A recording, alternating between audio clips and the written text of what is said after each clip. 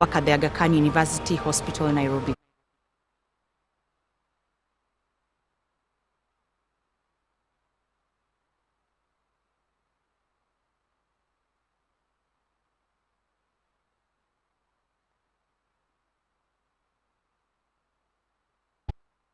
That is what we need to give. We are the nurturers of human life. Sikusimama kwa hiyo gap vizuri kukua mama mpoko mtoi.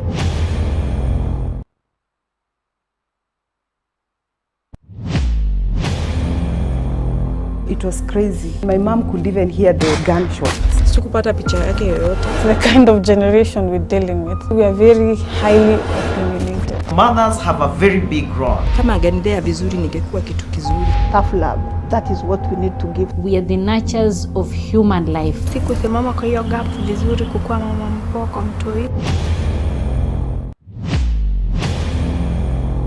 It was crazy. My mom could even hear the gunshots. Sikupata picha yake yoyote. The kind of generation we're dealing with. We are very highly opinionated. Mothers have a very big role. Kama angenidea vizuri ningekuwa kitu kizuri. Tough love. That is what we need to give. We are the nurturers of human life. Sikusimama kwa hiyo gap vizuri kukua mama mpoko mtoi. It was crazy. My mom could even hear the gunshots. Sikupata picha yake yoyote. The kind of generation we're dealing with. We are very highly opinionated. Mothers have a very big role. Kama angenidea vizuri ningekuwa kitu kizuri. Tough love. That is what we need to give. We are the nurturers of human life. Sikusimama kwa hiyo gap vizuri kukua mama mpoko mtoi.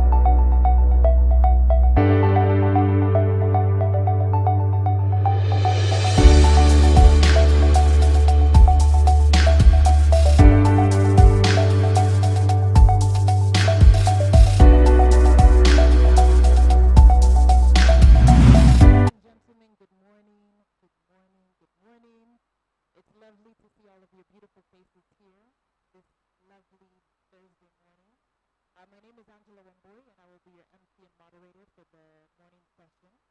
I would like to officially welcome each and every one of you to the launch of Women Against Terrorism, brought to you by Epuka Ugaidi. And the theme is Empowerment Against Violent Extremism. So this morning we're going to take a look at the role that women play in the fight against terrorism from the top-down approach, from the bottom-up approach. We'll explore the different hotspots and the type of support that's provided by our different community organizations. So to officially welcome us, I would like to invite Hannah Kiratu, who is a Communications and Advocacy Manager of Epuka Ugaidi. So ladies and gentlemen, help me welcome Hannah to the stage.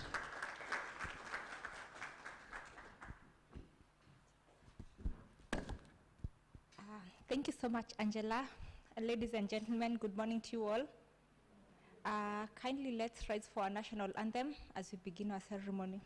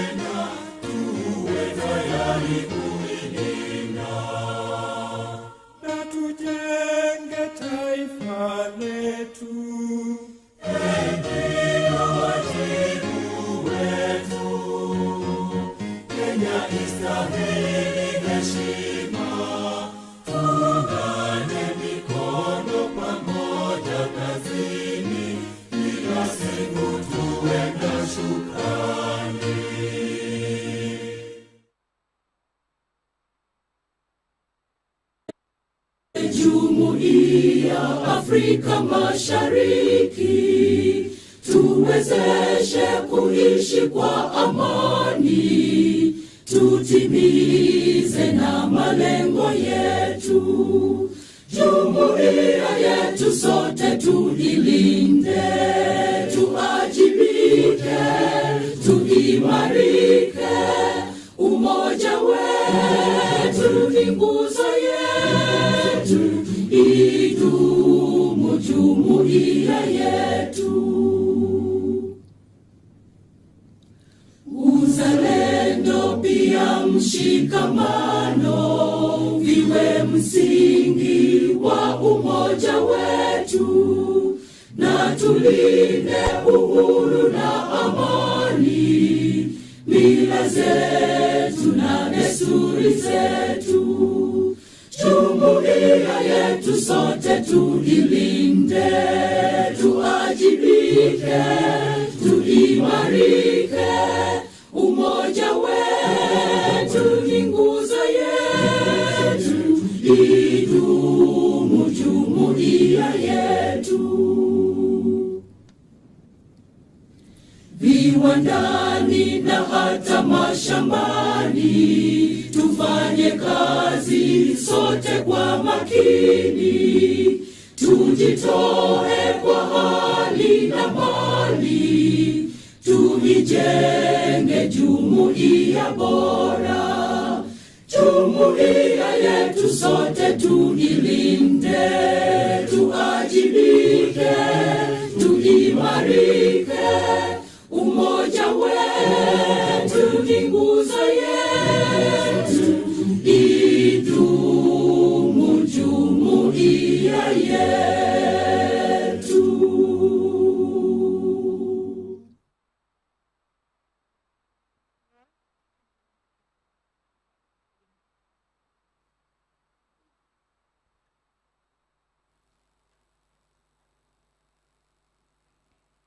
Distinguished guests and all protocols observed, good morning to you all. First, before we begin our launch, a few housekeeping rules. The washrooms are straight ahead down the hallway on your left. You will find them there. And if you need any assistance, please ask Winston or Peter. They're seated behind there, or anyone with a name tag. They're going to assist you. Thank you.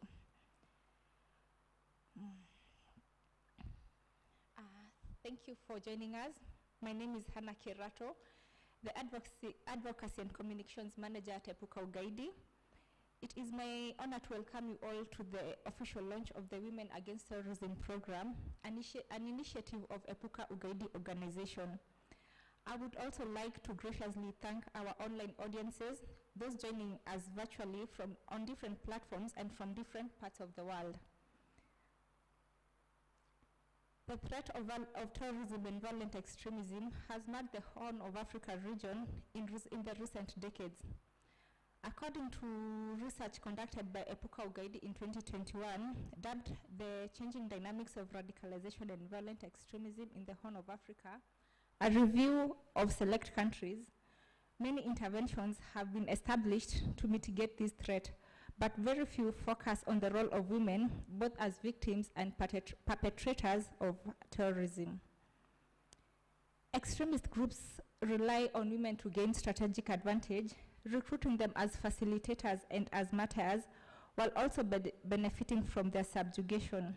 Yet, policymakers often overlook the roles that women play in violent extremism as perpetrators, mitigators, victims, and rarely enlist their participation in efforts to combat radicalization.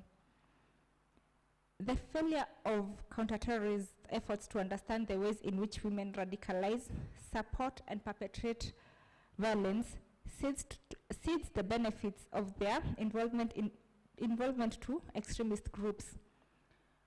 Omitting women from terrorist prevention efforts also forfeits their potential contributions as mitigators of extremism. In line with the theme for 2022 International Women's Day Alliance, Breaking the Bias, together with the backing we have of the extensive research we carried out in exploring the roles of women in violent extremism, we have the opportunity to reflect on the impact of the effects of terrorism on both men and women.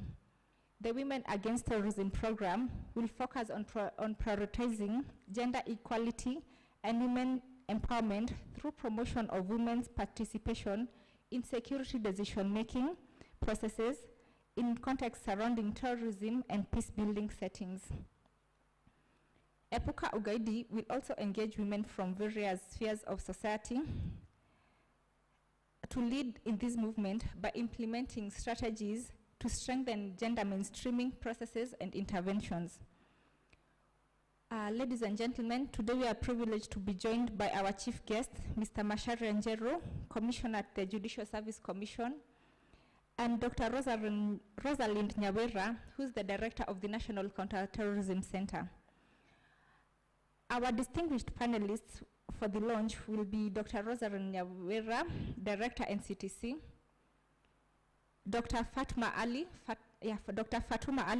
Professor and Academic Activist, and then Dr. Sylvia Mbogwa, Professor of Neurology at the Aga Khan University Hospital, Mr. Crispin Afifu, a gender and women's economic empowerment specialist, Mr. Daniel Juma, the Executive Director of Global Peace Foundation, Ms. Rehema Zaid, of a peace and security expert at the Integrated Initiatives for Community Empowerment. The two panel sessions that we will engage in will be moderated by Angela Wamboi, who's a media expert from Capital FM.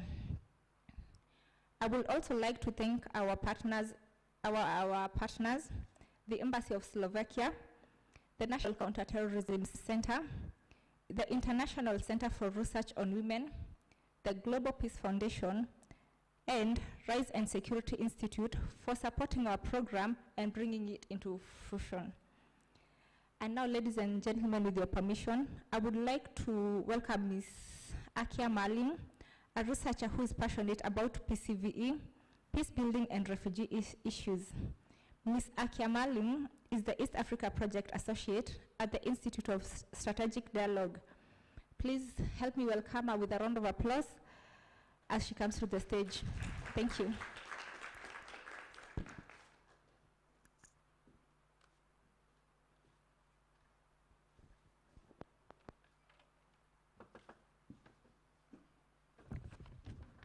Thank you, Hannah. Good morning, everyone.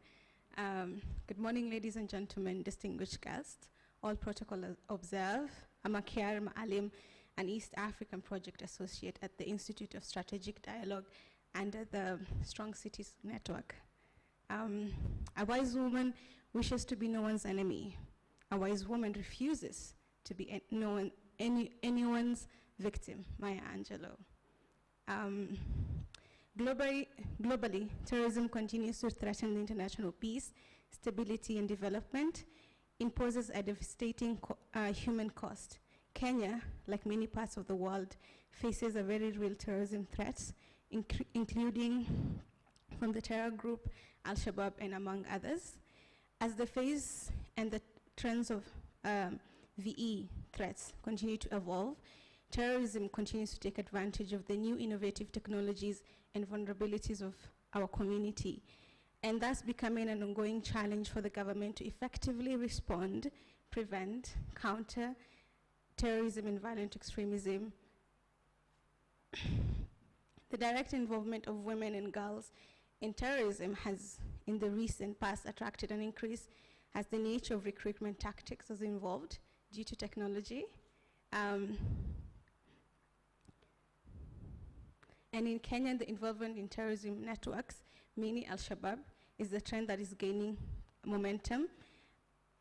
So the need to have a good understanding of the scope of women's involvement in terror groups to be able to design effective policies and strategies in preventing violent extremism, preventing violent and countering violent extremism. Women involvement in terror and violent extremism is not a new phenomena, and women have been active in terror groups and networks throughout history, yet their presence as frontline activists, propagandists, recruiters, fundraisers has become more prominent in the contemporary terrorist groups around the globe. Women and girls play a different role in VE groups, some as recruiters, some as logistic planners, some as financial planners, others even spies, and some of them as masterminds in carrying out these attacks. I think we all famously know the Samantha Lethwaite, known as the White Widow, who allegedly was the mastermind behind the 2030 agitators and also as activist. It is important to recognize while men constitute the majority of violent extremism, women play an important role in violent extremist organization. For authorities to effectively prevent and counter violent extremism, awareness is an essential part. Strategy, policies, and programs that lack gender-based analysis will especially lead to the failure of the gender differences in the drivers of violent extremism. It is important to have a gender analysis as a comprehensive assessment for the difference between women and men in regarding opportunities, constraint, distribution of resources, and power structures. Performing a gender analysis for the drivers of violent extremism, as well as the differentiated role of men and women play in the society, will help us understand the different motivation behind why men and women tend to join violent extremism.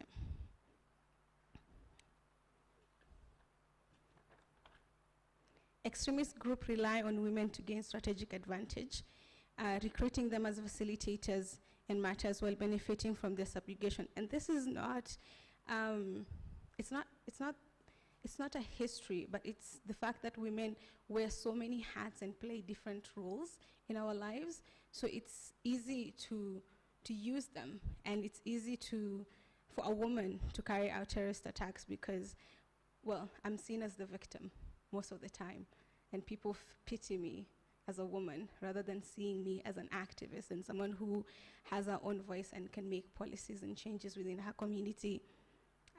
Yet policymakers overlook the roles of women play in violent extremism and their efforts to combat radicalization. Women feel extremism continued, influenced by their advancing their ideology online and indoctrinating their families. New technologies allow for more sophisticated outreach, directly targeting messages to radicalization and recruiting women. It provides a platform where female extremism thrive by expanding their recruitment, reach out, and taking on greater operational roles in the virtual spaces. The failure to counter terrorism effort to understand in ways which women radicalize, support, and perpetrate violence succeed the benefit of the involvement to terrorist groups. Omitting women from terrorism prevention efforts also forfeits their potential in contributing as mitigators to preventing violent extremism. Women representation in public and government spheres and the security sector is not highly as compared to men, particularly in leadership position. It's highly male-dominated sector, which is a very sad thing. The involvement of women in this sector will allow the participation in key decision-making processes related to preventing and countering violent extremism, responsibility of the matter that concerns welfare of the community. Women are well placed to detect early signs of radicalization because of the fundamentalists often target women's rights first. As security officials, women provide insights and information that can be a mission to critically in keeping the peace because of their distinctive access and influence. Women are crucial in anti-terrorism messages in school, religion, institution, environment, and local government. Thank you.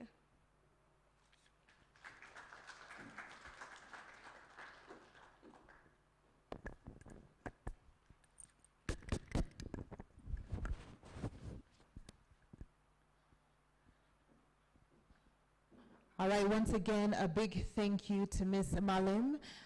She's covered so many things. There are so many gaps that we may overlook when it comes to women. I'm not sure if you all are familiar with the quote. I am a woman. I am fragile. Not fragile like a flower, but fragile like a bomb. You know, women, we can be dangerous, okay? Because oftentimes women are not seen as a threat. So like she said, there are women, you know, women can be used to nurture good or bad, but if we overlook the different gaps when it comes to fighting against terrorism, we can overlook, you know, the role that women play in pushing terrorism. So at this time, we have a short documentary that we're going to look at.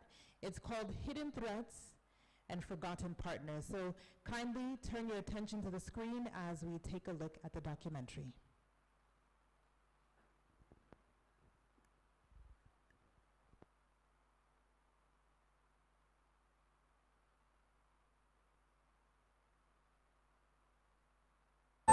You know, when you're idle, you have nothing to do, you lack resources, you have that sense of hopelessness. So if they're able to do their businesses, I believe they'll have back their self-esteem. Rehema Zaid Oboy, I'm the programs manager, integrated initiatives for community empowerment.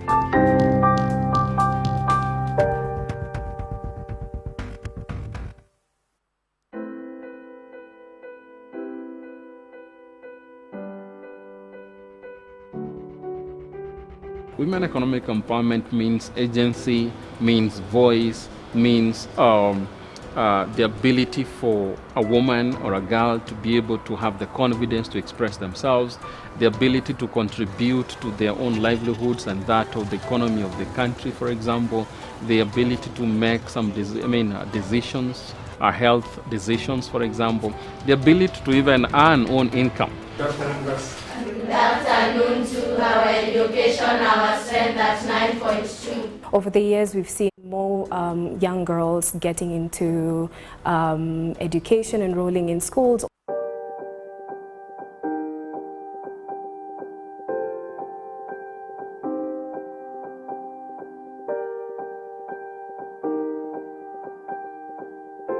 Building women's resilience means empowering them through various programs, whether it's by building their technical capacities, their knowledge, their understanding.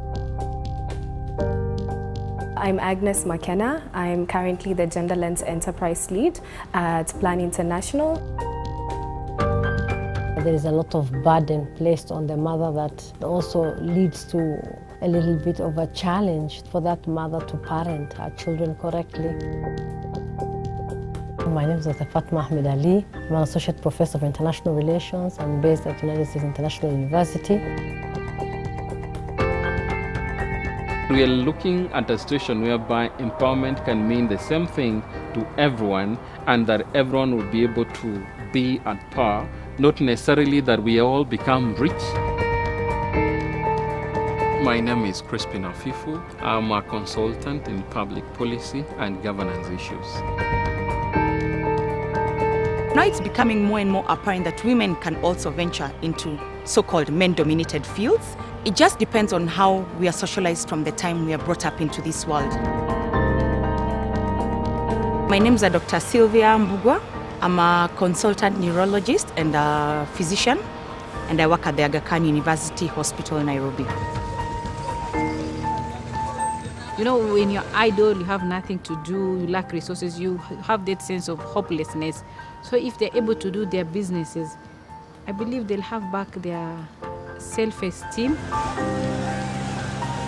Rehema Zaid Oboy. I'm the Programs Manager, Integrated Initiatives for Community Empowerment.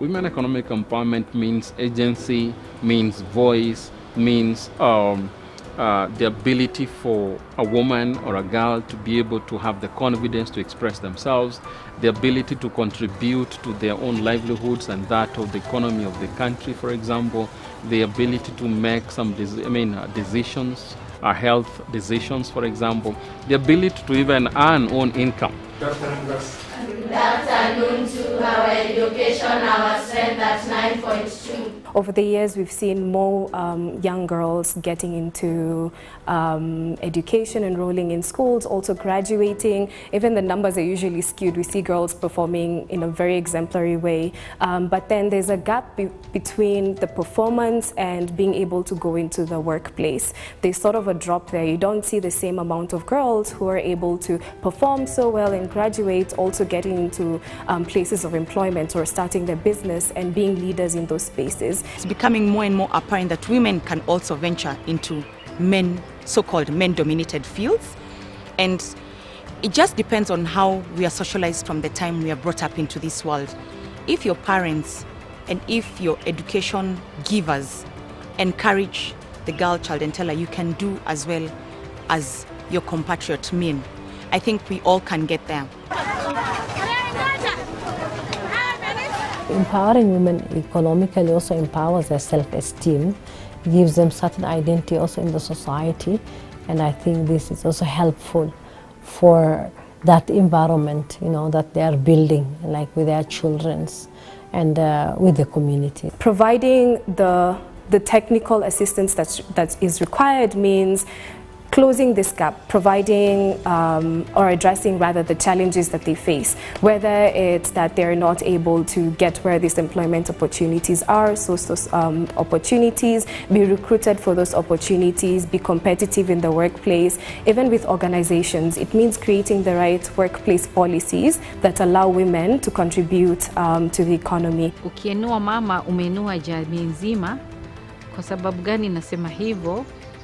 Kina mama kile kidogo wanapata kwa maisha yao, roho zao sana ziko katika kuimarisha jamii zao, kulea watoto wao, kusomesha watoto wao. Yote hayo ni maendeleo ambayo tunahitaji kwa jamii kiujumla.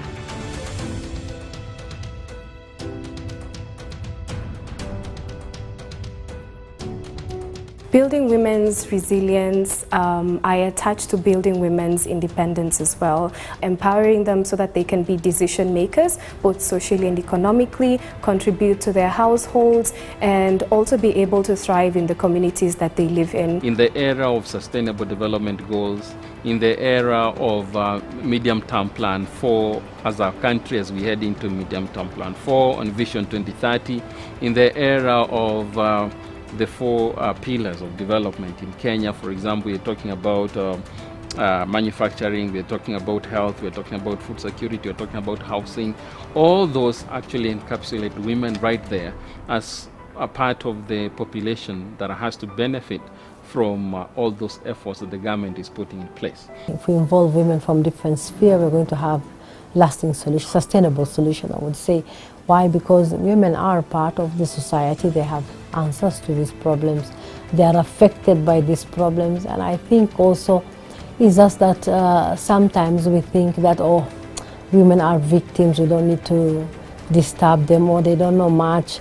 And that's why we go wrong, because we don't find a proper solution. So really involving women is one way of assuring that women can multitask, women have information. There is a lot of untapped potential for the women and the youth within our communities. These women have a lot of potential, and especially in terms of doing small businesses. These women are also involved in other aspects which complement with running business, for instance, table banking. And even within the communities, they form their own small groupings, like women groups or youth groups within the communities.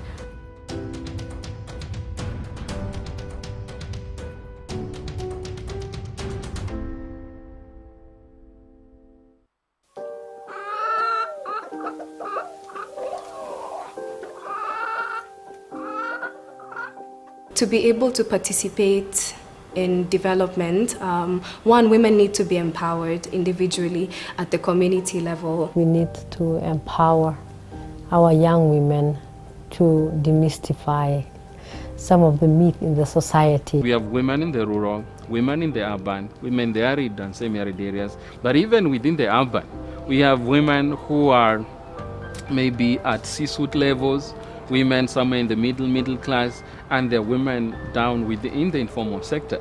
So all this empowerment would mean different things to them. I think we need to start by first ingraining in our girl child that she can work as hard and do as well as our men, and also that she doesn't need to be scared and feel that she's inferior, which I don't think is how really society wants to put it, but it's how it's come across even as we've grown up, that the girl child has to work twice or thrice as hard in any space to make it to the same level as the boy child. Face it, even in not only in education, look at our places of employment. There are jobs which are deemed to be more for the men, jobs that entail a lot of travel, jobs that require lots of time at work. We sort of tend to see women as not really providers, but supporters of the household rather than providers. So creating independence where they're able to contribute to households and be decision makers in those households, and also empower them to feel that they can pursue opportunities. We also need to renegotiate our roles in society, and not every time say that this is how things should be, because sometimes you find women who are actually breadwinners, while the society tells you the role of the breadwinners is the male. So women need to also understand that sometimes you need to be flexible and adopt different roles in the society, but also you have to be aware and be responsible of these roles and know that there are certain things that we don't need to necessarily conform all the time. We are looking at a situation whereby empowerment can mean the same thing to everyone, and that everyone will be able to be at par. Not necessarily that we all become rich, but we can be able to have our space, our autonomy to make various decisions. Within the communities, they form their own small groupings, like women groups or youth groups within the communities. The organized groups are a great potential to anyone or the donors who will wish to initiate or bring about a business idea from within these communities. Mentorship for women, peer-to-peer mentorship with other women who are leaders in those workplaces. And so then closing those gaps is what would come from building their technical expertise. And on the entrepreneurship side, we also see lots of women not knowing, for instance, how to start a business. They don't have financial literacy skills, for instance, maybe because of an education gap on that side, or by lack of practice. And so coming in and providing the financial literacy that's required, specific skills on how to start a business, how to manage a business and run a business so that it's able to grow. Those are some of those technical skills that would be required. If we organize ourselves and the men and the women come together, if you're bringing up families, you decide we'll work together, I think you can actually be able to navigate those conversations and those territories. If you're going to show up at your child's school function, we can say today, Baba so and so will go, tomorrow I will go. I think you can be able to achieve a balance. So I think it's just conversations that need to be had right from the time you're bringing up both your boy child and your girl child, if you're the parent with both sets of children.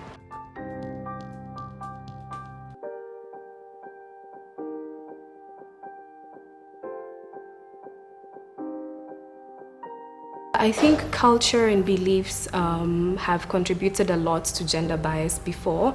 Again, with the example of women not being able to balance their work and their household duties, for instance. I use this example because I see it a lot. If a woman has a family, she knows that she needs to take care of the family. So she's expected in the morning to prepare breakfast. At lunchtime, she will have to make lunch. At dinner time, she needs to get home early and make dinner. She also has to ensure the children are taken care of. And so within all of those hours that are spent carrying out those household chores, a lot of women struggle, especially if you don't have the economic allowance to ensure that there's childcare for your family or send them to school or something. Then you're not able to spend those hours building your business or even going to attain employment somewhere. The women that you are targeting to be, again, as I said earlier, at the center of decision making, at the center of programming, at the center of planning, at the center of budgeting.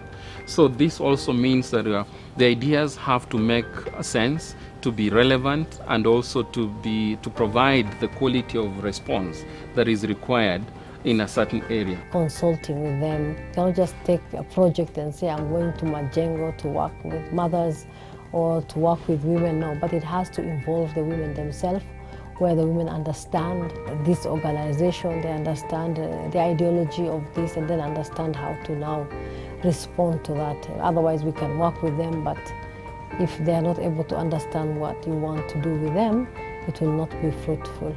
Kenya now has county action plans in each of the 47 counties, and some of these county strategies have a pillar on gender. So I believe that with these efforts and the sensitization that has been going on, ICEP has been doing a lot of work with the US Embassy on amplifying women's voices on peace building, and I know many other organizations, including Midrift Horinet, they're doing a lot of work in Nakuru. So I believe with these efforts, I foresee that in the coming 5 years, we will have a population of women who are well informed. We should allow women to be assertive, to be able to be ambitious, to go for the best things in the market, and also support that pursuit. If she needs to attain more educational qualifications to be able to become a CEO, then she should be allowed to study without having so many barriers and have, an enabling society, whether at the family or relatives, who allow her to be able to pursue that.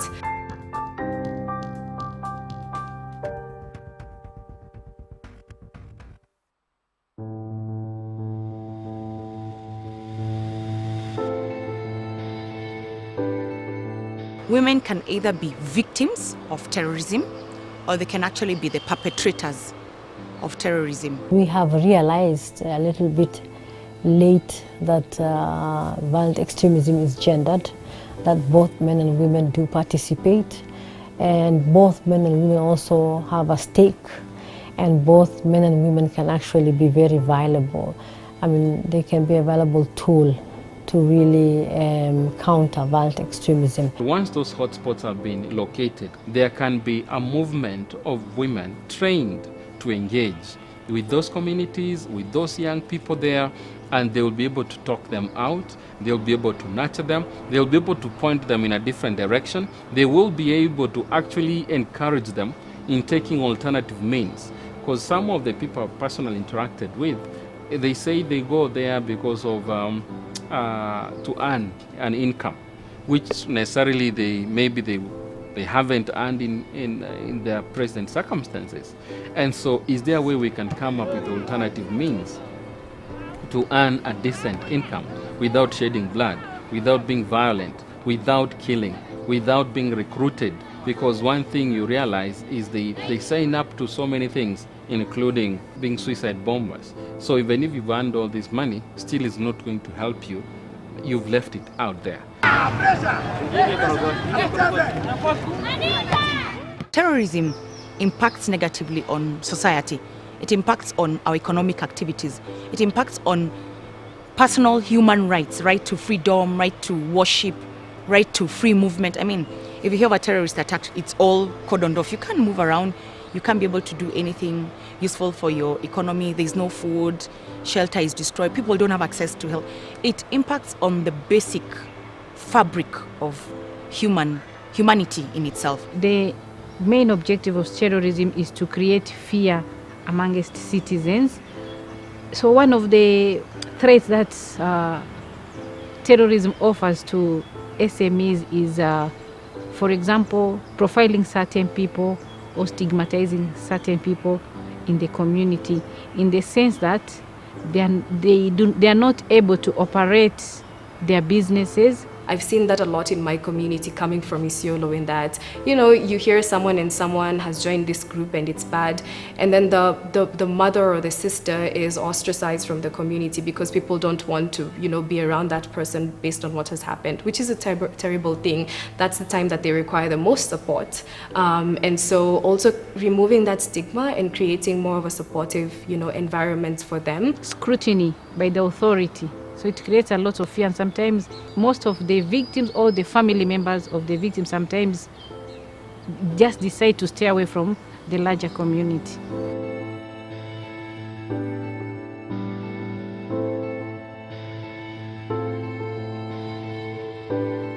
Once you have an empowered community where men and women alike are able to access opportunities, they're able to earn income, that sort of limits, first of all, they're being attracted to such a thing or being wanted to be involved in such a thing to earn an income. But even the women left, despite now being in this position that's, you know, you now have to become the breadwinner, because you already have the right infrastructure, maybe you already had a business or you're already employed, it's not that hard. You can be able to build from there. But if you had nothing and you're having to start from zero, then that's really difficult. And so addressing those root causes in these communities, I think, are what would lead then to the resilience for women, because the adversity doesn't hit them that badly. It's still a terrible thing and it puts them back, but they're able to recover. Women are also the bridge in the society. They can unite people together.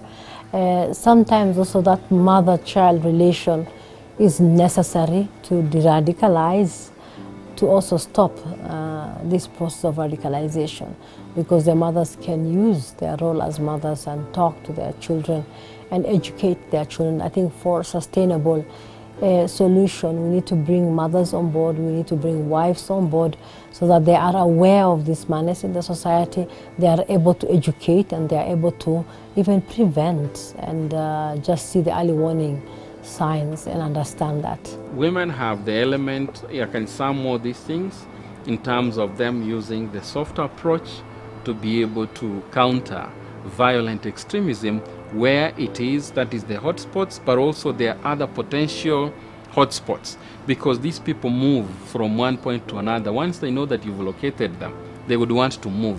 But because the government has the operators and intelligence to know and track, then women can be onboarded to be involved from the beginning, even in terms of tailoring programs that would ensure there is proper engagement of these young people, discussing with these young people, engaging these young people actually in a conversation.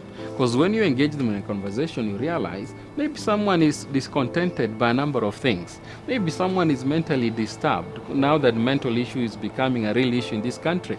So they will be able to identify that and nip it in the bud before it happens. When we are able to establish businesses, this means that we reduce idleness amongst youth. We will also reduce poverty levels. At least people will be able to put a meal on the table from their businesses. And also these youth, you know, when you're idle, you have nothing to do, you lack resources, you have that sense of hopelessness. So if they're able to do their businesses, I believe they'll have back their self-esteem and identity. Why identity? Identity because they'll be able to associate with other people who are doing businesses, and they'll feel that they have also a sense of belonging. Figuring out what are some of the root causes for some of our young men and maybe women as well getting into extreme, terrorism. And if it's in search of money or earning an income, for instance, then the root cause there to address is what are some of the ways that you can be able to empower this community and provide more employment or economic opportunities for them to ensure that money is not the thing that leads them to such a thing.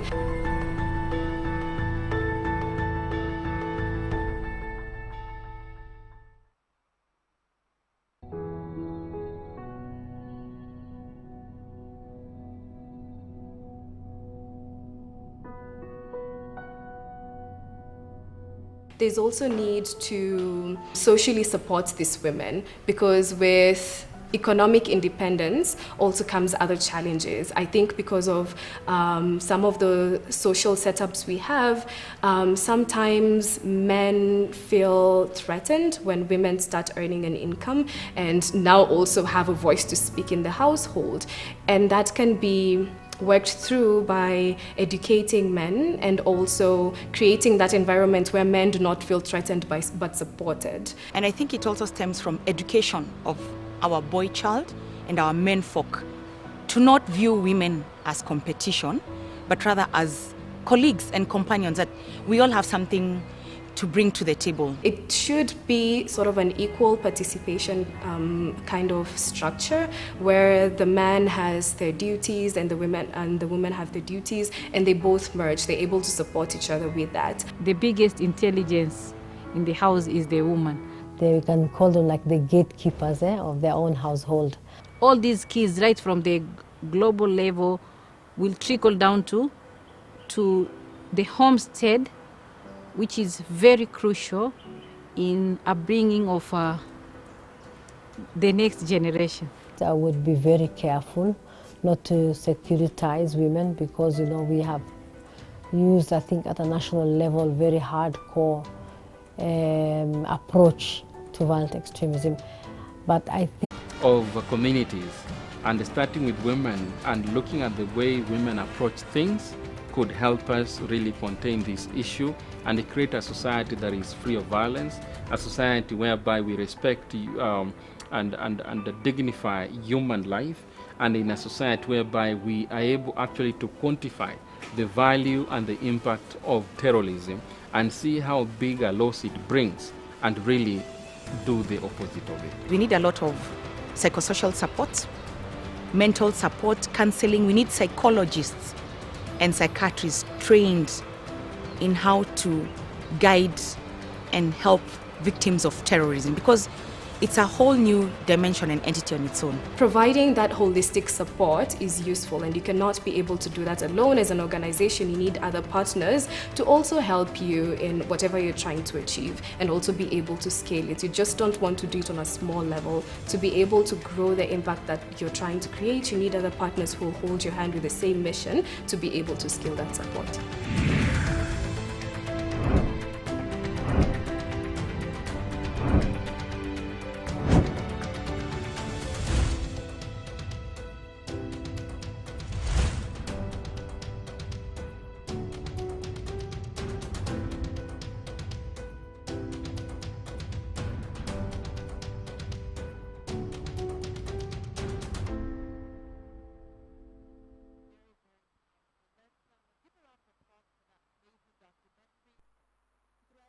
forgotten partners.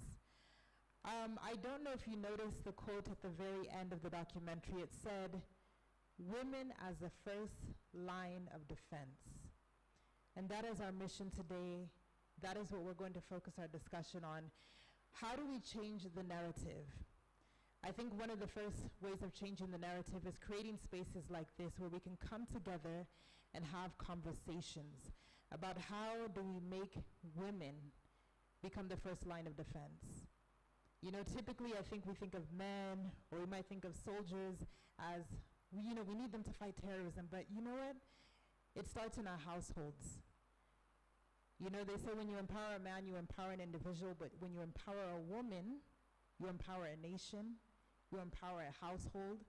When we have conversations like this, we can empower women against terrorism. So at this time, I would like to introduce our panelists for our first session. Our first panel session is going to focus on the power dynamics and participation in tackling violent extremism. And on the panel joining us this morning, we're going to have Daniel Juma Omondi. He is an international peace advocate, a diplomat, and currently serves as the executive director of the Kenya chapter of the Global Peace Foundation.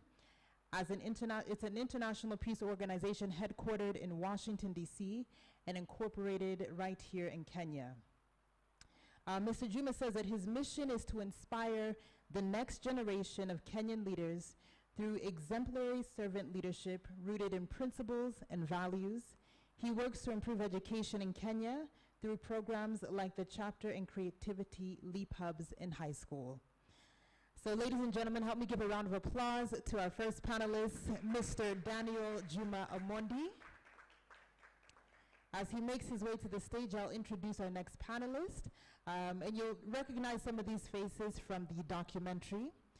Next on our panel, we will have Dr. Fatuma Ahmed Ali. She's an associate professor at the United States International University, Kenya. She is also an associate fellow at the Horn Institute, an external researcher of the Inter-University Institute for the Social Development and Peace of Spain. She serves as a gender advisor for the Somali Women's Study Center and is a feminist researcher, activist in the areas of violence against women, including preventing and countering violent extremism. She has a lineup of amazing awards, but at this time, ladies and gentlemen, please help me welcome our next panelist, Dr. Fatuma Ahmed Ali. And as she makes her way to the stage, I will introduce our third panelist, Ms. Rehema Zaid Obuyi. She is an accredited member of the FemWise Africa mediation team under the umbrella of the African Union. She has over 10 years' experience in the prevention of violent extremism and is one of the leading voices in promoting women peace security agenda in Kenya. She says that she is passionate about providing local solutions to local problems, and her personal goal is to be a part of building a non-violent community that is socially and economically powered. So ladies and gentlemen, please help me welcome our third panelist, Rehema Zaid Obuyi. And also, I just want to remind you all to make sure that you follow on social media. If you haven't already, on Twitter, Instagram, and Facebook, you can follow at WAT_Kenya. And you can also follow on Twitter, Instagram, and Facebook at Epuka Ugaidi. And we want to make sure that we're sharing this information with our different networks, our different audiences on social media. So make sure that you share the link with them. You can tell them to follow at WAT_Kenya, where they can find the live link. And the hashtag for this session is hashtag WAT_Kenya. All right, so let's jump right into our panel discussion. I will have a seat here. How's everyone doing this morning, by the way? Y'all are looking so serious. I know it's a very heavy topic, but I hope you enjoyed the documentary, yes? If you enjoyed the documentary, let me hear you say, oh, yes.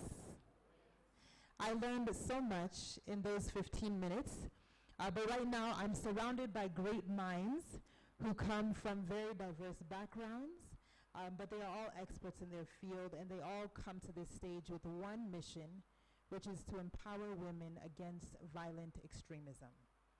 All right, so I'm going to start with our first panelist on the end, Rahema. So my first question to you is, how do we shift power through community engagement to realize the potential of localization and countering violent extremism? Yeah, first of all, I need to appreciate the ongoing efforts, and we need to congratulate ourselves for what we are doing currently. I think I'll go straight to the question. We are very proud as a country in Kenya because we already have the county action plans. So I think what is most important now is to make sure that these county action plan resonate to the needs of the people. So continuous reviewing of the county action plan based on the needs. And also we can take advantage of the Security Council resolutions on city. For example, 1624 on comprehensive and whole society approach, 2242 on women, peace and security, 2250 youth, we make sure that even young women are engaged, and 1456 to make sure that our interventions are based on, our interventions respect human rights. We don't need to go to these communities and threaten them. Just like what my sister Dr. Fatma was saying, we should not securitize our interventions. And then the issue of building trust, we need to have strong partnerships with these women in the communities, avoiding interventions that create stigma. Sometimes, maybe accidentally, these programs profile or stigmatize certain women in the community, creating fear, and then they shy away from participating. And then adapting to evolving nature of peace and security. For instance, COVID has brought new challenges, the issues of trauma healing, etc. So it's very important that we adopt based on them, we evolve. I think the right word is evolving based on the current trends. Also considering gender dynamics and social and cultural norms. I think this was well said. People believe that the woman has to be in the house, she needs to be in the kitchen. So sometimes it's a struggle to do these things at the same time. Also considering political and economic dynamics. If a woman who's ready to implement CV program, but she doesn't receive funding, she can't be the same with somebody who has good funding. So it's very important that these women are also empowered economically, not just having policies which are rhetoric. People talk about participation, they talk about engagement, but at what level are we engaging these women? I'll not get into the details of this because of time. And then coming up with innovative and sustainable programs. Sometimes people just come up with short-term programs. Even these women have not understood the programs in the community, and then people move away. So the issue of involving these women right from inception of program is very important, because in the end it will create ownership and sustainability. I've also spoken about meaningful participation. At what level are we engaging these women?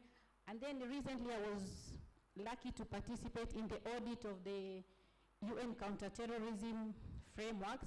And some of the gaps from these frameworks is that some of these resolutions don't resonate with the needs of people in the community, then they become meaningless. We need to engage more in research to find out the needs of the people in the community, and also radical changing trends of VE. For example, the psychological dimension, which is most of the time overlooked, which ends up in creating propaganda, and I think this is now very common in Kenya. And also strong gender variations of effects of VE. Violent extremism affects men and women differently, and so there is need to have gender analysis. And finally, I think I will say we need to complement each other in our efforts. I emphasize on multi-sectoral collaboration. We should always think that we are not competing. we are complementing each other, and the need for us to work very closely together. Pamoja tunaweza, pamoja tu, NCT wanasema pamoja tulinde. Kwa hivyo, together we can work together to ensure that we have safe, cohesive communities that are socially and economically empowered. Asante sana kwa wakati wenu. Wonderful, thank you, Ms. Rahema. So one thing I really keep hearing from you is creating a seat for women at the table when it comes to creating these policies to empower women, because there are unique problems that women do face. But if there's not a gender balance at the table when it comes to coming up with initiatives to counter terrorism, then we're missing the mark. You have mentioned that sometimes there are initiatives that create stigma. Can you touch on that a bit? Yeah, it is true. Sometimes we have maybe government intervention, securitized approaches. People go to the community and maybe they're looking for my husband, but you know, they come and terrorize the whole house. My kid should not see his father suffering. So if there's a way these things can be done in a civilized manner without profiling certain people, another way I can put this is I'm on a hijab, and if there is a terror attack, I become the first suspect. People wouldn't even want to find out about my background, my background information. So these are some of the things that profile our women. So just think about that women in the informal settlement who's wearing a hijab like me and she's not very much informed. Eh? Thank you so much. I'm going to direct our next question to Dr. Fatuma. I wanted to ask you, what are some of the regional counterterrorism efforts that have worked in implementation of countering violent extremism, in your opinion, and how can some of those effects be adopted right here in Kenya?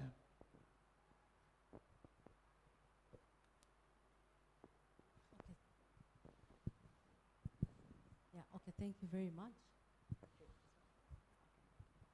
Okay, thank you very much. Good morning, ladies and gentlemen. First and foremost, I would like to thank the organization Epuka Ugaidi for organizing such an event. And of course, it's high time we start engaging or starting conversation about women's role in the society and particularly in the area of anti-extremism.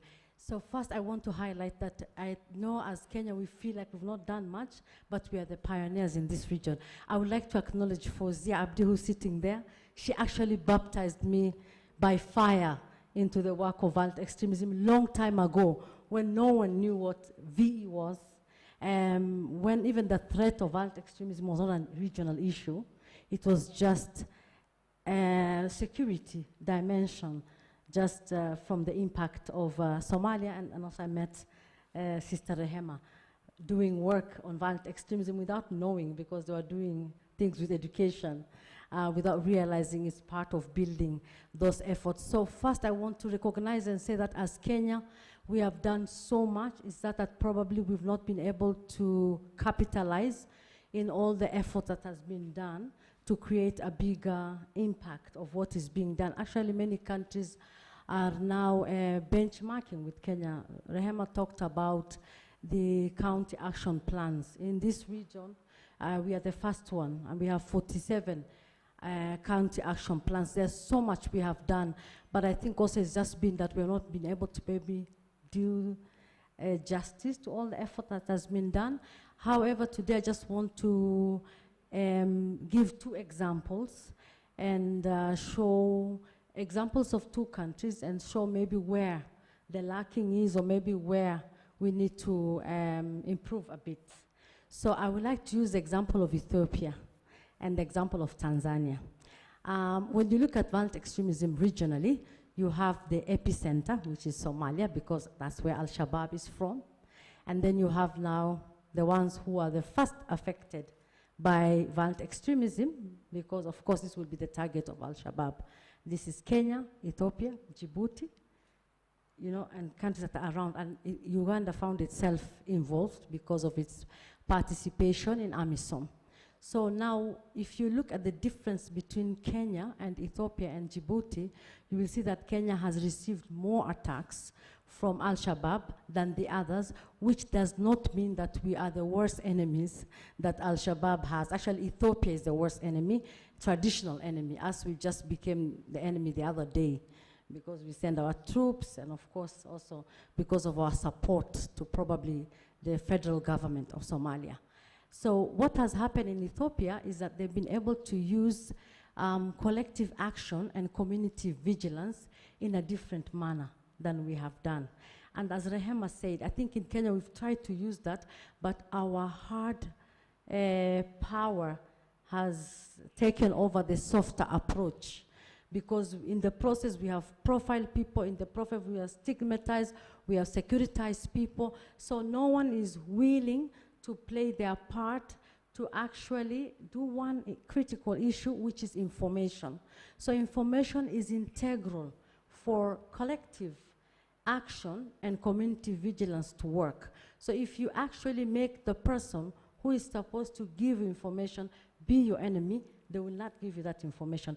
Because we have to understand violent extremism stems from, it's the enemy within and the enemy outside. So sometimes we look for this enemy from outside, and it's not. In Kenya we have seen who has bombed Kenya? Kenyans, not Somalis. I think people are waiting for someone to come from Mogadishu. If you look at the profile, these are our own kids.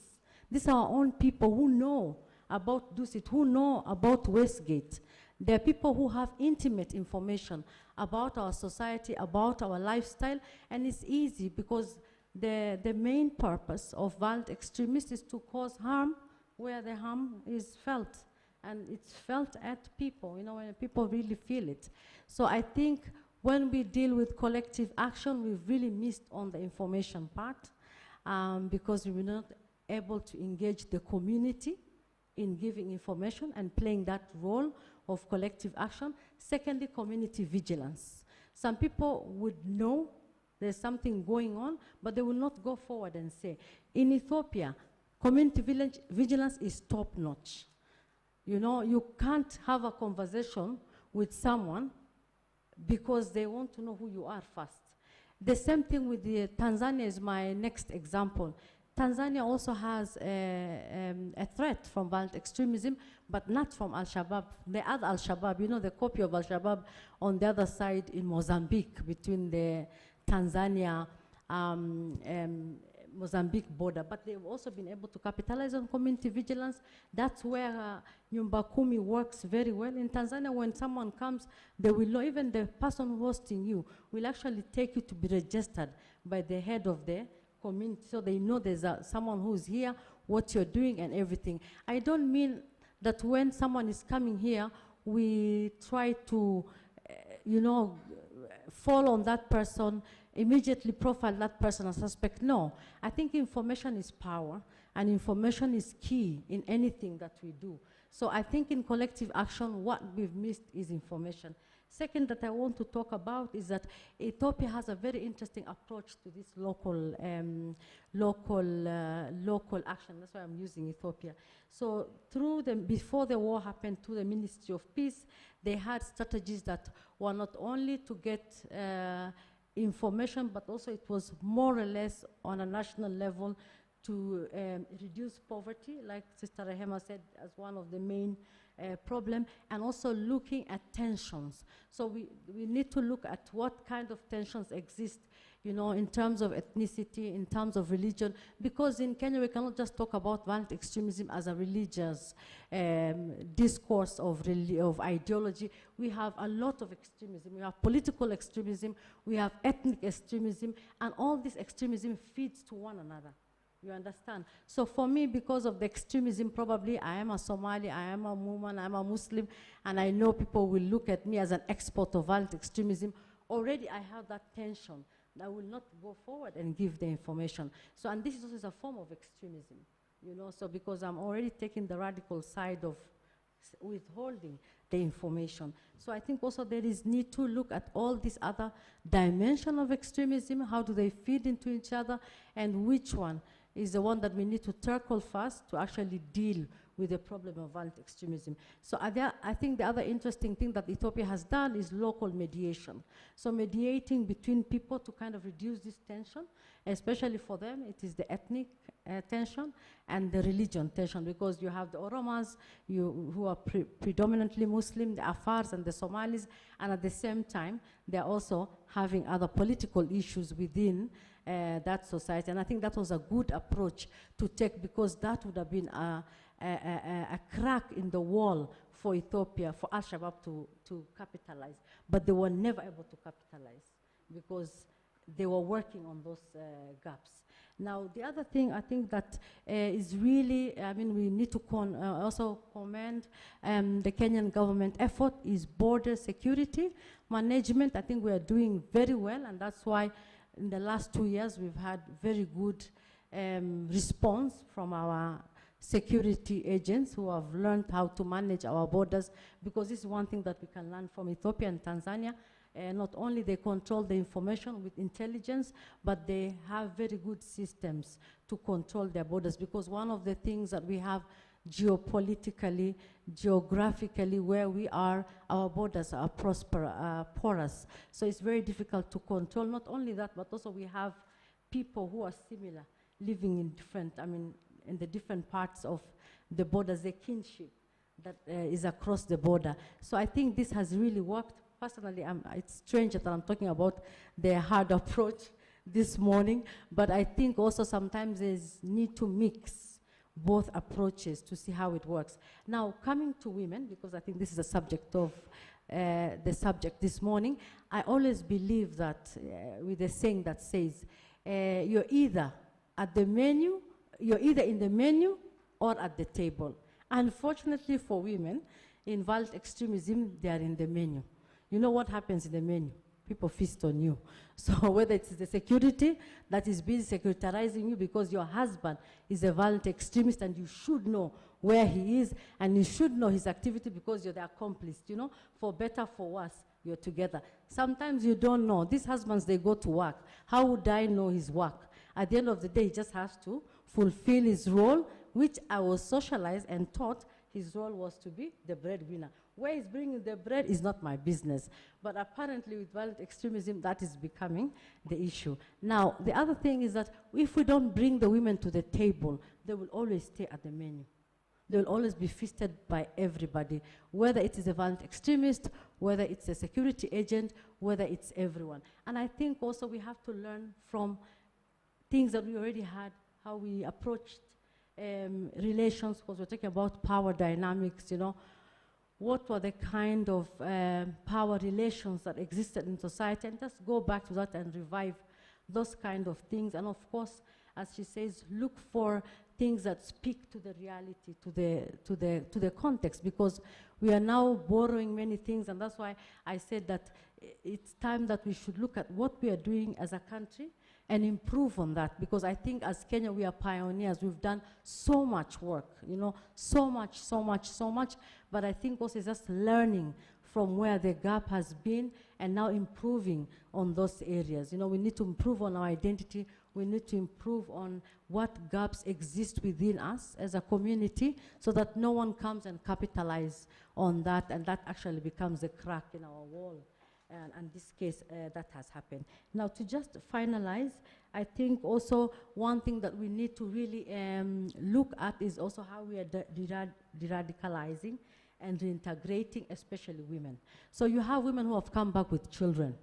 You know, there's a whole, for a woman who is a mother, you cannot de-radicalize her like a single woman. You understand? There's a whole identity, new identity that is there. This is a wife, whether the husband is in Al-Shabaab or not, her identity is still pegged on that man because he's the father of the child. So there is another relationship that exists, not only mother-child, but also mother-father relations. So I think also we need to also take this into account, and when we are integrating these women, we are also reintegrating in the sense that we are not integrating only her as a person, but also the child. by giving her support for the child. So I'm saying the child, even though they are kids, we cannot de-radicalize them, but you need to give the parent the condition for this child does not get into those situations where she'll have to go back, look for the father, for the upkeep or things like that. So I think also we need to really improve on how we de-radicalize, how we reintegrate, because I think, sorry to say this, I think this is where we have really lacked, and we've done a poor job because we even, keep this as a secret, and this is one area that we could use our own returnees, the foreign fighters, or whoever they are who have come back, who have voluntarily come back, and they are realized, what it is there, that you need to water your grasses to make it greener than where you came from, and really use them as agents, and especially women. So it's important for that woman to engage other women so that she can be the preventative agent. You understand? If I went to Syria, I can tell them the stories of Syria, and the ones who are there, they can get the experience, and that will stop them. Otherwise, we cannot keep them in secret and say, oh, we are protecting them, oh, this and that. We need to actually open this up because it's a myth. People don't even know where people are going. Where Al-Shabaab is in Lamu, is in Somalia, people are going to Syria, because even the ones who have gone are not telling us where they want.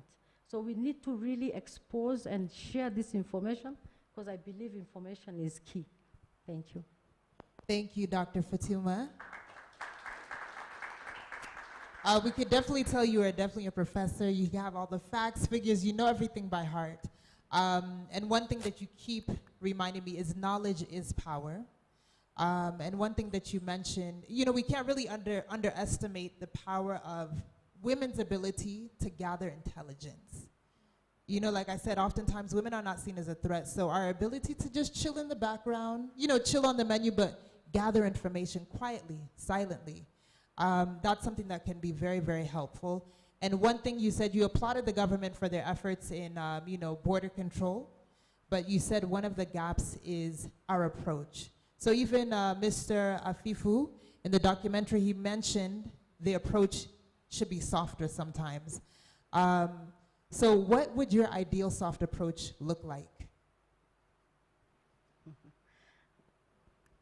$1 million question, but there's an answer to that. I think the approach has to be people-based, and as she said, human rights approach, gender-based approach. So we cannot just say, oh, now we've discovered it's the women who are going, let's put all the focus on women. Both men and women have a role to play. We need to understand what is their gender role in this, how does it impact, and it has to be people-based. People have to own the process. There has to be ownership of the citizen, because security starts with you. It starts with me. Today, if anything happens to me, it's part of my responsibility. And that's why we need to bring the responsibility to the people, so they realize that they have a role to play. And I'm not always saying, oh, the government is doing this, oh, the government is saying that. No, who is the government? It's me, because I elected the government, right? And we are going to elect a government soon, in 2-3 weeks. So I want this government also to make sure that they understand what my security priority is, and that the ownership has to be with the people.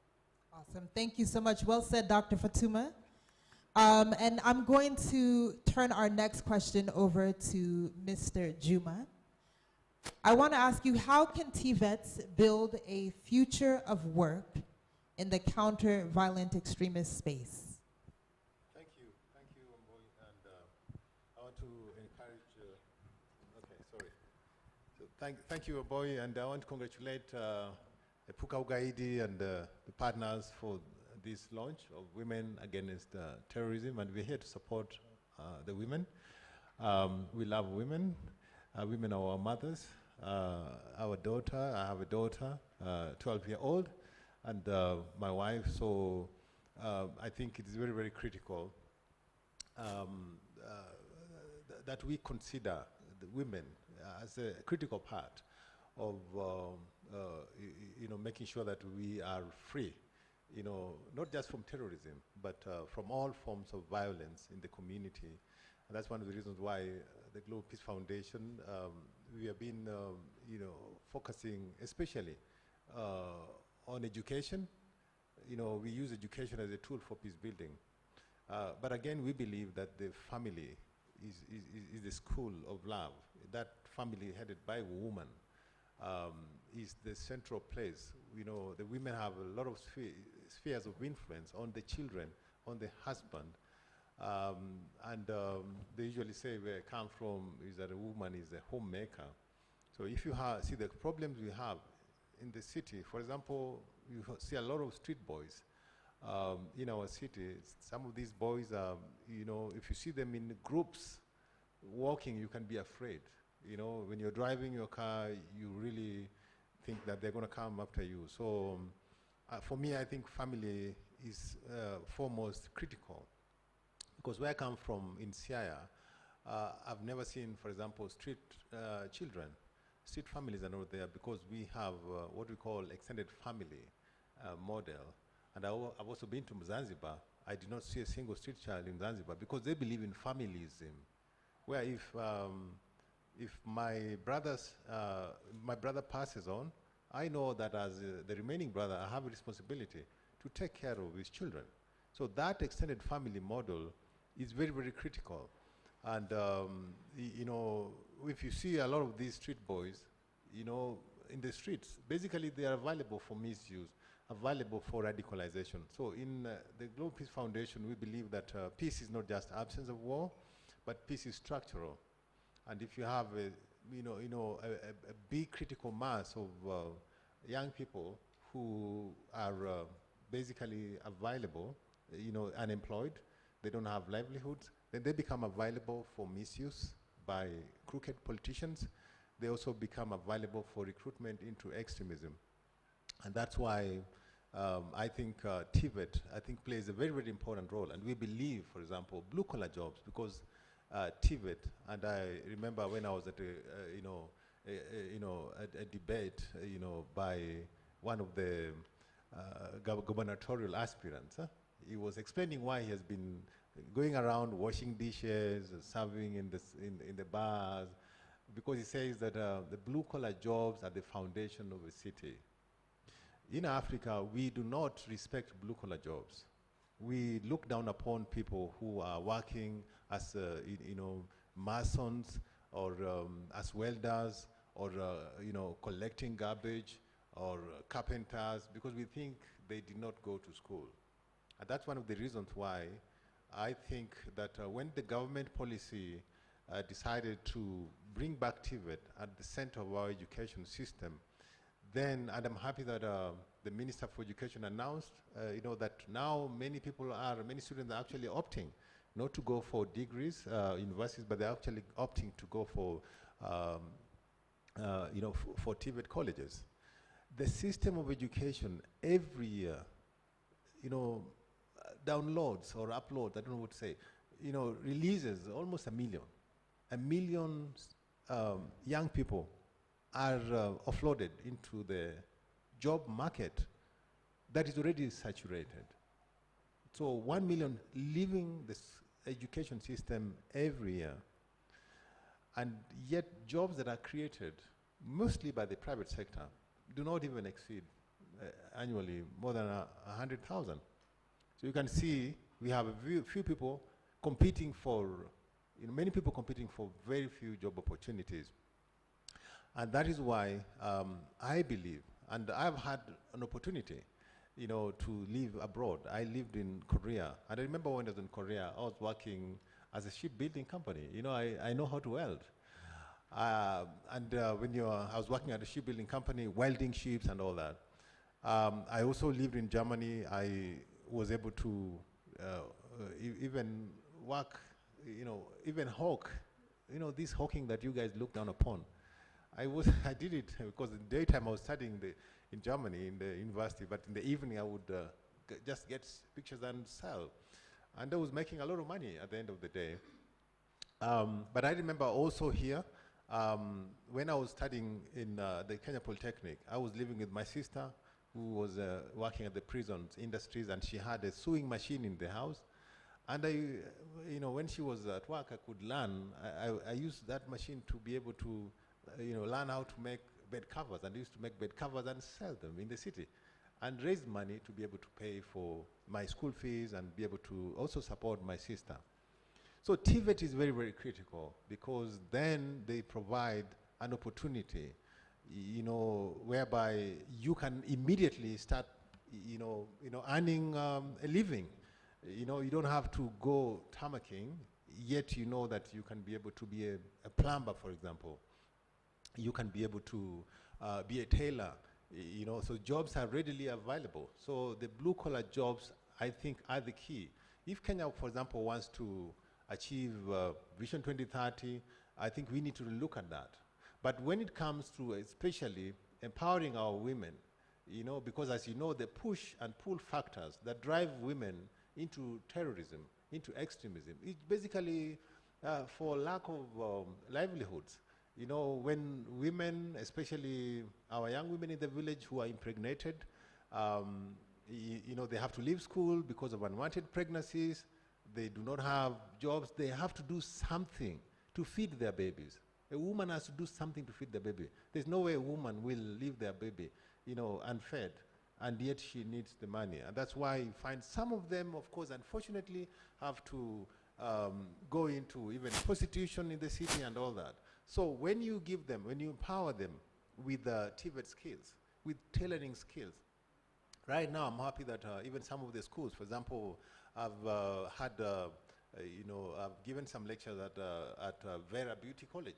Teach these women how to make hair, how to, there's a lot of opportunity, especially in the beauty industry, because everyone wants to look beautiful. Most of the women here, I think you guys went to the salon in the morning, right?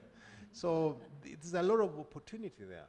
And I think the statistics that show that, the beauty industry alone is a multi-billion-dollar industry, but it is so unexploited. So I'm thinking that there's a lot of opportunity. So if the government can be able to make TVET opportunities available for our women, for our girls, but not just for the girls, but also for the boys as well. Because I know in the beauty industry, boys are there making your nails look beautiful. And this is the only way. If we are able to empower our youth, give them jobs, give them access to livelihoods, then they will not be available, for recruitment into extremism. They will not be available for misuse by politicians. Right now, as she mentioned, we are headed towards elections. And of course, extremism, and I agree with you, Dr. Fatma, that extremism is not just religious or not just, there's a lot of political extremism also going on. If you have policies, like you spoke about this securitization, for example, of women. For example, for me, I look at politics. If you securitize politics, you make some political parties look like they're the enemy, and yet they are legitimately registered political parties. Then you drive these people. When people feel that they're unwanted, they're isolated, then you drive them into extremism. And so I believe that we are on the right track as a government, especially right now. We are working very, very closely with the Ministry of Education. The competency-based curriculum is, even though it has been controversial, I believe it is one of those curriculums that will be able to drive our youth, the pathways. They're able to start, identifying with what they want to be. If they want to be a carpenter, they can go into that pathway. If they want to be a welder and all that. So there's a lot of opportunity in that. Trust me, if our government can allocate more. So what I'm doing, I came up with the idea that something called Dongokdala. Dongokdala means develop your village. I copied it from the Korean style of development. So I said that if you are a tailor, you can recruit 10 more girls around you and teach them tailoring. If you are a fashion designer, you can recruit, some girls who have just finished school so that they learn on the job. Learning on the job, research has shown that learning on the job has a more, people who learn on the job actually do a better job than those who are waiting to come from college. For example, my plumber in the village who does for me my plumbing work, he never went to any college. And that's one of the reasons why I think, and some of the things that are, I think some of the politicians are talking about it, this thing called recognition of prior learning, whereby you go get the plumber, say, oh, you're a good plumber, yes. So how can we get you a certificate just to show that you can do this, so that these people can go apply for these tenders? You know, point. But here you find that sometimes someone knows this job so well, but because he doesn't have that paper, he didn't have the money to go and pay for the school fee, we say, yeah, hajasoma. And you can see the issue of even degrees. The degrees is even coming. Now degrees, even if you saw some of our politicians, have to go outside to Tim's University to, get degrees, or other universities. While we can actually, one of the things that even, the reason why we need to reform our education system should go after Kenyans. For example, someone who you can see, this is someone who is a good politician. He knows how to answer the question. Why would you say you lock him out? Because he doesn't have a degree. So I think that's one of the things we need to do. But when it comes to TVET, government needs to go out, look for these tailors in the village. Give them those certificates. Give them the diplomas, because they can do it. Look for the farmers. Give them the certificate. Look for carpenters. Give them certificates, so that they are able to use these certificates to apply for tenders in government and to be able to start their government. So there's a lot of opportunity. It's a topic that we can do the whole day. But I believe that if we are able to bring back the blue-collar jobs economy, if you are able to focus on our TVET industry, I think we are able to empower our women, empower our families, so that eventually we are able to epuka ugaidi, our communities safer. So thank you very much. Wonderful. Thank you, Mr. Juma. You've touched on so many valid points. We know when you are living in poverty, you're living in a survival mindset. So you're not really thinking straight. You just want to survive. So without having any source of income or a way to, make yourself productive, you find yourself in these situations where you start making decisions that may not be the best, but you're simply just trying to survive. So, I definitely second a lot of the things that you said. And I'm also just curious, there are enough TVETs around the country in different counties. And do you think, I think your approach to empowering people that are already in those different counties with different skill sets, is that something that's actually happening, or it's something that you wish to see? Yeah, so we don't have a lot of TVET colleges. Traditionally, maybe you know about the village polytechnics. So that's what you know in the village. We used to have village polytechnics. But our young people, because village polytechnics don't look so flashy, so we tell someone to go to a village polytechnic. I remember those days. They're feeling like you are punishing them because it's not something cool. But I remember there's a cousin of mine who was not very good in classwork. So he actually failed. I think he got a D- or something. Then he went to a village polytechnic around, and he learned carpentry. When he learned carpentry, he came to Nairobi. I introduced him to somebody who was making sweets along Jogoo Road, and the boy became a very, very good carpenter. And within a short time, he was able to do his own, have his own rent, his own house. He was in Sudan doing some jobs. And the guy is already well set for life. So I think we don't have enough. And one of the things that we have been encouraging government to do is, change the name of these polytechnics to maybe innovation centers, so that it is classy, so that maybe Fatuma or whoever, Onyango, can want to feel like they want to go to those innovation centers. So we don't have enough, and we need to have more of this. And this, I think, these are areas where development partners can actually partner with government to be able to have more of these TVET centers. But most importantly, for those students who cannot afford to go to colleges, there's something called learning on the job. And this is in Germany. In Germany, it's a vocational kind of training, learning on the job. And this is something that I like doing. Even in my office, I always prefer, encouraging, internships. So people come to my office, I prefer to teach them on the job. When you teach them, by the way, I've been able to get some really, really good employees who learn on the job. You know, when they come and they learn on the job, they are able to grasp better than someone who is coming in with a master's certificate and thinking is coming in with that know-it-all attitude and is not able to learn. So one of the things that I'm really passionate about, and I mentioned it, that I'm doing it at home, and something that government policy needs to look at. And I'm happy that one of the candidates is talking about recognition of prior learning. This is something, if we actually put our money into this, and we look for this, and invest money into, you know, look for these carpenters in the villages, look for these tailors, and just make sure that we give them these certificates. Because someone has qualified. Long time, we used to have something called trade testing. So when my father was working at the trade testing office in Ministry of Labor.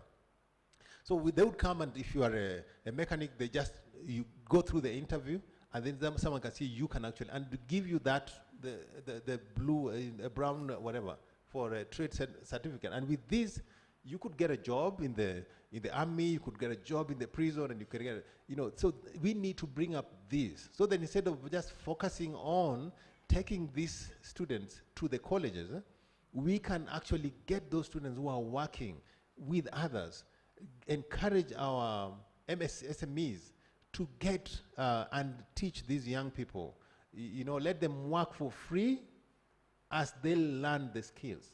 And when they finish learning all the skills, then government can come in and give them this recognition of prior learning, give them certificates so that they continue working. And the goodness with doing this is that they already know the market. You know, if you, for example, if I was working with you as a tailor, for example, I already know where to sell.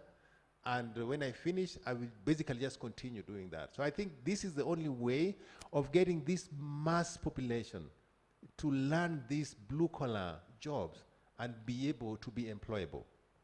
Wonderful. Thank you. Let's give a big round of applause to our three panelists. All right, and at this time, we want to open up the floor to you, our audience, for a Q&A session. So if there are any questions that you've had or anything that you want to touch on that some of our panelists said, or if you want clarification, this is your opportunity to ask your question.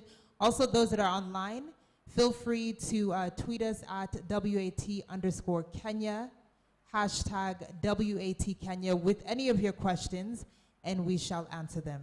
So, anyone with any questions at this time? Okay, I see a question. Is that a hand I see? Yes. All right, someone is coming to give you a microphone. But yes, once again, a big thank you to Dr. Fatuma, Mr. Juma, and Ms. Said for your insight when it comes to against terrorism. We have our first question. Good morning. Good morning. I have a few questions. So first of all, what are we doing when it comes to, I think I'll address Professor Fatma Ali. You talked about Ethiopia, you've talked about Tanzania and Kenya, and how we should have the soft approach. And you said that in Tanzania and in Ethiopia, there is the community vigilance. So what protections do I have as a Kenyan citizen when I go and give information to the police on what I suspect to be strange activity that could possibly be something to do with terrorism?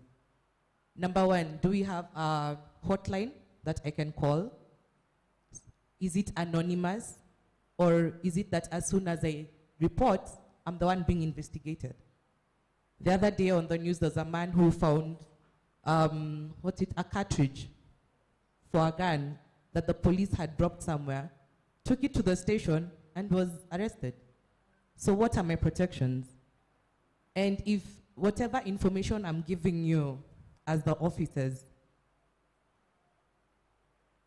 leads you to uncover a terrorist cell or something of the sort, what is the witness protection going to do for me? Will I be relocated somewhere safe because now my life is in danger? Or will the press be called and a press conference is held and my face is shown there?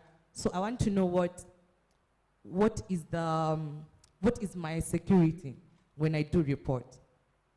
Another thing is we need to demystify terrorism in this country. We don't talk about it enough. What are the hotspots? You've mentioned Lamu.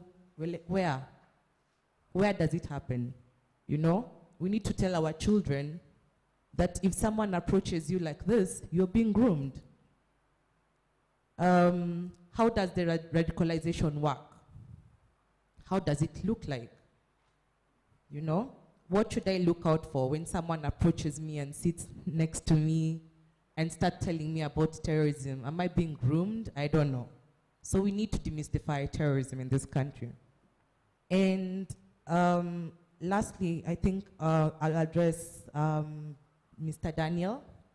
I appreciate what you've spoken about the TVET, but we need to also move with the times in this country. We are assuming that people join terrorism because of finances. It might not be because of poverty. Where we are as a country right now, there's a lot of love of money and greed. And it doesn't come from the poor people. It comes from those who are middle class. Middle class people in this country are the problem. We have money, we want more money without working for it. So I have a job, yes, but I want more money because I want to be rich. And if you look at the community thing that you were talking about, Nyumba Kumi works very well in this country, but it works well with the lower class, what we call lower class, and in the slum area. Their reporting mechanisms to the chief, to the police, is so quick. But when it comes to the middle class, it doesn't work as well, because we like to mind our own business. Everyone is trying to classify themselves in a certain place. And when it comes to the rich, there's literally nothing like that. They close themselves off, yeah? So if at all we are looking at education and poverty as it is, I feel that we need to look at these things differently. We need to move with the times. Technology has allowed terrorism to evolve. They get better practices. But you will find that it is the middle class that are now being targeted for such, and it's more lucrative for the middle class. Yeah, so that's it. Ooh, that was almost the whole speech. Thank you so much for your questions. Kindly introduce yourself and the organization you're representing. My name is Jacqueline Omol, and I work with the ODPP Kenya. Wonderful. Thank you so much, Jacqueline. And if there's anyone else that has questions, we can bring the mic around to you. As the panelists are getting questions, so we'll take one more person, and then we will turn it over to our panelists to begin answering some questions, and then we'll take more. Kindly introduce yourself as well. Good morning. I'm Eunice Pande from Midrit. My questions go, thank you very much, panelists, for the insightful comments you've given in countering violence extremism. My question will go to Dr. Fatuma and Rehab. When it comes to countering groups, small groups, especially for youths, and terrorism and extremism, especially the gangs, how well can we, which techniques can we use to reintegrate these groups to the community? One of the resolutions of the African Unions on peace and security is integration. One of our pillars is integration. And we've seen a gap between the community and the reformed terrorists or reformed youth in violence. How well can we, which techniques can we use to reintegrate them back to the community so that when we are doing these empowerments, economic empowerments and sensitization, they can be part of it? Thank you very much. All right, so I'm going to direct that question to Ms. Rahema. Then we're going to move to Mr. to answer Jacqueline's question, and then we'll come over to Dr. Fatuma. Yeah, thank you so much, Eunice, for that question.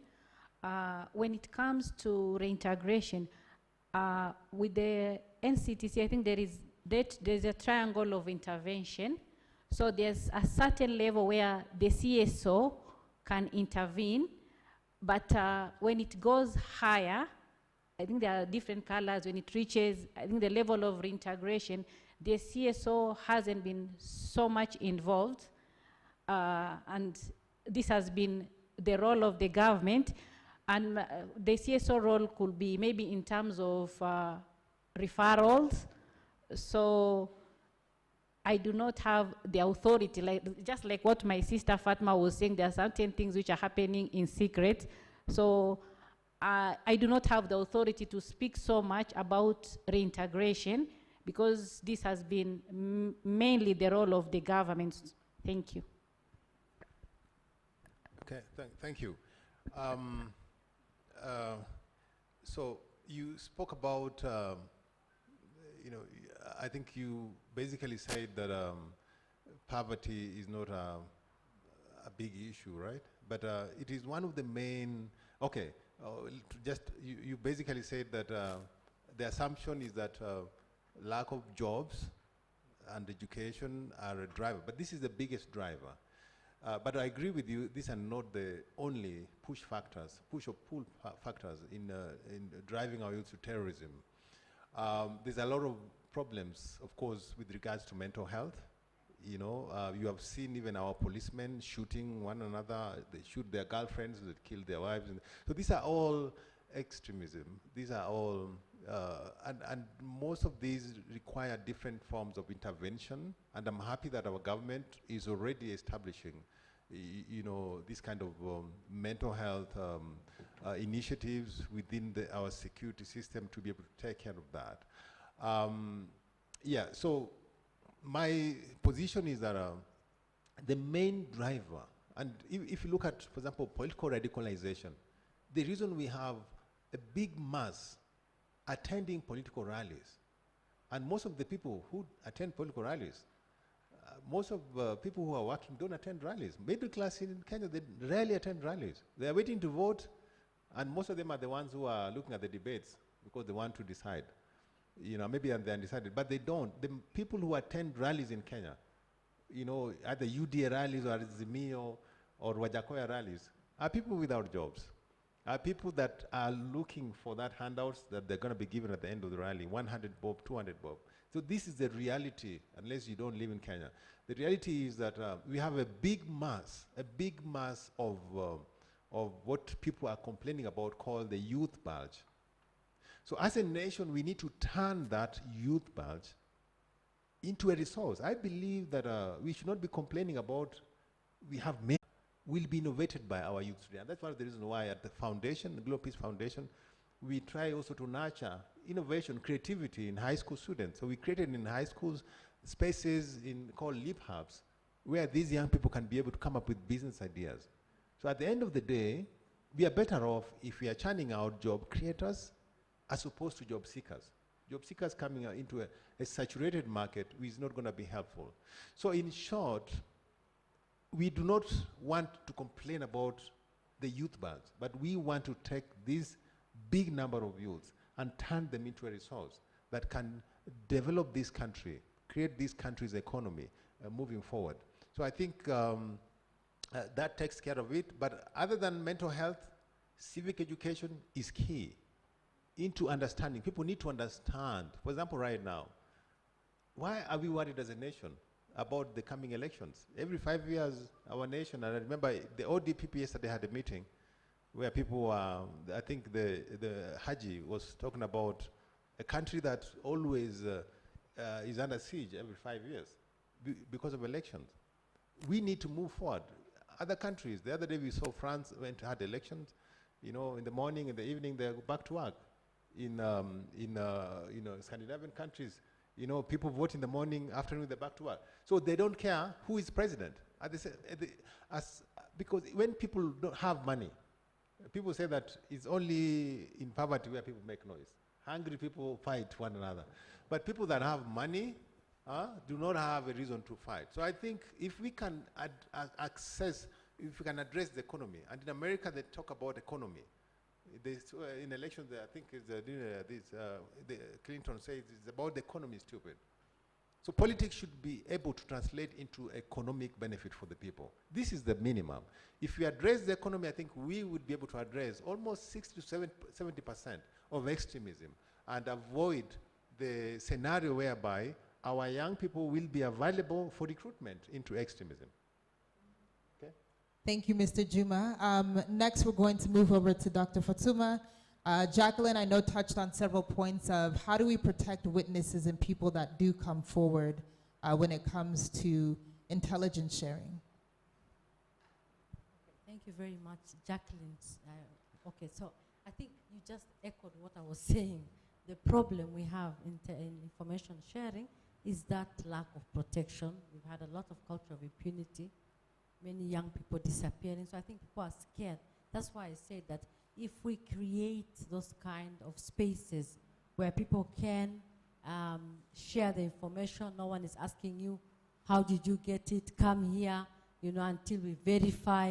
And it has happened. That's why people keep quiet with the information. And you just hear people whispering, oh, I knew this person was my neighbor. I saw strange things. Because we don't have that kind of space. And that's why I said in those countries where I mentioned, at least there is mutual responsibility where they are told that if you don't give information, these people are going to attack you. And that's why I think in our society we've not created that. That's why I think also that's where we should be moving. There's been a lot of civic government engagement through the civil society, but I think the issue of creating mutual responsibility, creating communication safe spaces for people to communicate has not been there. I don't know if there's been, maybe the government is doing so much on that end, but I'm not aware. And I don't think personally, if I had information today, I will volunteer it. Sorry to say this in public because of the consequence. You know, at the end of the day, with my identity, I will be there. Perpetrator number one, you know, you'll be the suspect number one. So I think so many people have that mentality. You said, what do we need to do? We need to demystify the mentality I just mentioned. Me, myself, now saying that if I have information, I will not share. That is one of the problems, okay? We have information, we don't share because we all have fear, we all are scared because of there is no guarantee in terms of having that security for ourselves. Now, hotlines, I think there are several hotlines. I think the police has hotline and CTI has hotline. The hotline is not the issue because there are different forms of giving information, but the issue is if I give the information, then what? That is what needs to be addressed. Now, when you talked about demystifying terrorism, I think we need to demystify who are terrorists, what is their purpose, why are they here, why are we involved, what are the kind of things that pulls us into terrorism.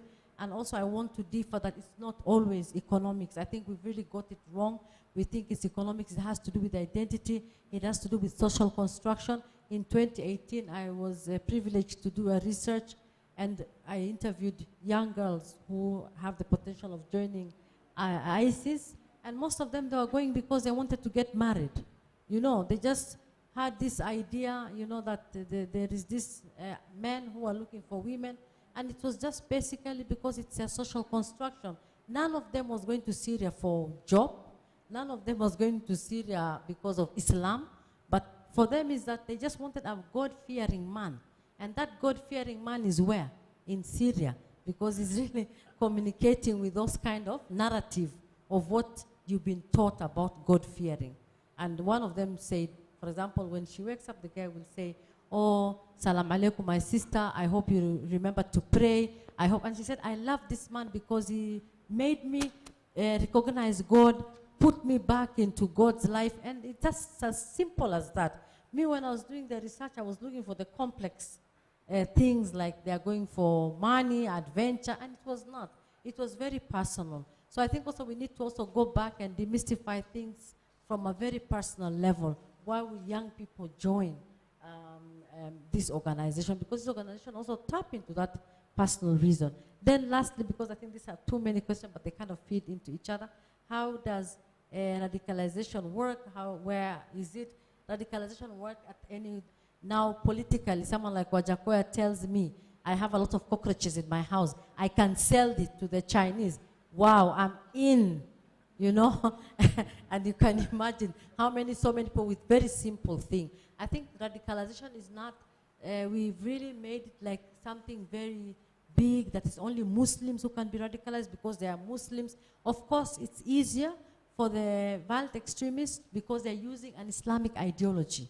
You understand? And this ideology speaks to Muslim. So it's only me who will understand about the life after here, where you're going and all that, and I will respond to that.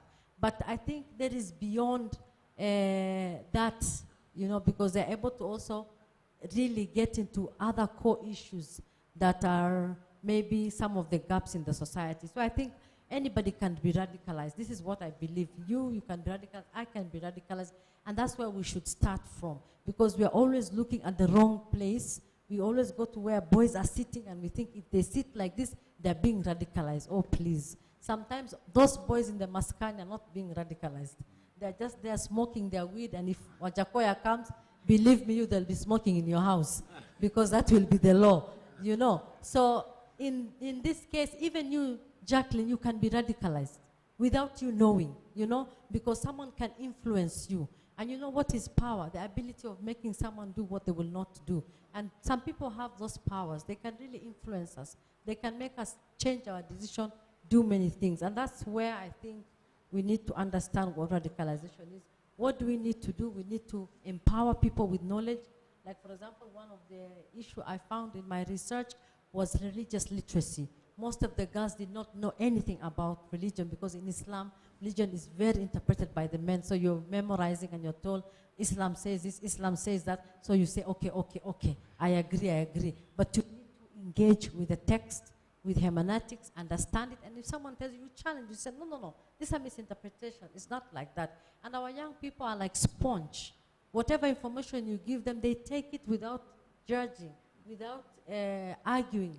You know, and that's also why we really need to mentor them. We need to give them information. We need to show them, and that's why they need to see who went to Syria, who went to Somalia, who joined Al-Shabaab, who joined ISIS, and how are they coming back. And the last question that was asked to me and Rahema, I think Rahema has already done that. I think the other thing also, the main tire of doing this process is with the government, because also you cannot just integrate everyone, because we also have the problem of sleeper cell. You know, not everyone is coming because they want to come. Maybe some of them are coming back to, you know, do their mission, because we've had a lot of problem with the sleeper cell. But I think as community, we also have that responsibility of accepting people when they come back and accepting their families, because the other problem is that immediately your family, someone is known that they left and they went to join this radical extremist, the whole family is radical, like they are now the extremists, you know, and that is also where we fail as a society, because if we do that, we isolate these people, and when the person comes back, then we fail in reintegrating, showing them, and we need to show these people where they went wrong, what was the impact, and people have to learn, otherwise they will not see the problem. They will not know even that they really were going to cause harm to their own very people.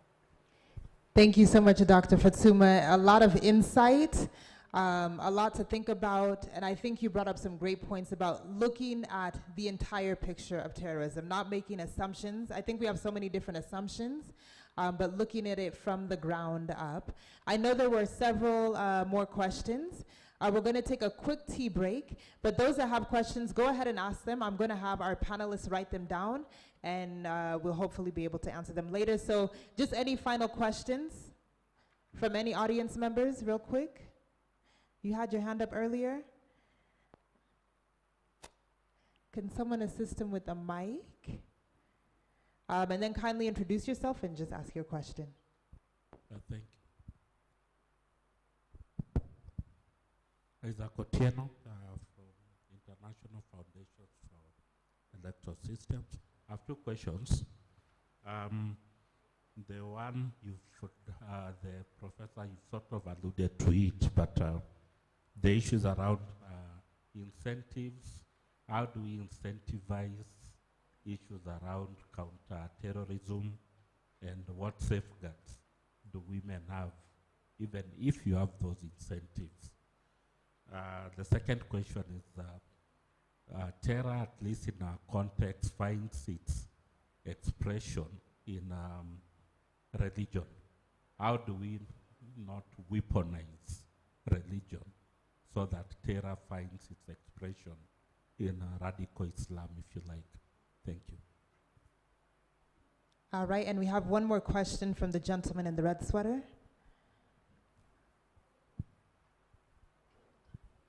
My name is John Moshero. I work for Safe World.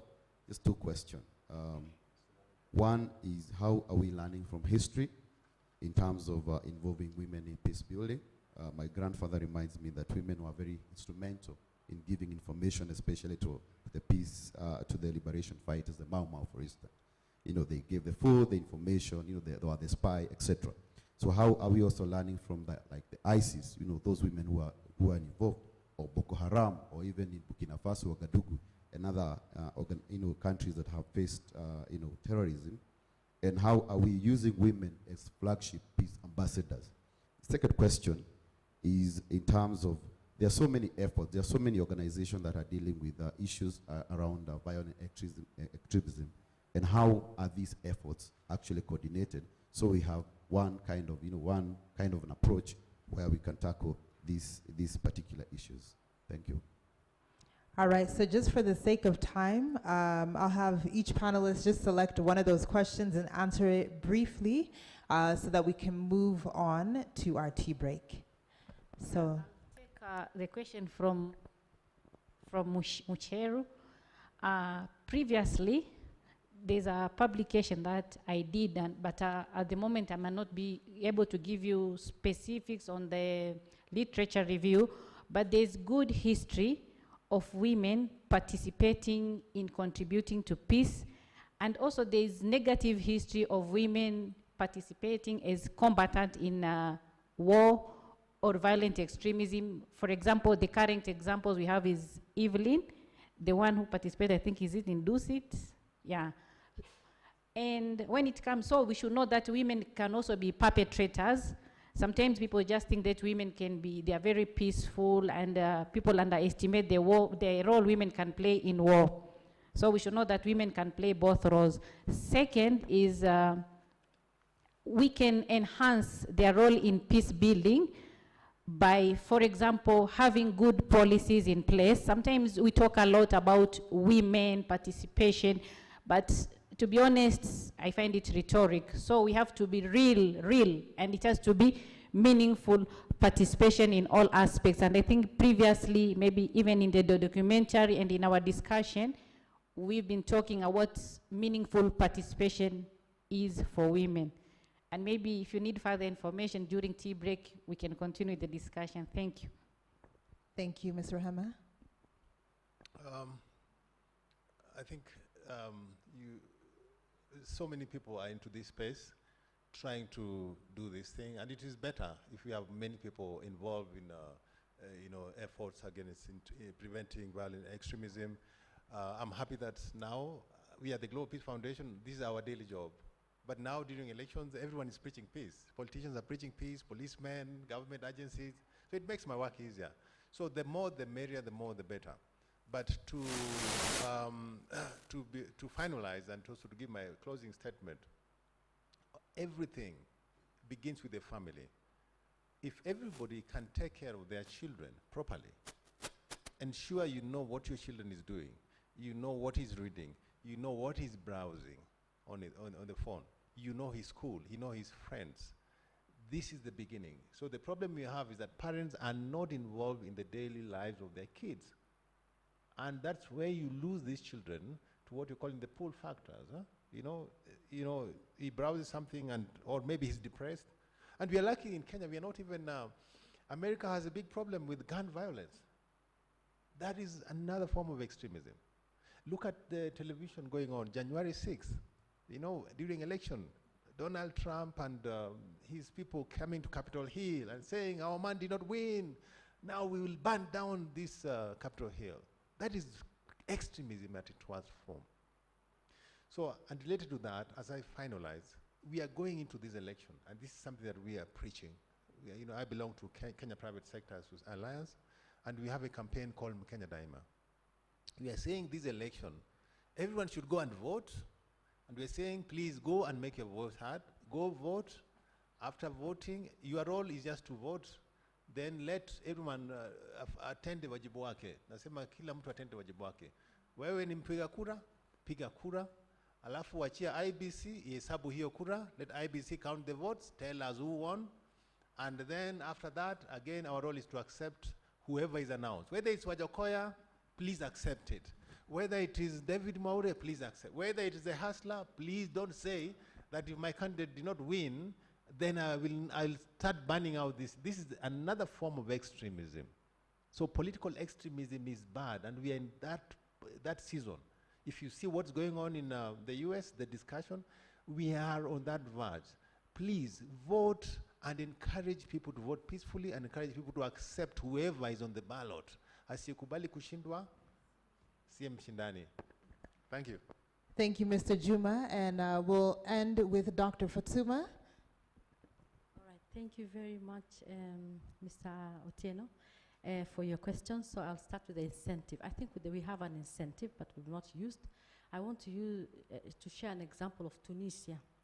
Tunisia had a lot of young men who went to Syria, ISIS, because some of them were just tired of just sitting and doing nothing. And when some of them came back, because of course when the ISIS was defeated, most of these people became, displaced within Iraq. And then when they were captured, they profiled them and returned them to where they came from. So what they did is they used what they already had, like us, we have the NYS.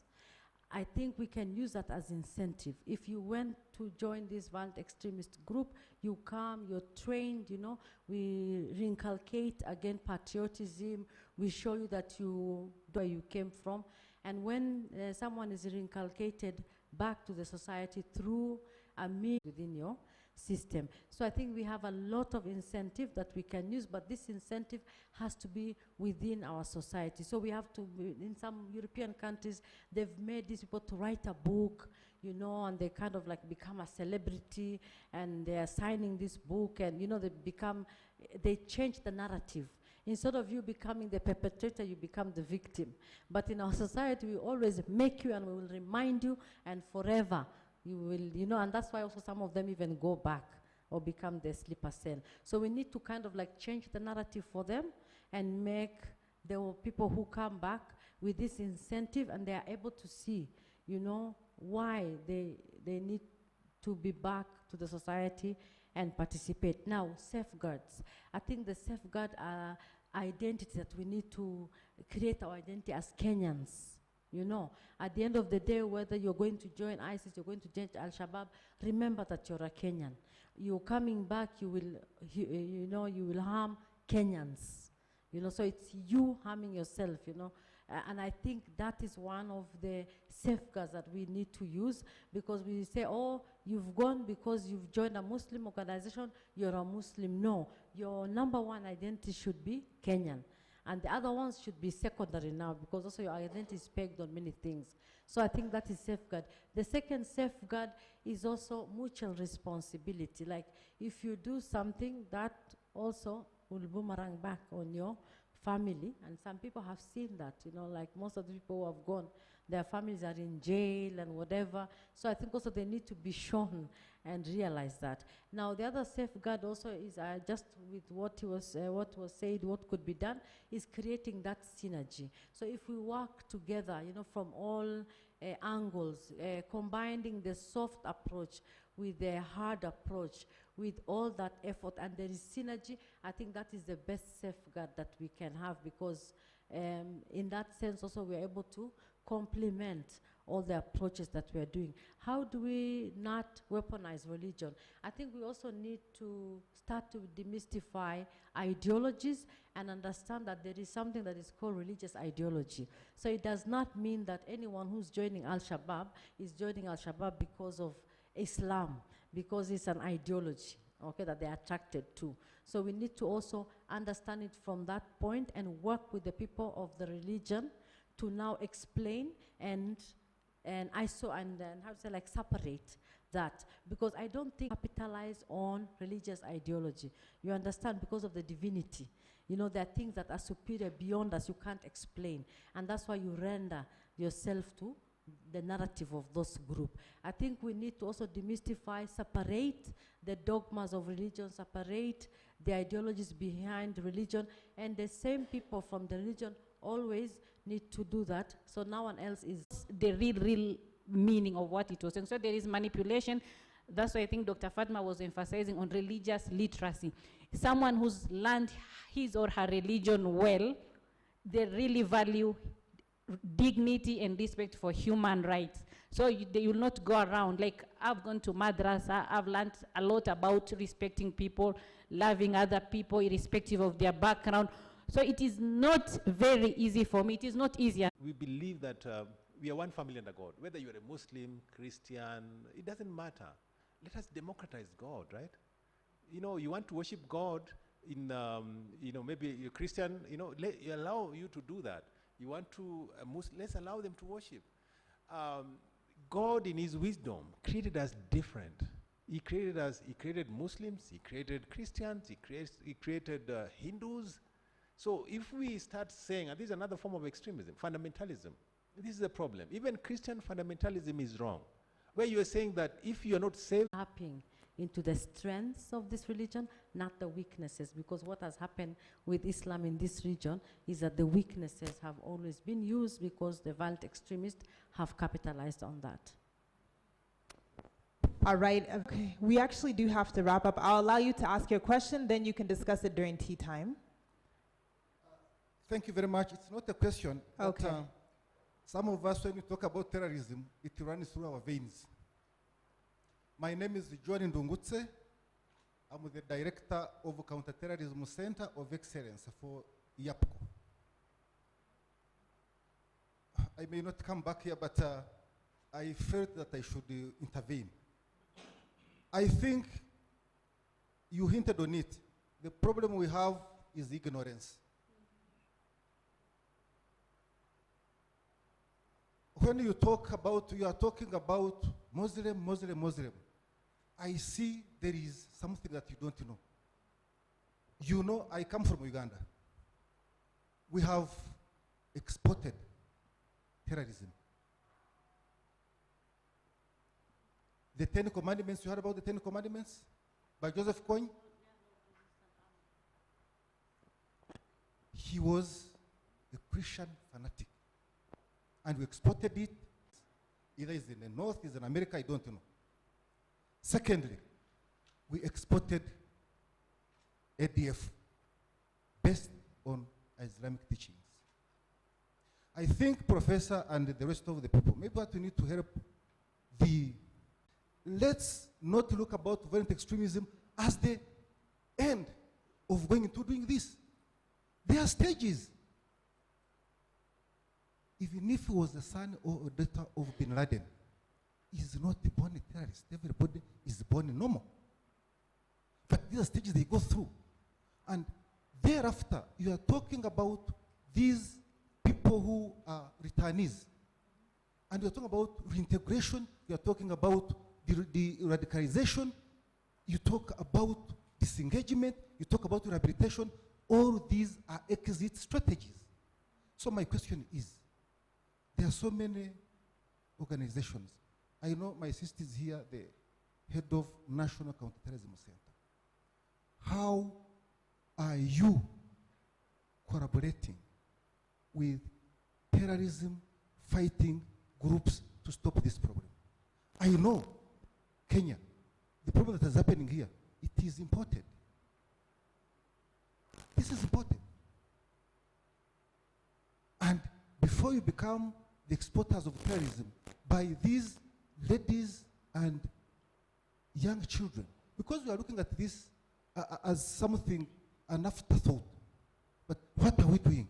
I can ask all of us here, who said good morning to his neighbor? you may be the one. But today, I'm from Uganda, but you live with somebody who's near you, you can't know who is near you. You are moving like a train and a bus. Habari yako, usinisumbue. What is this? We need to go back to the basics. What my brother talked about, the families. And I really, really like the question that he asked, and I pose that same question to you, our audience. What are you doing as an individual that is a part of an organization? 10 minutes, and it's not 10 Kenyan minutes, 10 minutes to get tea, take a bathroom break, and then I'll meet you all back here as we start our second panel session that's going to feature Dr. Sylvia Bogwa. She is a professor of neurology at Aga Khan University Hospital. We're also going to have Crispin Afifu, who is the Gender and Women's Economic Empowerment Specialist for ICRW Africa. And finally, Dr. Rosalinda Nyawera, who is the Director of NCTC. So enjoy your break, and I will see you shortly. Thank you.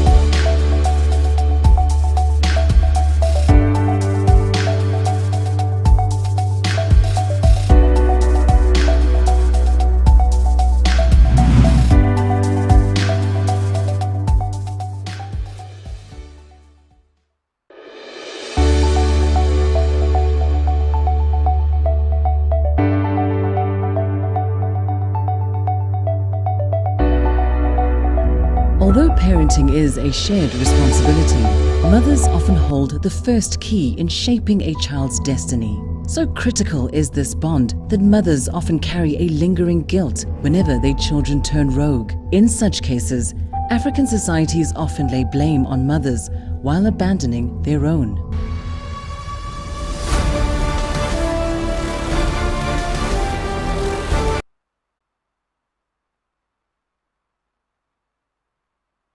That's when we did our last prayers, and we were like, called my mom and told my mom, take care of my kids, they are here. And my mom could even hear the gunshots. And for her, she knew we are gone.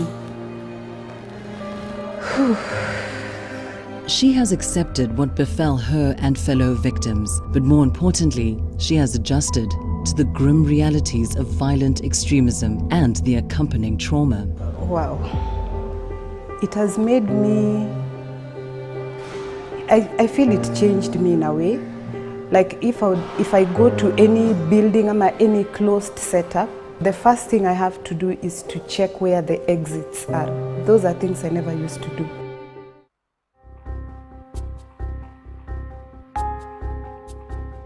In mid-2015, the Riyadh Mosque in Nairobi's Majengo slums was in the news. A UN report had mentioned it, together with the Masjid Musa Mosque in Mombasa, as recruitment bases for the Somali-based Al-Shabaab terrorist group.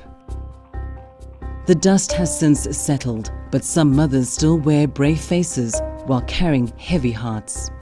Aliondoka nyumbani mwendo wa saa 2 na hakurejea. Ikafika Sunday, sikumuona, nikaendelea kumtafuta. Una Monday vile niliamka kwenda nyumba yetu, nikapata alikuwa ameandika na makaa message imeniandikia mam usijam nitakam. Hapo ndo nikaanza kufuatilia kwa sababu kwa hiyo mji yetu watu walikuwa wameanza kwenda Somalia. Nikakaa Jumanne nikatafuta album yetu nyumbani. Niangalia at least kama ndo na picha yake nipige report kwa polisi. Nikienda kwa album sikupata picha yake yoyote. Nilipata picha zenye amebakisha ni zile akiwa mtoto mdogo. As a society, it is important that we monitor madrasas because we might be having people with good intentions who just want their children to learn religion and know God. But there could be a few elements who want like to radicalize our children. So it is very important to monitor the content, like the curriculum in the madrasas. And when your children come home, talk to them, find out what they've learned. You'll be able to grasp a lot about the content in madrasas. For Leila, things would have been similar to Hidayah had she not acted quickly. She knew her son's madrasa teachers and the people who ran the mosque too well. Mimi nilimrescue mtoto wangu, but nilisikitika sana. Hiyo wakati mimi nikie prevent hiyo maneno yote, watu ofisi yote ile ilikuwa inasimamia PMRC Pumwani Riadha Mosque, ni watu tu wakikuwa wananiona, wanajua status zangu, wanajua life story yangu. So nilikuwa naweza pata mtu hata njiani nimwambie why are you doing this to me. Saa hiyo mimi nishasikia stories za itikadi kali. Kwa nini ukijana wangu? This is the only son I have. Wacha nini na mtoto wangu? Nikamwambia be it ni project nzuri ama mbaya, nihusisheni mimi kama mzazi kwanza. Kama nitaridhiana nayo, ndio sio mnataka kunisaidia. Jili kwetu mambo mabaya kweli, hali ilikuwa mbaya kweli. Kama mmeona mumrescue mtoto sababu okay amepata knowledge ya dini, you should address for me nini alikuwa nzuri, kama ni scholarship kama nini. Kwa nini mnamwaddress mtoto direct? Mtoto mimi bado niko na power. Kulikuwa na a lot of wrangles. Nashukuru nilimrescue wangu mpaka leo niko naye. Yapo ana kazi nzuri ama mbaya. Nashukuru niko naye. It is the duty of the mother, because you can't tell me that the child went to some secret madrasa and got recruited, and what are you doing as the mother? And we're the pillars of society. We are truly the stronger of the two sexes, of the male. We can hold a family together, we can sense things, and when those children get recruited, you're the one who is going to suffer more than anybody else, isn't it, as a mother? On Christmas Day 2014, several Al-Shabaab militants walked into the AMISOM headquarters disguised as Somali National Army personnel. One of them would later detonate a suicide belt before the rest staged an armed siege. 3 African Union peacekeepers, together with 3 attackers, were killed on the spot. 6 other raiders were killed in the ensuing armed confrontation with Somali and AMISOM troops. Hidayah Wanjiru's son was part of the group that staged that raid. Her son had already joined Al-Shabaab before the group's activities in Majengo came to light. Nikapokea simu kutoka Somalia kuwa mtoto wangu amefanya attack. Hiyo ni 2014 December. Mogadishu. Attack ilikuwa kubwa mahali kunaitwa Halande. Nikaambiwa amekuwa suicide bomber na amefariki. The Kenyan government has been investing in the latest weapons and strategies as it seeks to combat violent extremism and other forms of crime. This is the trend internationally. But according to counseling psychologist Dr. Susan Gitau, the power of motherhood in this war has been overlooked. Mothers have a very big role because they are the safest object. Actually, according to psychoanalysis and looking at that brain of a child, the brain of a human being, even you as an adult, you may realize that most of the things that fractured you as a child, they are still haunting you up to date. Or those things that fractured you as a teenager, they are still hurting you as an adult. So if mothers would know the secret, they would really nurture their children below 10 years and even after up to the age of 18. Because even when we talk about adolescent crisis, we say that teenagers are rebellious. That is a time they are looking for their identity. But most parents miss the point because that's the time they become very hard on them. That is the time they can become abusive And that is when the brain is supposed to balance. For the mother, they are always with their children, let them just to do that follow-up. I would really urge that they be very close to their children. And if all mothers are close to their children and check each and every bit of their children's behavior, and then they correct, we shall be building a very good country full of good citizens. And we shall have gone a long way to reduce terrorism and radicalization.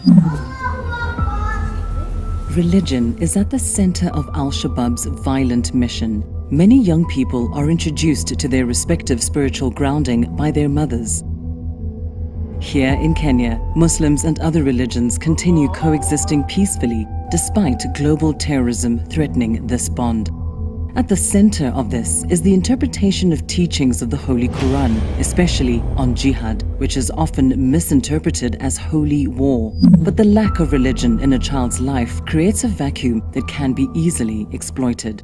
The best form of jihad, I would say, is jihad tul nafs. Jihad tul nafs is jihad within myself, first to be the best version of myself, to strive to be a good person, to strive in Christianity. You know, I've also had an opportunity to learn theology.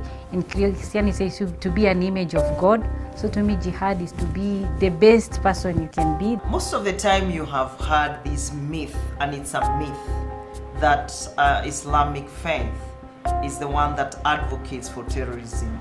Wrong. It is the mindset of that person that is being radicalized, or the mindset of that young person that is being put into those terrorist activities that is the issue. So what we need to worry about in a very big way is that mindset. How are our children? Are they easily malleable? How can they be bought by other ideologies? It's because they don't have their own ideologies. How can they be radicalized instead of striving to achieve their dreams? It's because some of them don't even know why they're here. So can we help them have meaningful life, have purpose?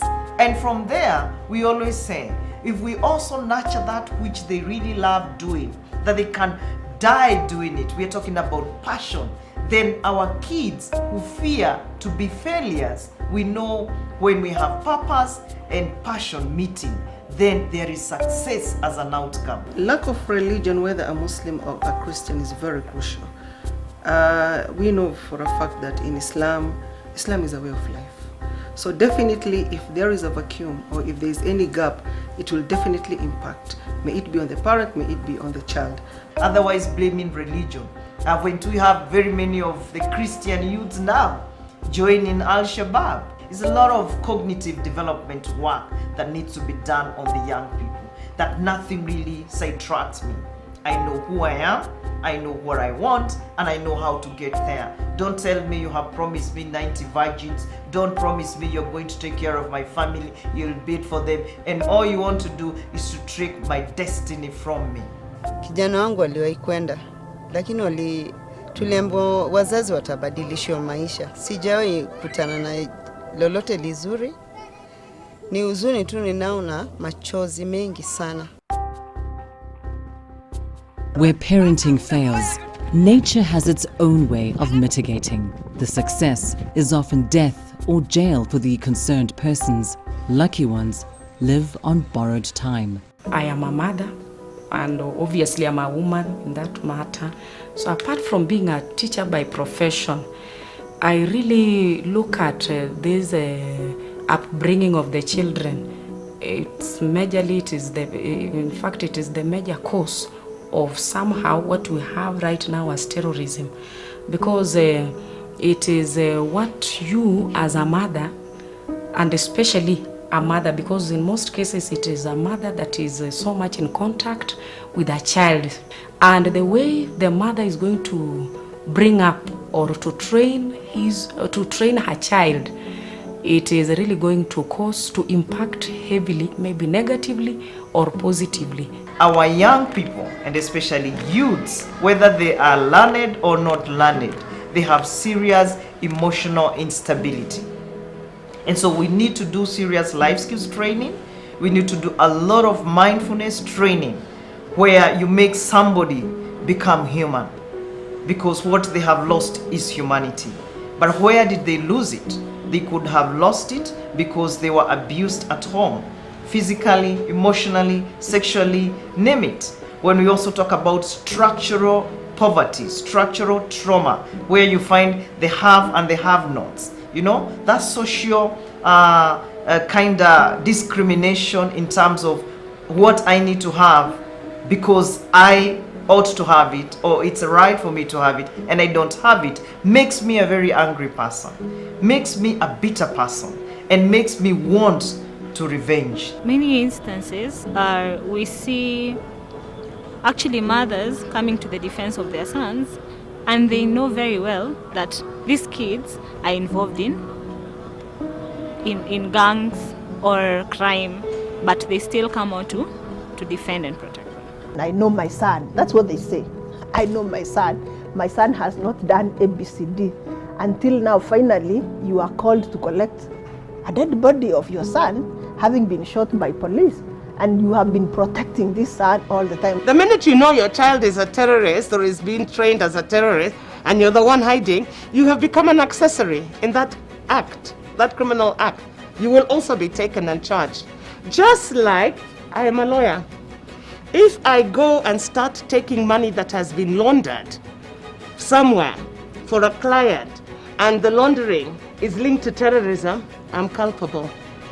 It's not becoming a joke anymore. 2 terror suspects were killed by the police. Suicide bomber Mahir Khalid Riziki. It is not just terrorism and violent extremism that pose a serious concern. Armed robberies, drug trafficking, homicide and murder, theft, fraud, and all manner of evil are now being reported almost daily in our media. Actually, most go unreported. While the law often takes its course against offenders, it comes as a late manifestation of bad parenting, or even cases of adults veering off the discipline instilled in them in their childhood.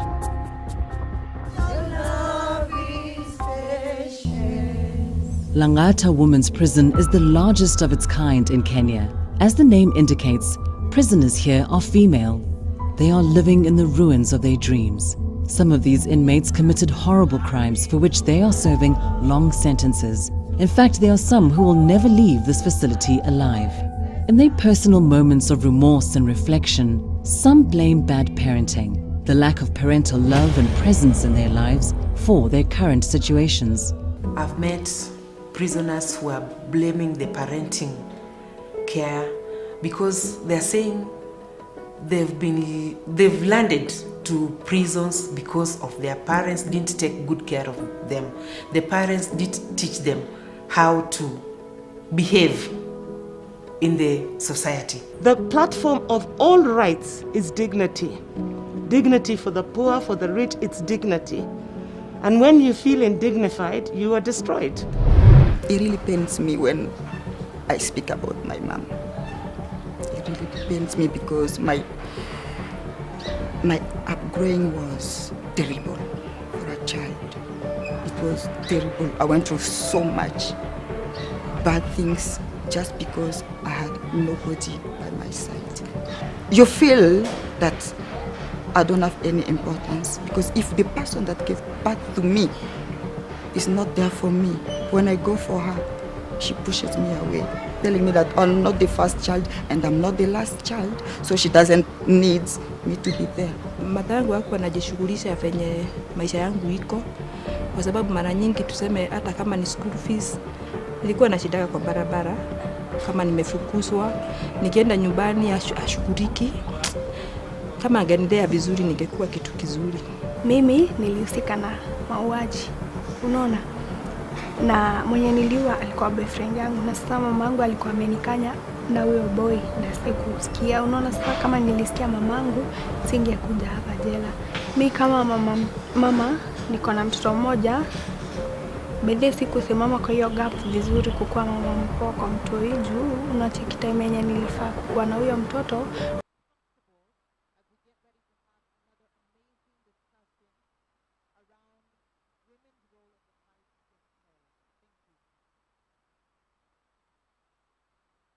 time yenye nimespend hapa in prison. Others painfully regret the missed opportunity of motherhood as their children languish in situations unknown back home. Me separating from my daughter made me to remember how I separated from my mom. And that thing is like it's learning in my mind 24/7, because even to her she asked me, "Mom, why did you leave me? Did this happen to you when you are still young?" Because most of the time I like talking to her, making sure at least she have not made the same mistake I made when I was young. Even now when I speak to him over the phone and everything, it's like you get to, you can hear in the child's voice the absence of a mother. It's hard for them. It has affected me in a big way. Because I want to give him a different life from what I had.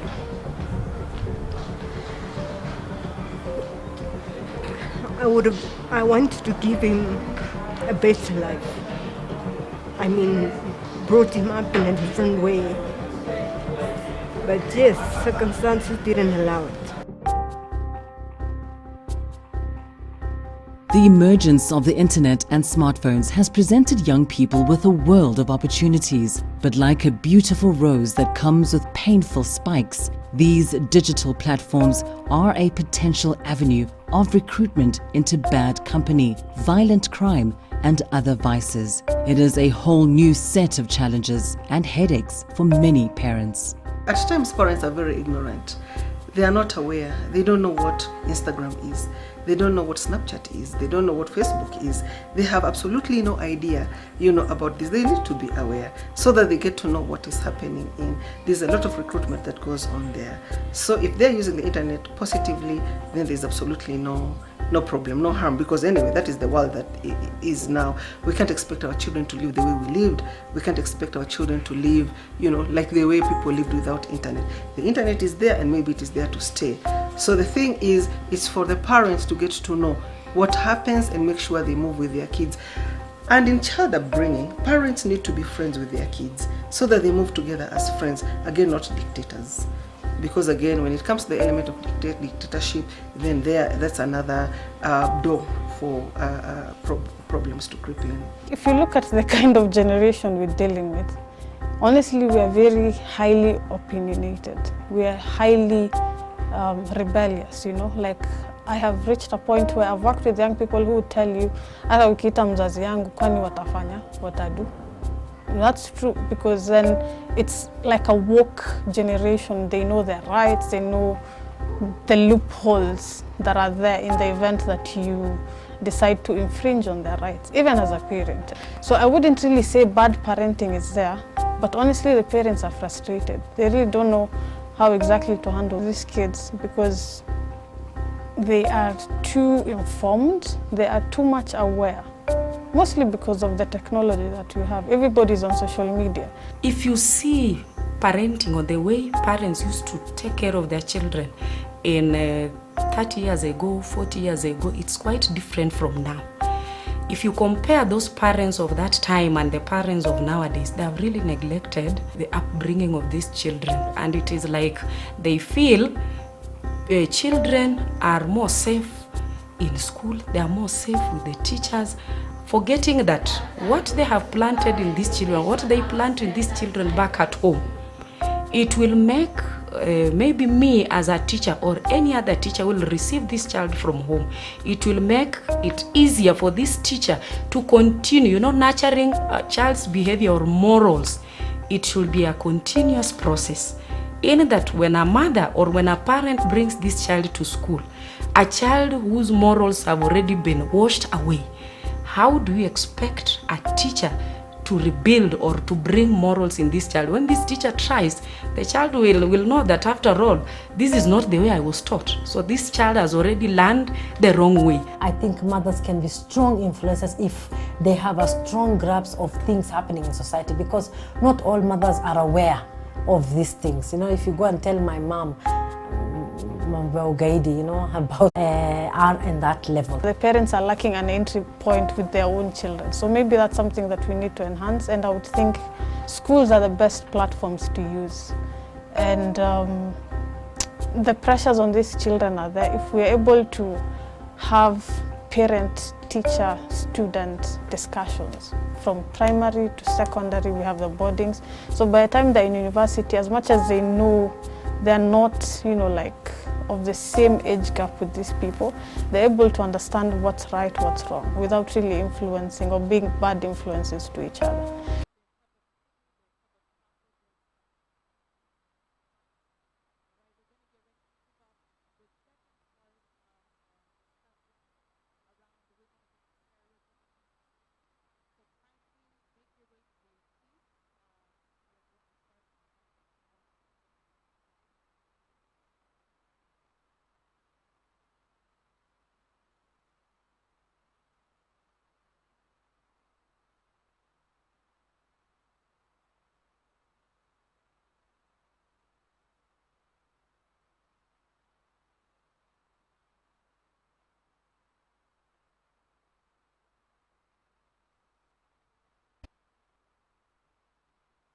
Lessons, parental guidance within the institutions to kind of help bridge the gap between these two groups of people. When the teacher is now coming in, maybe to try to correct this child, you will find the child counter-reacting. The child will see the challenge, especially to teachers, receiving children whose morals have already perished. And that is why when schools have closed, you'll hear and every parent, like, when are they opening schools? Why have they closed? Oh, the duration, the closure duration is too long. Shall we really manage to stay with this child? Sometimes I usually ask them, you have only 2 children and you are really lamenting that the closure duration is long. But mark you, when they come back to school as a teacher, I receive almost 1,000 of them. How will one teacher, or how will a couple of teachers, or maybe 10 teachers, how will they take care of 1,000 children from different homes with different morals? How can they do it perfectly when you, as one parent, you could not manage taking care of only 2 children? Despite their vantage position in providing a first line of defense for their respective communities, African women face great odds. Gender-based violence,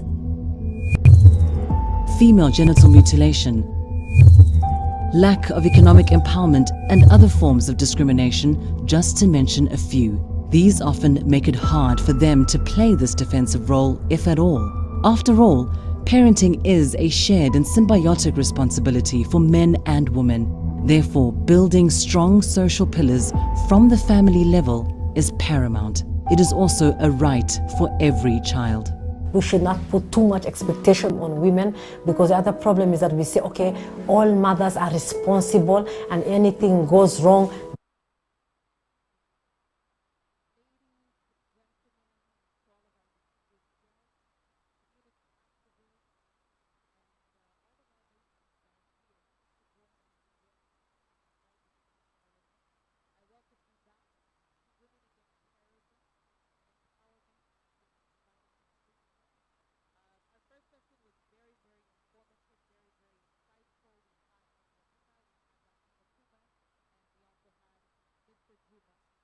And I don't know, I hope you all learned something new. If you learned something new today, just wave your hand where you are.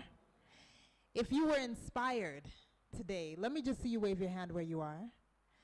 So I know when I walk out of this room this afternoon, I'm walking out a different person, a more knowledgeable person, not as ignorant. We've heard passionately from our friend from Uganda who is saying, you know what are you doing about the issue? Instead of just talking about it, be about it. Know your neighbor.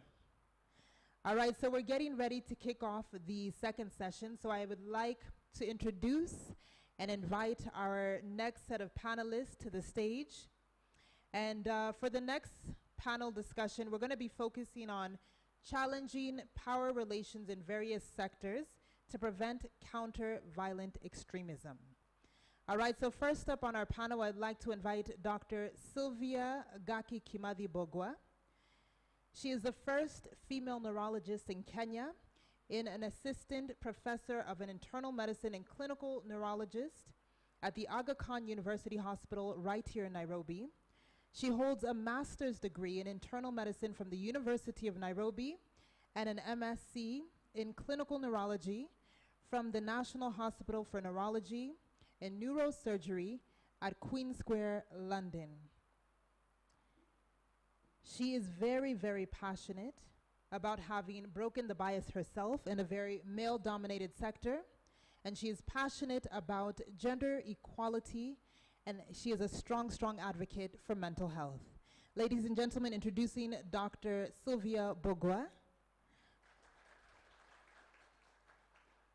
Next up on our panel, we have Cyprian Afifu. He is a public policy governance and gender specialist in Kenya and East Africa at large. He currently works at the International Center for Research on Women, providing technical assistance on projects across the sectors, including women and youth economic empowerment.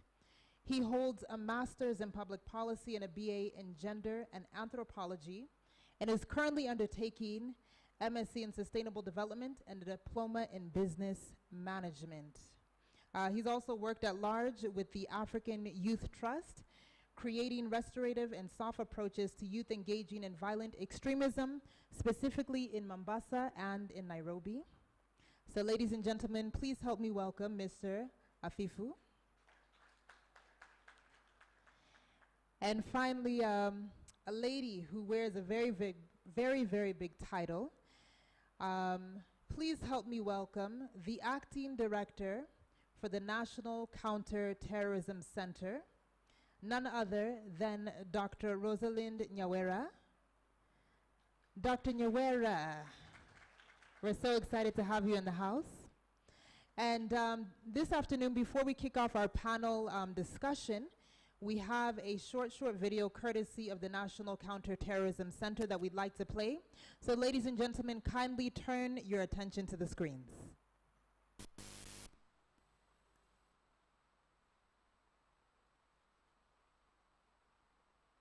When it comes to radicalization into violent extremism, terrorists exploit children and use them as child soldiers and suicide bombers to execute their ferocious acts. Guardians are urged to be vigilant of their children and work together to detect trends such as hatred of other religions, disrespects people in authority, and socially withdrawn.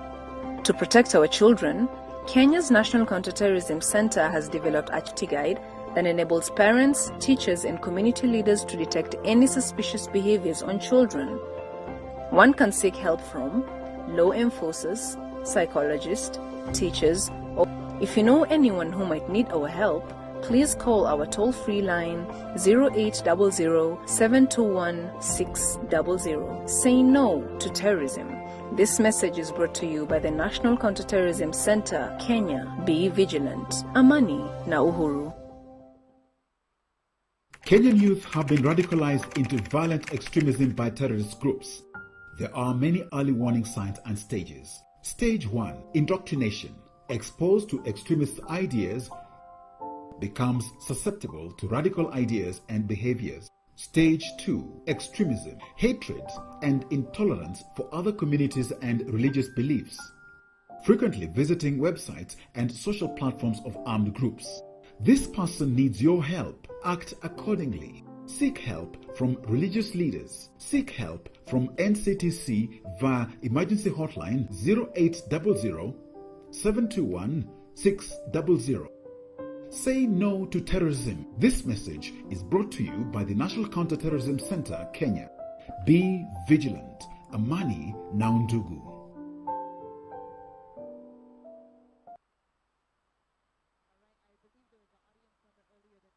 Hotlines, as you can see, the National Counterterrorism Center has one. 40847 is the SMS code. So I hope you all have noted that. So I'm going to take a seat with our panelists as we jump into our next discussion. And like I mentioned before, we're focusing on the challenges and the power relations in various sectors to prevent, counter violent extremism. All right, and I'm going to direct our first question to Dr. Sylvia Bogwa, who is coming in with a different perspective, because your specialty isn't really around direct terrorism per se, but more so around the mental aspect that comes with the challenges of terrorism. So I'd like to ask you, how can women in different sectors in Kenya explore the power of collaboration to drive change and solve challenges around terrorism?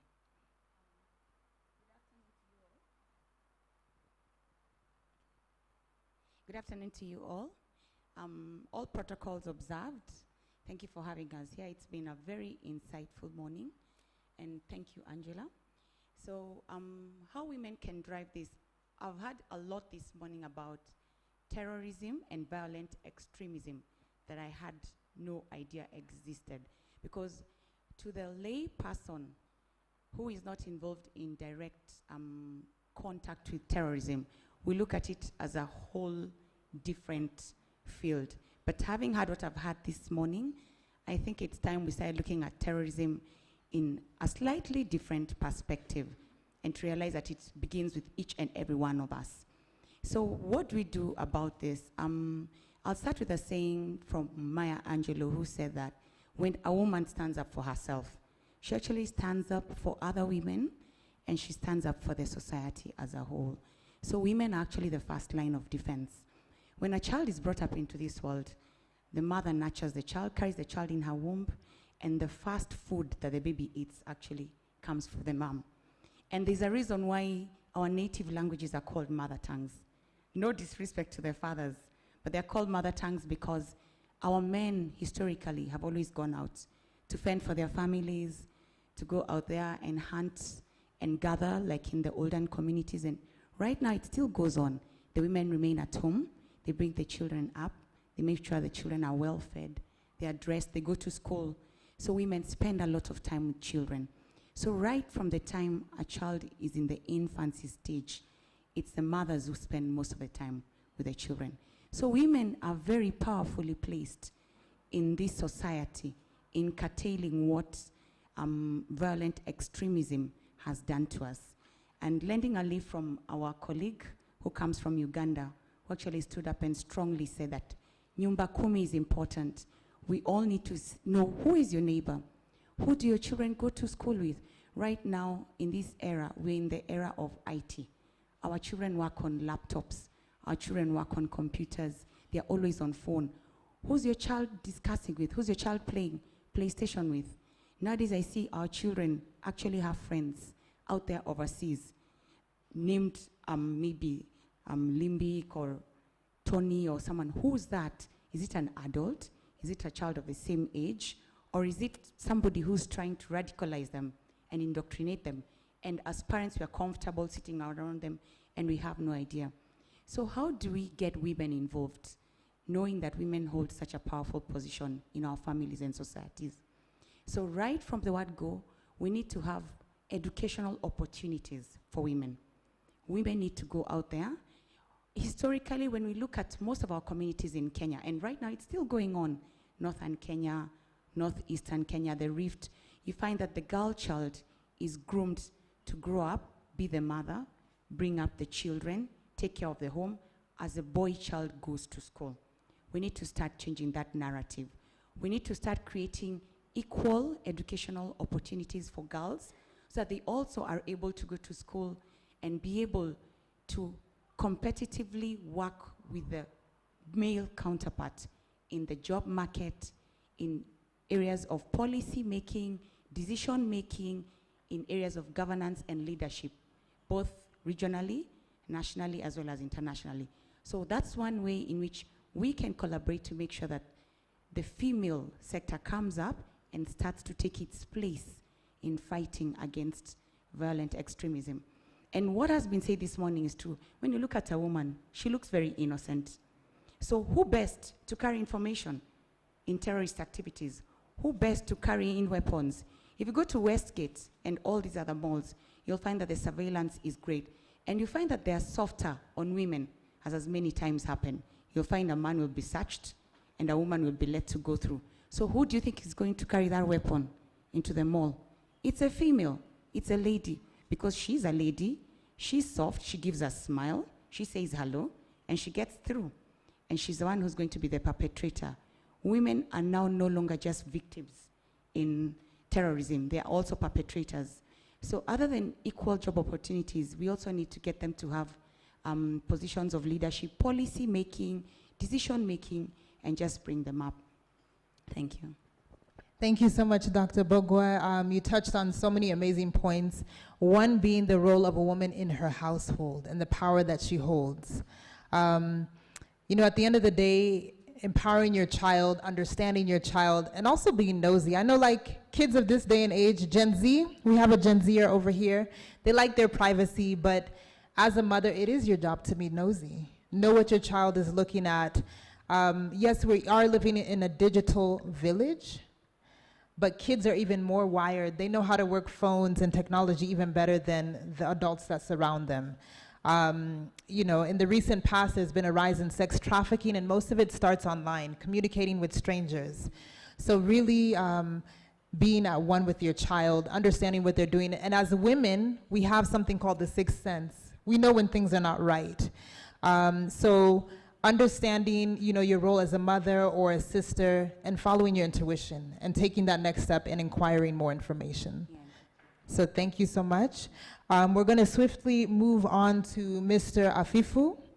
My question to you is, how do we create a strategy that works for women's rights and male engagement? Thank you so much for the question, and thank you, Dr. Eri, for giving us that background, and glad to see us all. So in the context of our discussion today, and of course looking at challenging the power relations, one thing I want to commend, like others have done, to the platform that is Ugaidi, Epuka Ugaidi, the launch of Women Against Terrorism. To me, it's a noble cause, reason being then it's placing women at the center, at the rear, at the front, and even at the side of really ensuring that we will have sustainable peace and safety in this country, so that then even when we are talking about the strategies, they can only work in an environment where peace is sustained, safety is sustained, women and men, boys and girls, youth, everyone, including the people with disability, including those that are even elderly, are able to do what they ought to do for their, and I mean, with their lives. Now, going to the strategy question, I would want to say two things. When we are looking at women's rights, they've been with us for so long, so many years. Kenya and many other countries, we have actually had conventions upon conventions. And of course, now we are talking about women's rights being human rights. And when you look at them specifically, I wanted to talk about two things in the interest of time. Number one, we normally talk about the issue of equal opportunity to employment. It has been spoken here before us that the issues of economic empowerment or disempowerment or lack thereof, in one way or another, has been sort of a precursor or even a push factor to them that join into the issues of radicalization and and of course violent extremism. Now with women, if I pick on the issue of access, for example, access to resources, it's something that we need to have, I would say, some sort of deliberate effort. One of the panelists earlier said that it's been rhetorical or theoretical to the best in most instances. And I want to agree to a great extent, but also say there have been a lot of efforts that the government has put in place. The civil society organizations are put in place. The private sector has put in place, just to ensure that at the end of the day, when we are talking about access to resources, it is something that women are going to access, girls are going to access and utilize them to build themselves up, to build their livelihoods, and then be able to make a contribution even to the country at large. But then while we're speaking about that, allow me to quote this, that when we are looking at supporting them or them being involved, we asked some time back when we were doing some study about what economic empowerment means to women, especially in the context of their one of their women's rights, which is employment, or at least equal pay, fair wages, and of course access to such resources, they will tell you that when I look at women's economic empowerment, I'm looking at financial liberty. Then you want to ask yourself, when someone is talking about financial liberty and maybe she's at the very lowest cadre, what does that mean to her? And is it the same sentiment with a woman who's at different levels, as we spoke, as we've seen others who have gone ahead of us say? They're talking about opportunities. Are these opportunities available?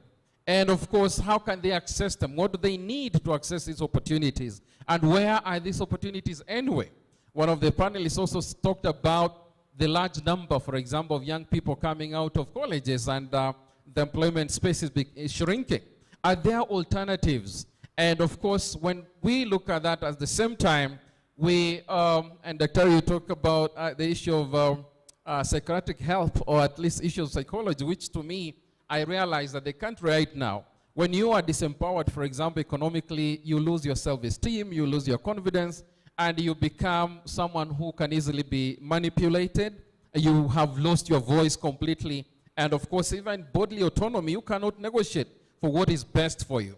And so just picking on that strategy alone, I would want to say that it's time we talked we walked the talk. And also at the time that the actors really came together to do that which is right. It has been said before, and I want to reiterate, that there's so much pieces of work and information and the research out there. But if there can be ways that we can really synchronize all these things and be able to read from the same script, then we'll know where the gaps are and address them accordingly. Strategy number 2 on that, I would want to talk about another that has been with us for so long, raising women's voices and agency. What I mean here largely, or in a short, just to present it shortly, is that the voices of women, we say yes, they have the voices, but are they really heard? Who's their audience to listen to those voices and do what is supposed to be done? Now, the Women Against Terrorism, our main platform, is being launched, for example, today. Who will listen to them? Who will take them serious? Who will open space for them to be on the table, as it's been alluded before, so that the approaches that women have learned over the years, that which has worked, can be implemented in order for us to address issues of countering violent extremism in this country. But all these things, now that we have the government with us and other agencies, can only take place in a very supportive and enabling environment. And this tells, and it's a challenge I want to give to the Women Against Terrorism platform and the PUCO guide, that it's time we also consider to do a deep dive into women's rights and our CV intersectionalities, so that then we are able to really distill this matter further. Secondly, we are approaching actually elections. And one of the rights of women is to vote, to be voted for, and even to campaign. If violence, countering violent extremism, as Dr. said in the video earlier, that it actually stalls livelihoods. And so if that is the case, what are we asking, for example, them that are going to be in leadership? What are we asking in terms of, what is our ask to them that are even looking for these political offices with regards to this particular issue? Is anyone, and I haven't seen any, trying to talk about this area? Maybe security issues are secret, Madam will tell us. But then I'm not seeing anyone talking about how they're going to make Kenya more safer by countering violent extremism within their manifestos. I'm yet to come across that. Now, on male engagement, in a short while, I want to say this. Male engagement is key, and it's been a strategy that has been there for long. It's actually a strategy in itself. But the question normally is, how do we do it? Everyone is talking about it. Allow me to refer to a report that was done by International Center for Research on Women, which I work for. The report is titled, Gender Equity and Male Engagement. It only works when everyone plays. In that report, one of the things that come out when you talk about male engagement is that the main challenge is balancing two things. One, trying to, institutionalization or institutionalizing men as a pathway to women's empowerment? That without them, women cannot be empowered. Is that what we're trying to say? At the same time, if that be the issue, then we will continue to marginalize these women and girls, and the question of gender equity will never be realized. And so it's time for us then to again stop the blame game and shaming these men and engage them, yes, at equal levels, but at the same time know that we shouldn't build it in a way that without them we cannot get there. Women, we always say, I've been working with women for so long now, and in Parliament I say I'm woman number 97 or number 98 because I've been working with them every other time. And we always say nothing for us without who? Nothing for us without us. You've heard that, isn't it? And so women, we want to say we must be on the table as well in order to benefit. Now, to conclude on that, I want to say that effective men engagement as a strategy will then create sustainable gender norms transformation, and because everything, it's around social norms. But how to do that? Number one, we have to examine these values, societal values. You have to examine even the things, the belief systems, the attitudes that these men have. And out of my experience in many years, you engage with men, for example, if you engaged all these men here, you'll find that they're all gender champions. But we walk outside the door, they will say up to a little extent, up to a certain extent. The rest was for the media, the rest was to make every other person in the room feel good. But do we believe in these things? So let's engage in terms of ensuring that we get to a point whereby issues of masculinity, femininity are well understood by the man like myself, if you interviewed me along those lines. I would also say that it's time for us to provide individual skills and the resources that will be able to challenge the status quo. Out of the many studies, and this is where I say to us as Epuka Ugaidi and the platforms that have organized this, that we are not just to focus on issues of attitudes and change of behavior, but looking at the broader outcomes of that which we are doing and the work that we are doing. This will help us even when we engage the women, for example. Assuming you've been undertaking a program to change attitudes on issues of CV, let us ask these women and even validate whether the things we are saying is true, whether the norms have changed. So that means women are involved at that particular point in time. So lastly, then I would say that sustainable gender norm change is actually a complex process. And to us who are here, I would recommend that being a complex process, it's important that we consider to implement sort of long-term programs, to conduct sort of complementary longitudinal studies, to track those incremental progresses that are being made on social change.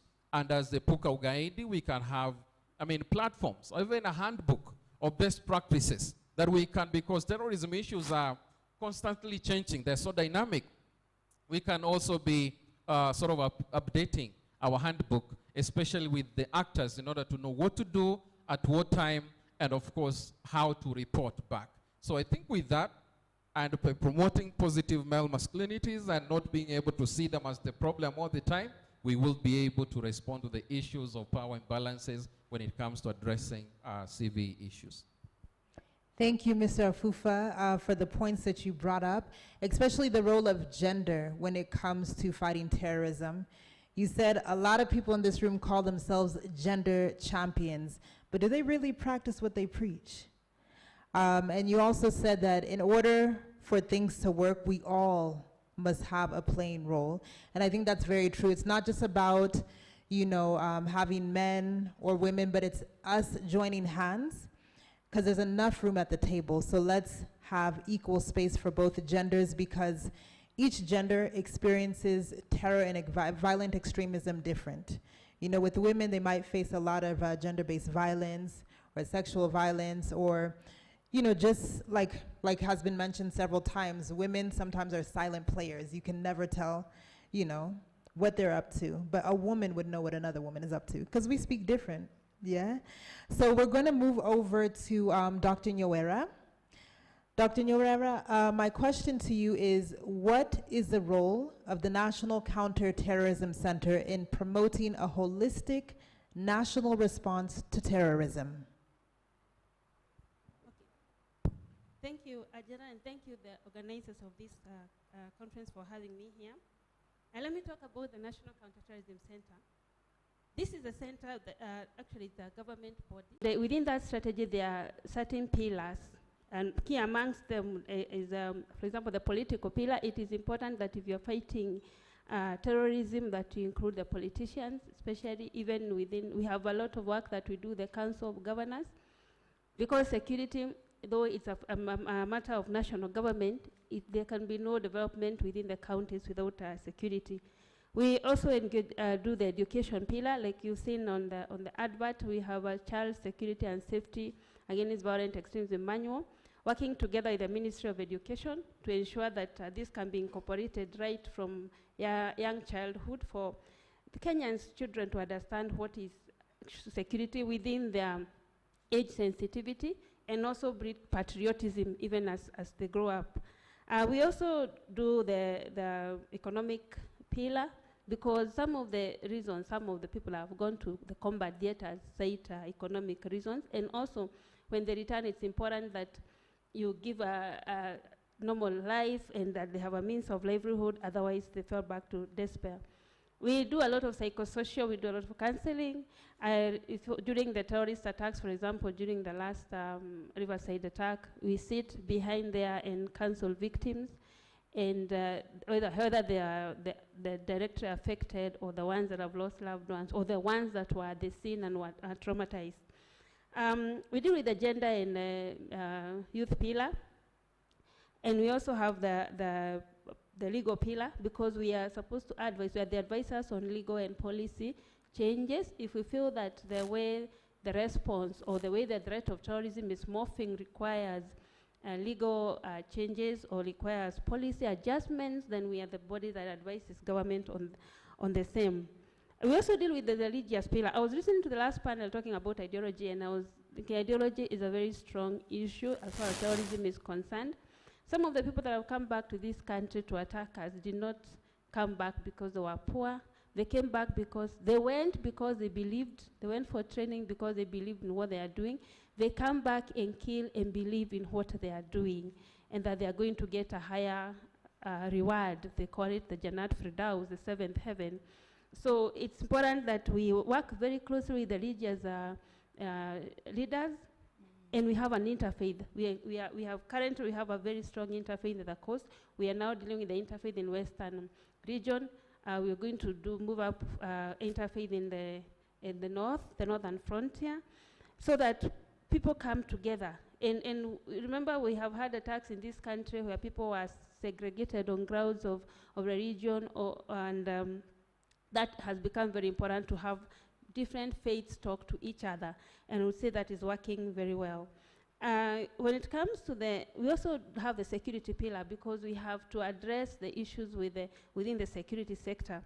I know people have said a lot about hard and soft approaches, but by default, when Kenya started dealing with terrorism, the response mechanism was hard. Why? Because it was a new threat, you're interacting with it, and all people understand that there are people that are killing you. So in self-defense, then you go to the hard mechanism. But with time, you learn that this is a crime of ideology. Believe in it, we still do it. In fact, even if you kill them, you're helping them move to the next level, even if they were in combat. Like even the ones that have attacked this country die in combat during the interaction with the security officers, but they believe that they are doing it for a good cause. So that is not deterrent enough. And also realizing the vulnerability of our population, then there was need to go back and now start where it should have started. Prevention is where it should have started. Then you come to countering the violent extremism, the ideology that leads to violence. You know, a lot of people are radical, but they are not necessarily violent. So, but it's important also to do prevention on the radical ideas, because those radical ideas are what eventually become violent. You've seen criminal groups spring up. They are radical groups. Some have moved on to crime because of violence. So, but for this, we are only dealing with the violence that comes with terrorism, that is an ideology motivated. So women are a very strong voice, and I speak as a woman in security, having interacted with both ends. And I would say that what we do now, when I look at the gender and the youth pillar, we have targeted women that have really encountered terrorism in one way or another, either because their child went to fight in a combat theater. I don't call them jihad theaters because what they're carrying out is not really jihad according to the Islamic tenets. So also we have women who were the ones, children came back and killed Kenyans. And you know, terrorism is very stigmatizing. So for these people, for the families whose children are the ones that carried out the attack, they carry that guilt and the stigma all their lives. And we have also come to the women who have been affected, who are actually victims. Like, for example, some of the widows whose spouses died during terrorist attacks. And what we do now when we do that pillar, a lot of what we do is listening, especially for me when I go to interact with them, because I go out to the field and I want to listen. I want to hear from this mother whose child went and then came back and killed people. What is it that you thought you should have done? Because they carry guilt, they live with guilt. What did you see in your child that you wish you should have told someone? What did you see that, you know, and you know, there are normal mothers who see their children. A lot of them are struggling, like a lot of mothers. They want the best for their children. They see the problem. First, they're afraid of saying, because they don't want their child to be called a terrorist, so they're afraid of the stigma. They're hoping that they can talk to them and they change. And so it really shatters them when, you know, you come to the realization. I don't know whether some of you saw during the commemoration of that last attack here, we brought on TV the mother of the mastermind of that attack. And I remember, because I talked to her extensively and asking her, do you want to be an ambassador? Do you want to go there and tell the people what you saw in your child? And so she finally agreed. And the biggest guilt she carried was that first she lost a child. She lost her own son, and she carries the loss of her mother. Then she carries the guilt of that other people lost their lives or their livelihoods or were maimed because of her child. So I remember one of the biggest things she wanted to say is that I cannot have him back. I have to live with that. But at least I would want to meet the victims and tell them I'm sorry on his behalf. I didn't send him to terrorism, but because he went and did it, I feel like I owe them an apology. And we were telling her, then go and say it on national TV if that will help uplift the burden that you walk along with, because it's not fair for you to walk with such pain and you are not the terrorist yourself.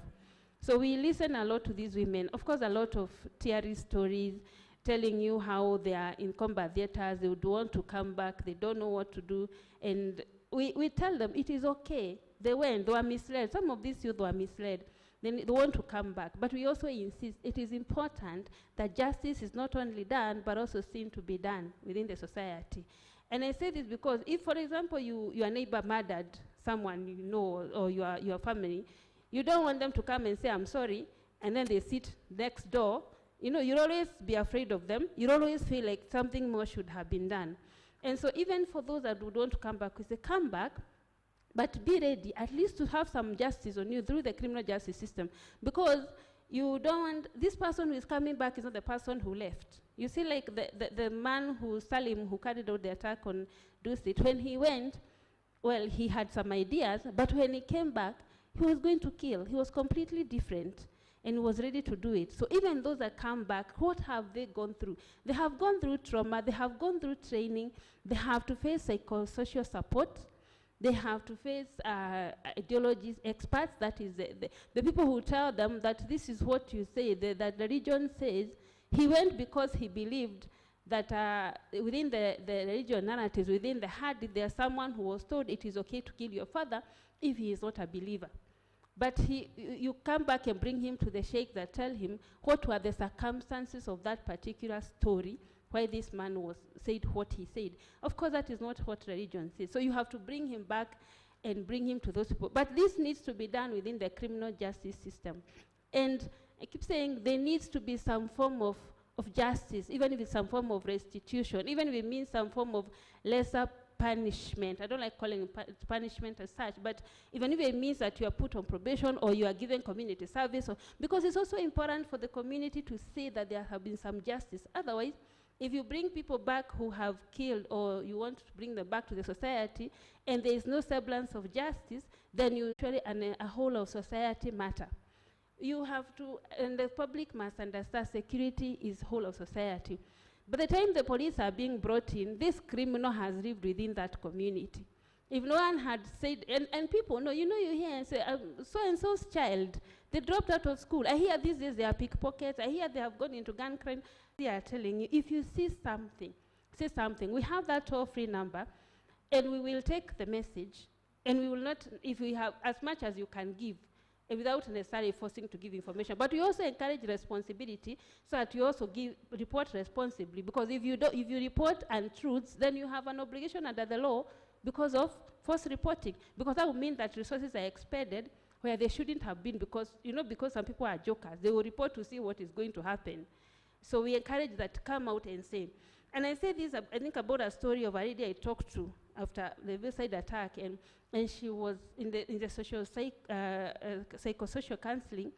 She was very sad, and she was broken. And I asked her, what's the problem? And she said she saw the mastermind of this attack, and she knew him because they come from the same village. And she asked him, but I had people said you went to Al-Shabaab. And he said, no, I didn't go to Al-Shabaab. I went, to the Middle East. I trained. I'm now a computer expert. I'm working with some farm, some technical farm, and I'm actually sourcing. We are doing roads. I don't know in what part of the country. He gave a funny story. But in her mind, there was that sense that told her, there's something not right about this story. But he had come there.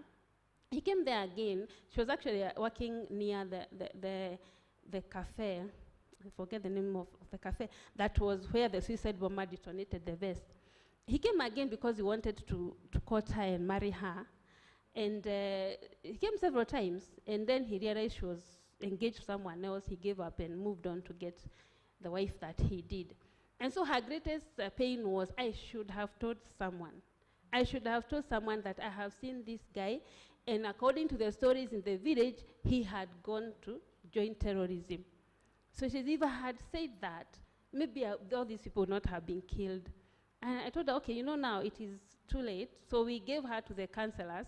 But I said, now, you go tell the gospel of the others that when you see something, say something. So we stand at this point of who do you tell? Please tell us. I'm here to tell you that you can tell NCTC. And you can also invite us. For example, we do a lot of training, even with the private security. We have very great partnership with the private security.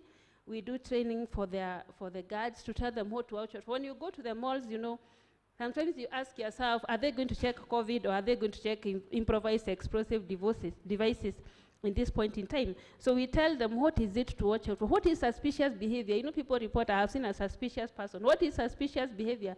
How does the suspicious behavior look like?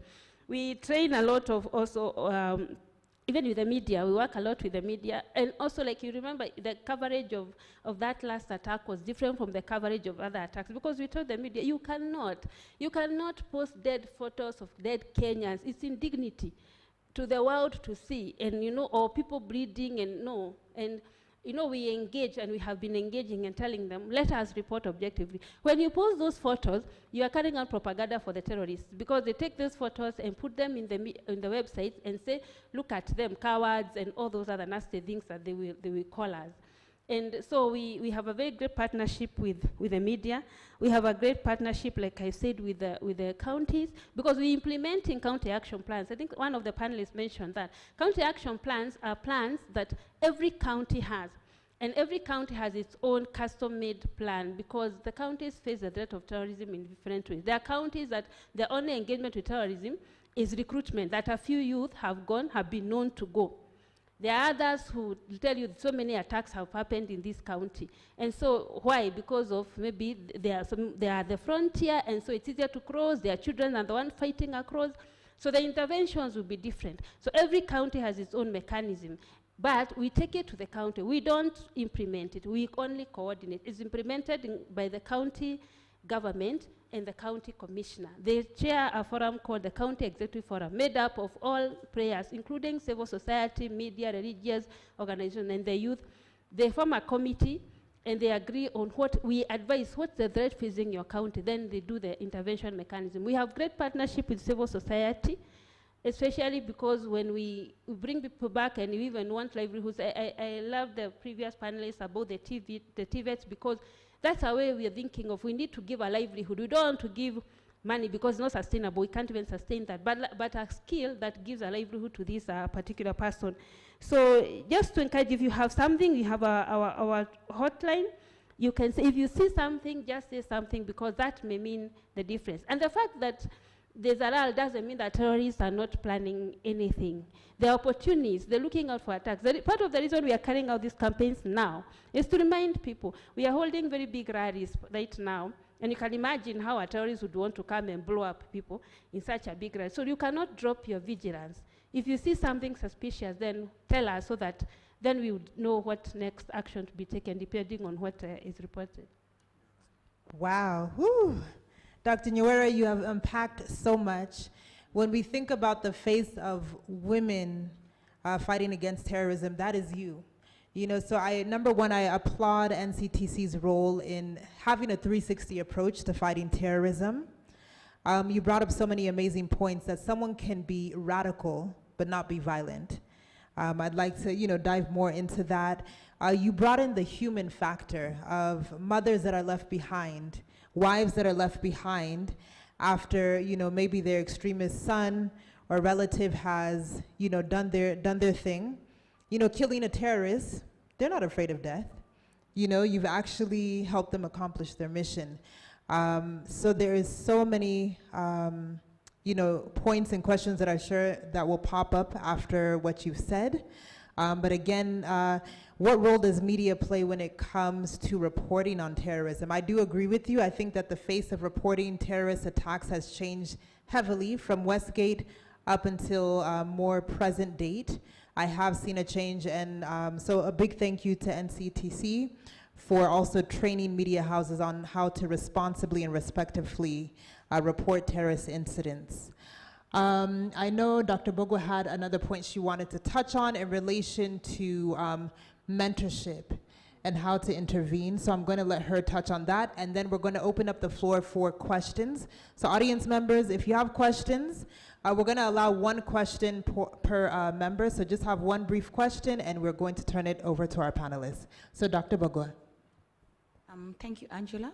Thank you, Dr. Nyawera. This point, actually, I wanted to come after the two of you have spoken, and I think your conversations and narratives were so impactful. Dr. Nyawera talked about so much. I think it's actually summed up this conference very well, and we know that extremism literally touches on all aspects of our lives. It permeates into all areas of our lives, all spheres.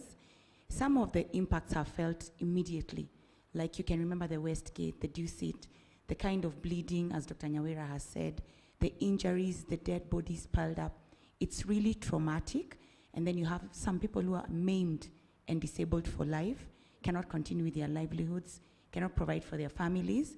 And then you have disruption of economic livelihoods. You have social, you have psychological. And I just wanted to add on to what Dr. Nyawera has said. We tend to focus a lot on what we can see, and we forget what goes on behind the scene. In the medical field right now, neurology, neuropsychiatry, we are still dealing with the trauma of patients who are actually injured during the bomb blast, which was almost more than 2 decades ago. They're still down on their knees. They can't cope with life. They can't work. They're traumatized. They go through what we call post-traumatic stress disorder. So I'm glad that NCTC is actually taking this up, and we should collaborate with the medical field, because we need to set up counselors. We already have the Amani counselors, and we have other groups of counselors coming up. The burden of the psychological and the mental trauma brought up by this extremism is really more that we can see. The parents, the siblings, the families that were affected is crazy. And just touching on what Dr. Crispin said in terms of empowerment, how do we provide these educational opportunities? We've heard of, right now in our society, the children who do so well in exit high school, exit primary school, and they are unable to actually proceed to the next level of education. Right now, Kenyans are going through such a great economic crisis. People can't even afford to put food on the table. So nobody is thinking of taking up someone else's child. So we have organizations that actually are partnering to provide educational opportunities, sponsorships. We have Akili Dada. We actually have the M-Pesa Safaricom Foundation.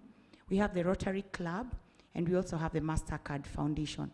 All these, if you have any students who you think qualify to move to the next level of education and cannot afford it, I think we should actually lobby for them, because we all know whenever a gap is left, something else will come and take up that gap. And that is where children are getting radicalized, because they finish school, they're very intelligent. They have nothing to do. They're just sitting around. They get involved in drugs and substance abuse, and that's where the terrorists actually see a gap. So if we can get them moving on to the next level of education and life, I think we can also begin to reduce the impact and the degree to which a lot of these kids are actually getting indoctrinated. And I think that will really work well for us. And then in the previous panel, they really introduced the idea of what extremism is. And it was actually brought out that most of us lobby for white-collar jobs. What if there are no white-collar jobs? Right now, there are no white-collar jobs. Doctors are actually missing jobs. You have doctors out in the districts. There are always strikes and not paid. What do? Let's encourage our youth to get into blue-collar jobs. Let them start to work with their hands. I liked our MP from Western who has bought tailoring machines and taken them out. Let them start to do something with their hands that will actually encourage them and take their minds away from terrorism. Because as Professor Fatma said, it's not just about the money, it's just what can I do? I can get someone who will marry me, I will get a bit of money on the side, I will get the recognition. Nobody recognizes me anymore. If I go into terrorism, I'm going to die for a cause. And they actually believe that they are doing something really great. So we can actually occupy their time and their minds. I think this panel has actually come up with solutions that were posed as big questions by the panel that went before us. Thank you. Definitely, thank you, Dr. Bogwa. And also, as was mentioned, looking at rehabilitation, taking maybe a youth that was radicalized, maybe locking them up for a few months or a year, but using that young person as an agent of change in their community. I love all the perspectives that our panelists had. Thank you so much. My heart is very, very touched actually by everything that each of you have said. So at this time, we're going to open up the floor to our audience for any questions that you may have, any comments. Kindly just raise your hand and we'll have someone bring you the mic. All right, we have Tatiana over here. Tatiana, she's 19 years old. I invited her to come today. So yes, we open up the floor to you. Hello everyone. Angela already introduced me. I'm Tatiana. I'm a student of international relations, and my question goes to Dr. Nyawera. A theme that's been discussed even by Professor Fatma today has been de-radicalization, integration of people who have been involved in violent extremism back into the community. And Dr. Nyawera, you talked about justice being seen to be done and rehabilitating people through the criminal justice system. But my question to you is, do you really believe that the criminal justice system in Kenya helps people, especially people who have been involved in terrorism, to be better? Because we've had stories in the news of terrorists escaping from prison, and when being brought to committee, they ask that they put a bullet in their head because they would rather die than go on being there. How is it that those people will come back into the community and serve the community? What are the flaws in the criminal justice system that we must address so that we can treat people with dignity, regardless of them being criminals or not? All right, thank you, Tatiana. We'll take another question from the back.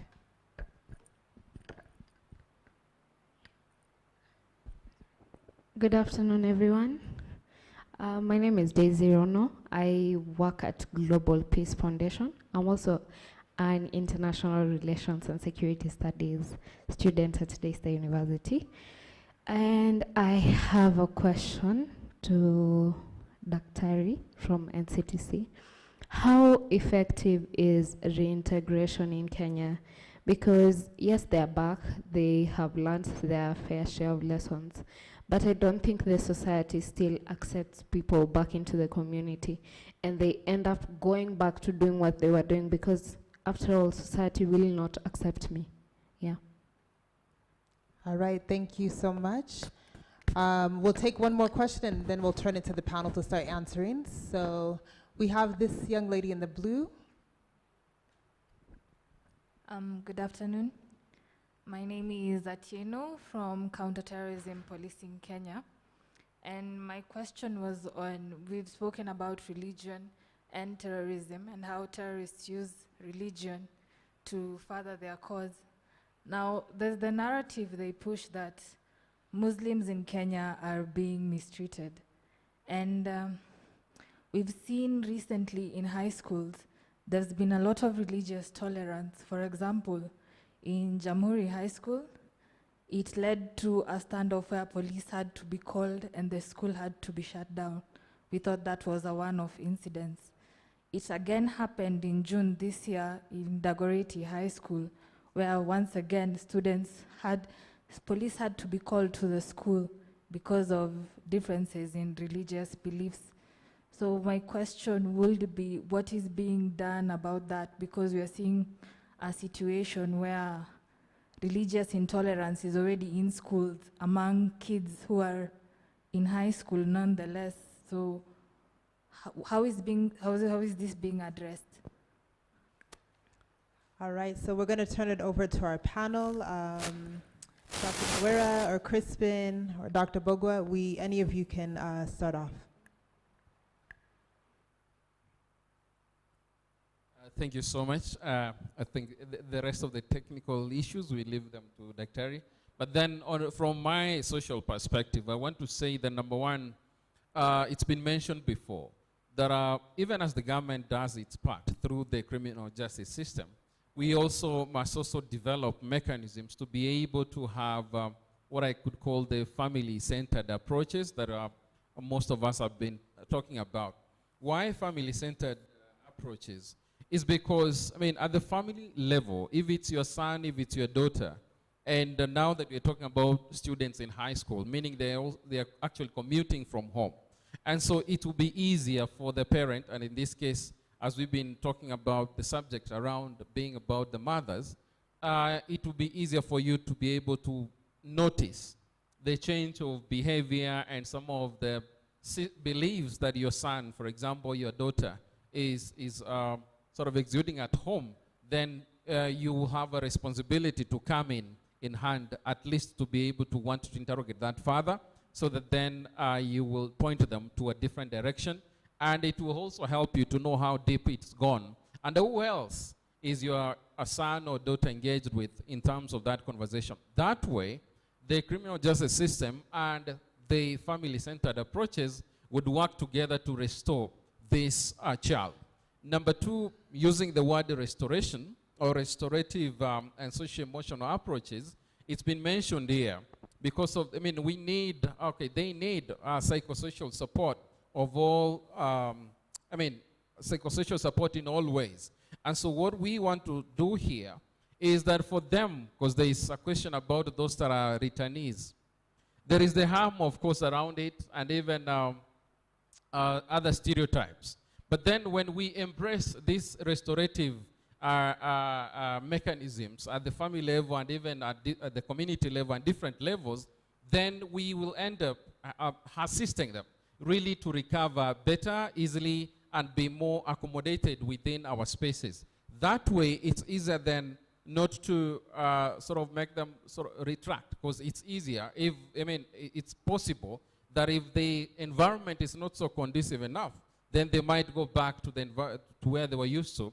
And of course, that way we've seen some of those things happen oftentimes that you think you're rehabilitating, but then at the end of the day, they revert back to their former ways.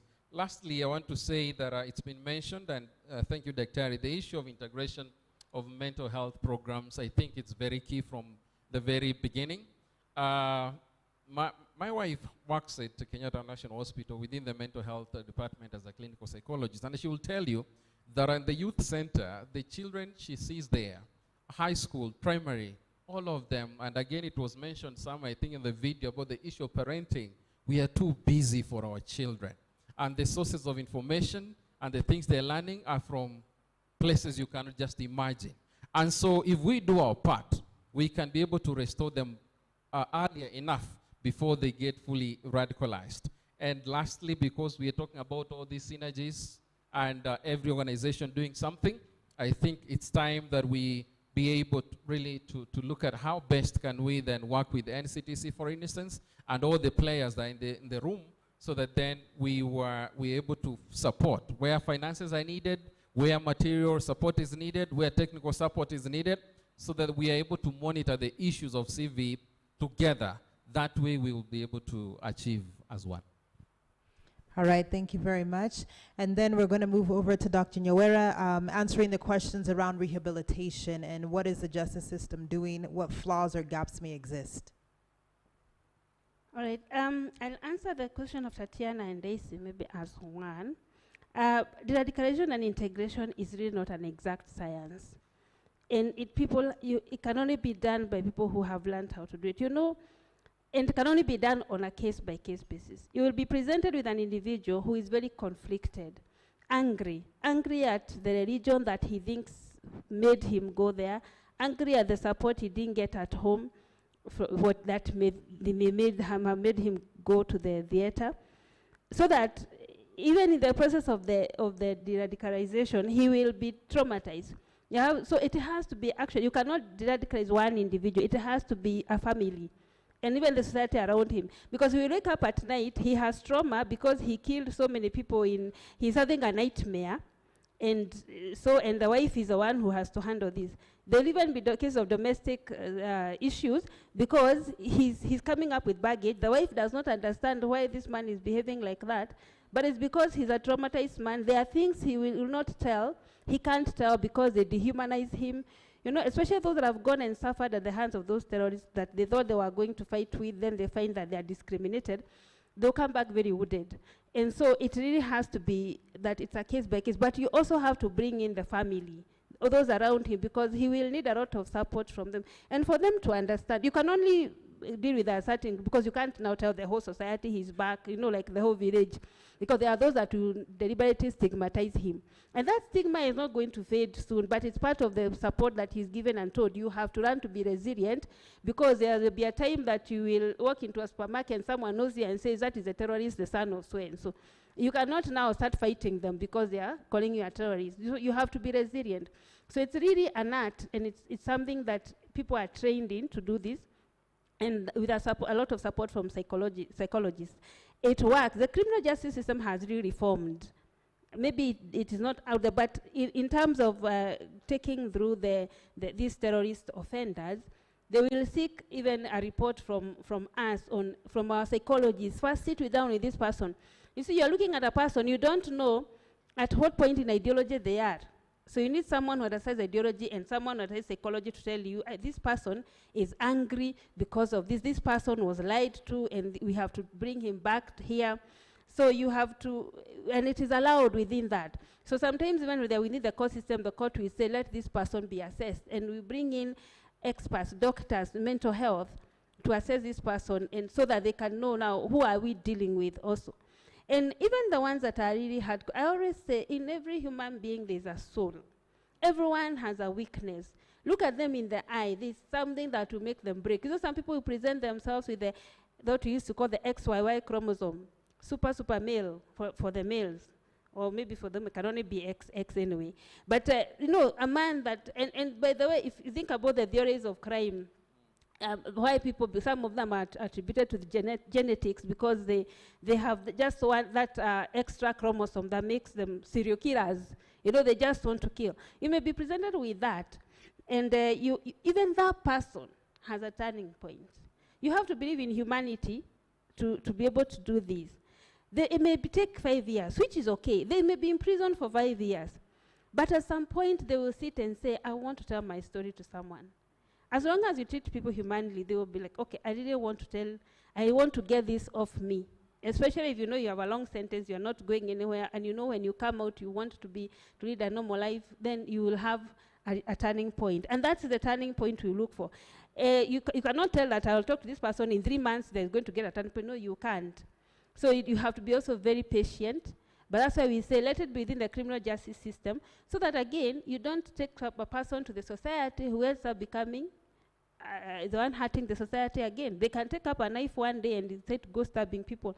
So it's but the criminal justice system is very friendly now, especially dealing with those cases.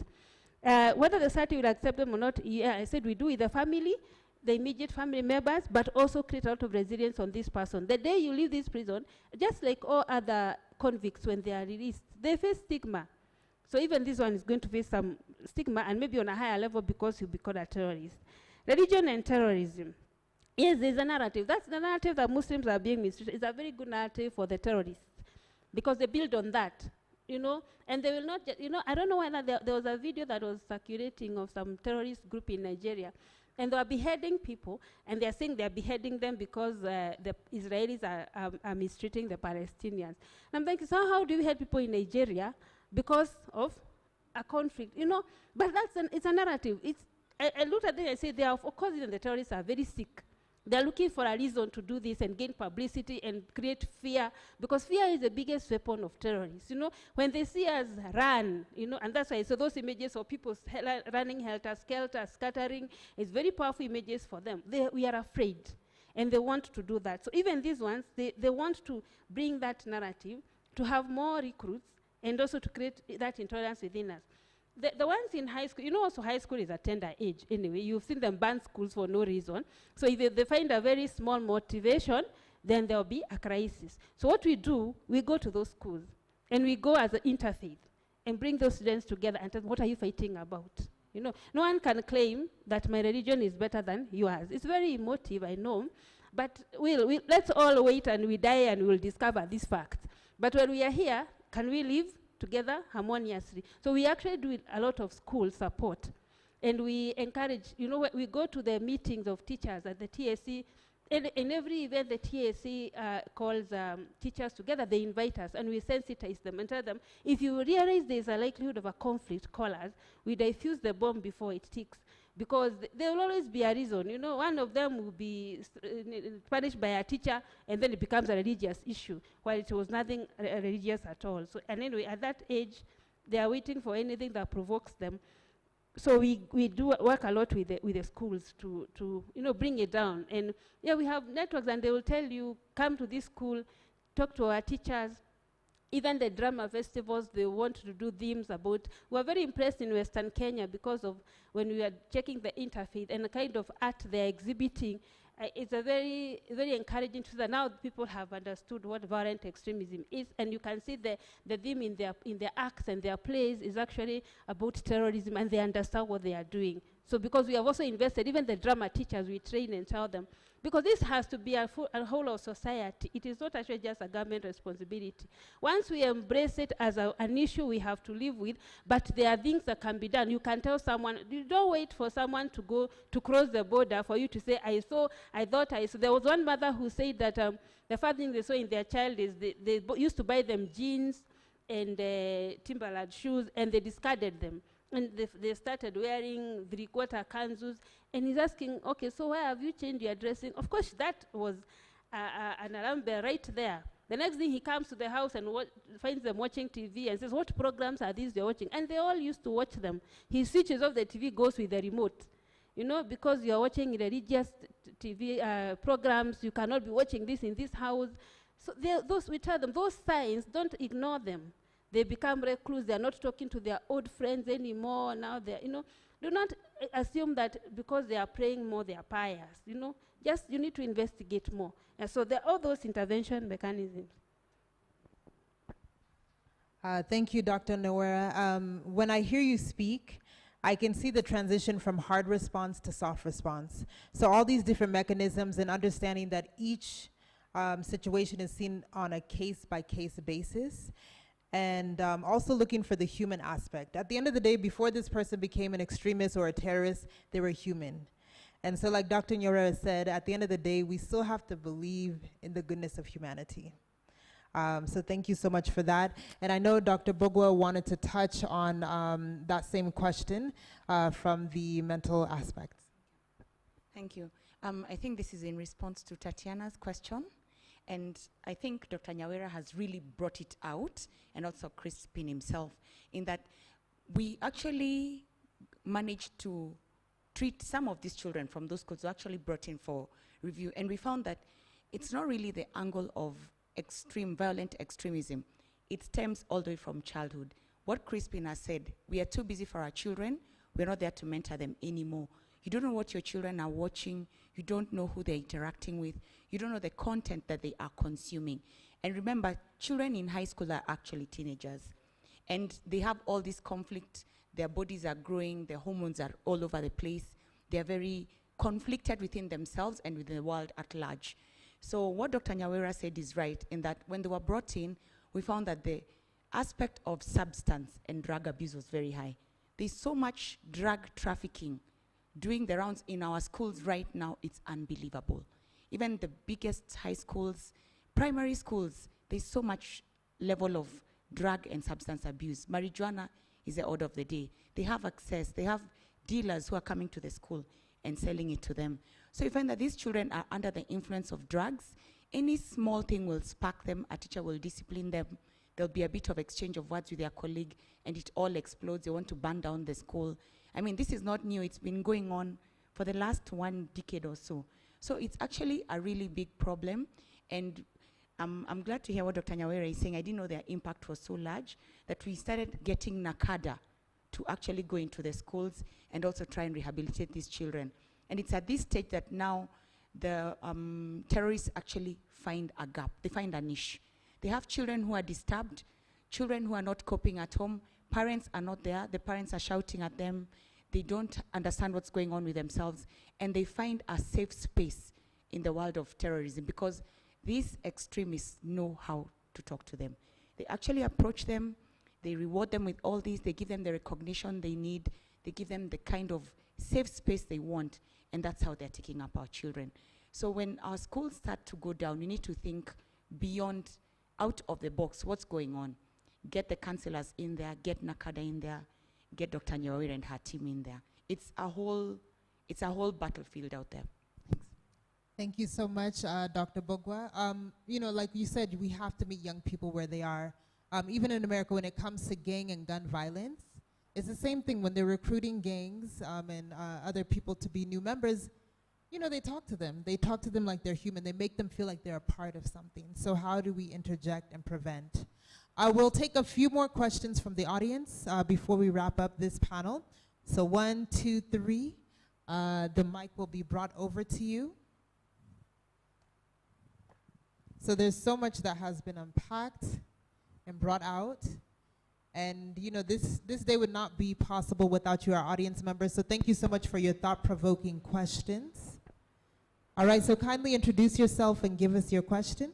Okay, actually it's not a question, just a comment. Okay. My name is Hope Muturi.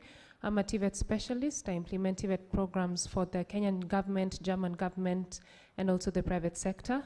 And just to comment, it's good that you're talking about the skills and blue-collar jobs being a solution in this. And also as we provide blue-collar job options for our youths and women, it's good to notice that blue-collar jobs are actually very wide. It's much more wide than what we're talking about, like tailoring, beauty. For example, the media team right here is in the blue-collar sector.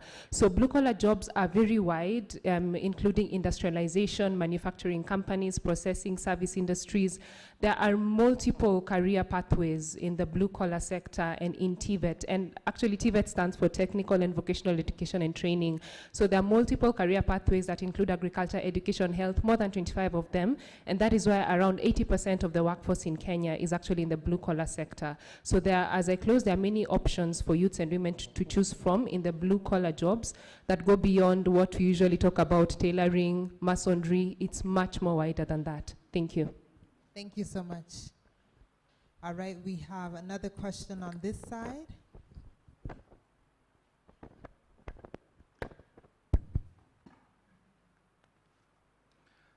Thank you, the panelists. You have presented it very well.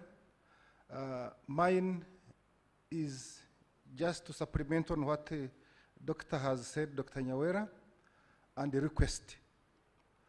I want to thank you who invited us from Counterterrorism Center of Excellence to come and be part of you. And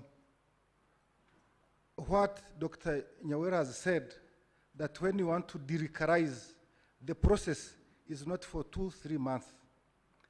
I led a team and succeeded in de-radicalizing somebody after 7 years.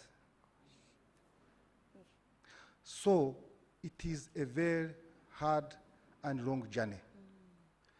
But what you are doing now, this is the way to go. You have talked about the children. We begin early because it's going to be very expensive. We need to begin from the grassroots. Because I've told you that 7 years, I have got history. I've been in this business for the last 35 years. It has not been very simple. It has been not been very simple. So you can imagine 7 years to de-radicalize one human being. And now you are talking about thousands who are now in Congo, who are in Mozambique, who are in Somalia, and they are Kenyans. When they come, what is going to happen? Actually, when we were doing this in Uganda, we didn't know that we were recycling rubbish. We talk to them, we give them that they get amnesty, the following day they are back. And now it is a problem. Actually, we have got the biggest number of women and young girls who are in terrorism operations than men. So, what Dr. Nyawera has said, they need support, you need to support us, and we stop this problem. So my request is, about that person I de-radicalized, a document we are issuing an issue paper, it's going to come out. You people, get that lady, put online when we are going to issue it, let her read and see what happened, and the rest of the people. And I request that always invite us, Counterterrorism Center of Excellence. Wherever you have such, we shall be coming for free. Thank you so much. I leave my team to remain behind, but thank you so much. A big thank you to you and your team for being here. And this is a place to network and support each other because we all have a collective mission and goal and vision to help de-radicalize, to help in prevention measures. So thank you so much for being here today. One more question. Thank you, the presenters of today, for the wonderful presentation that you have given. The one going outside there is our director at the Counter-Terrorism Center of Excellence, that is IAPCO. Actually, he has touched on a paper that we are almost finishing up and publishing. And before I begin or I go further, my name is Dr. Isaiah Ochieng Abila. I'm a researcher at the center. Actually, I have a question to Dr. Sylvia. Sylvia, thank you for giving us a very unique perspective of looking at women. Actually, when you are talking, you are wearing a very gendered face. What I mean is that you talked like a male person, that women are beautiful and very innocent. And in fact, from the foundation of our socialization, we have been made to believe that women are beautiful, at the same time they are very innocent. So I want to ask, how do we change the narrative that these women can also be criminals? Another question which I want to ask goes to Dr. Nyawera. Dr. Nyawera, you talked about the 5 key objectives of criminal law. The reason why people have to answer to their criminal activities, and the one which you have more importantly touched on is about rehabilitation. This rehabilitation is a very big issue.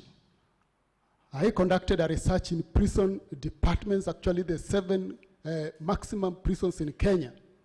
And what is very key is that rehabilitation is left for the prison authorities themselves alone.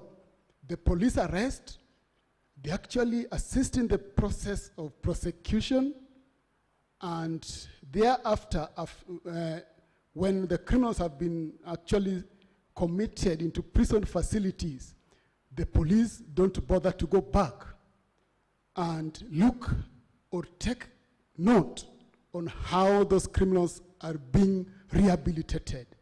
So my question is, do you have a legal framework that supports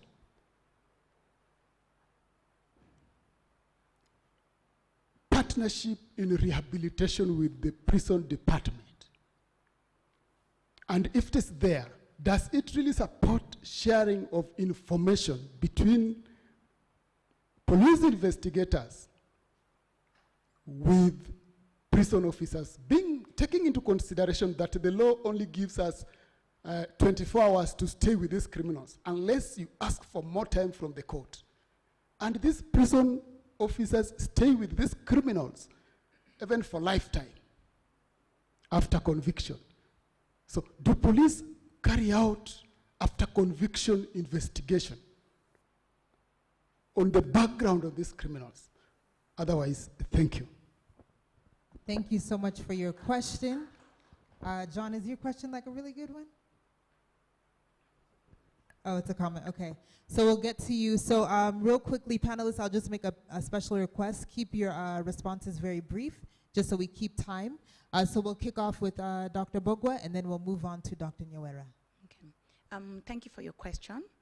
It is true that women look very innocent on the outside. And yes, we are innocent, no doubt about that.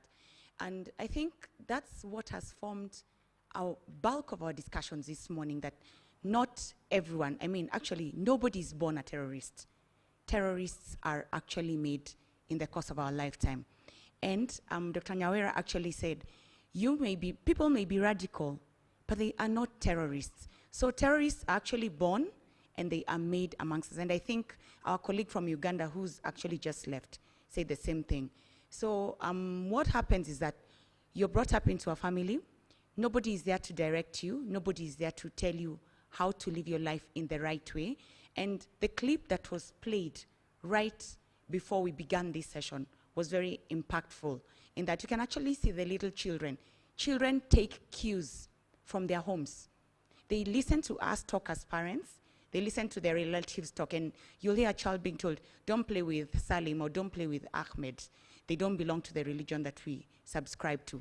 So they start to grow up knowing that Islam people are not to be related with.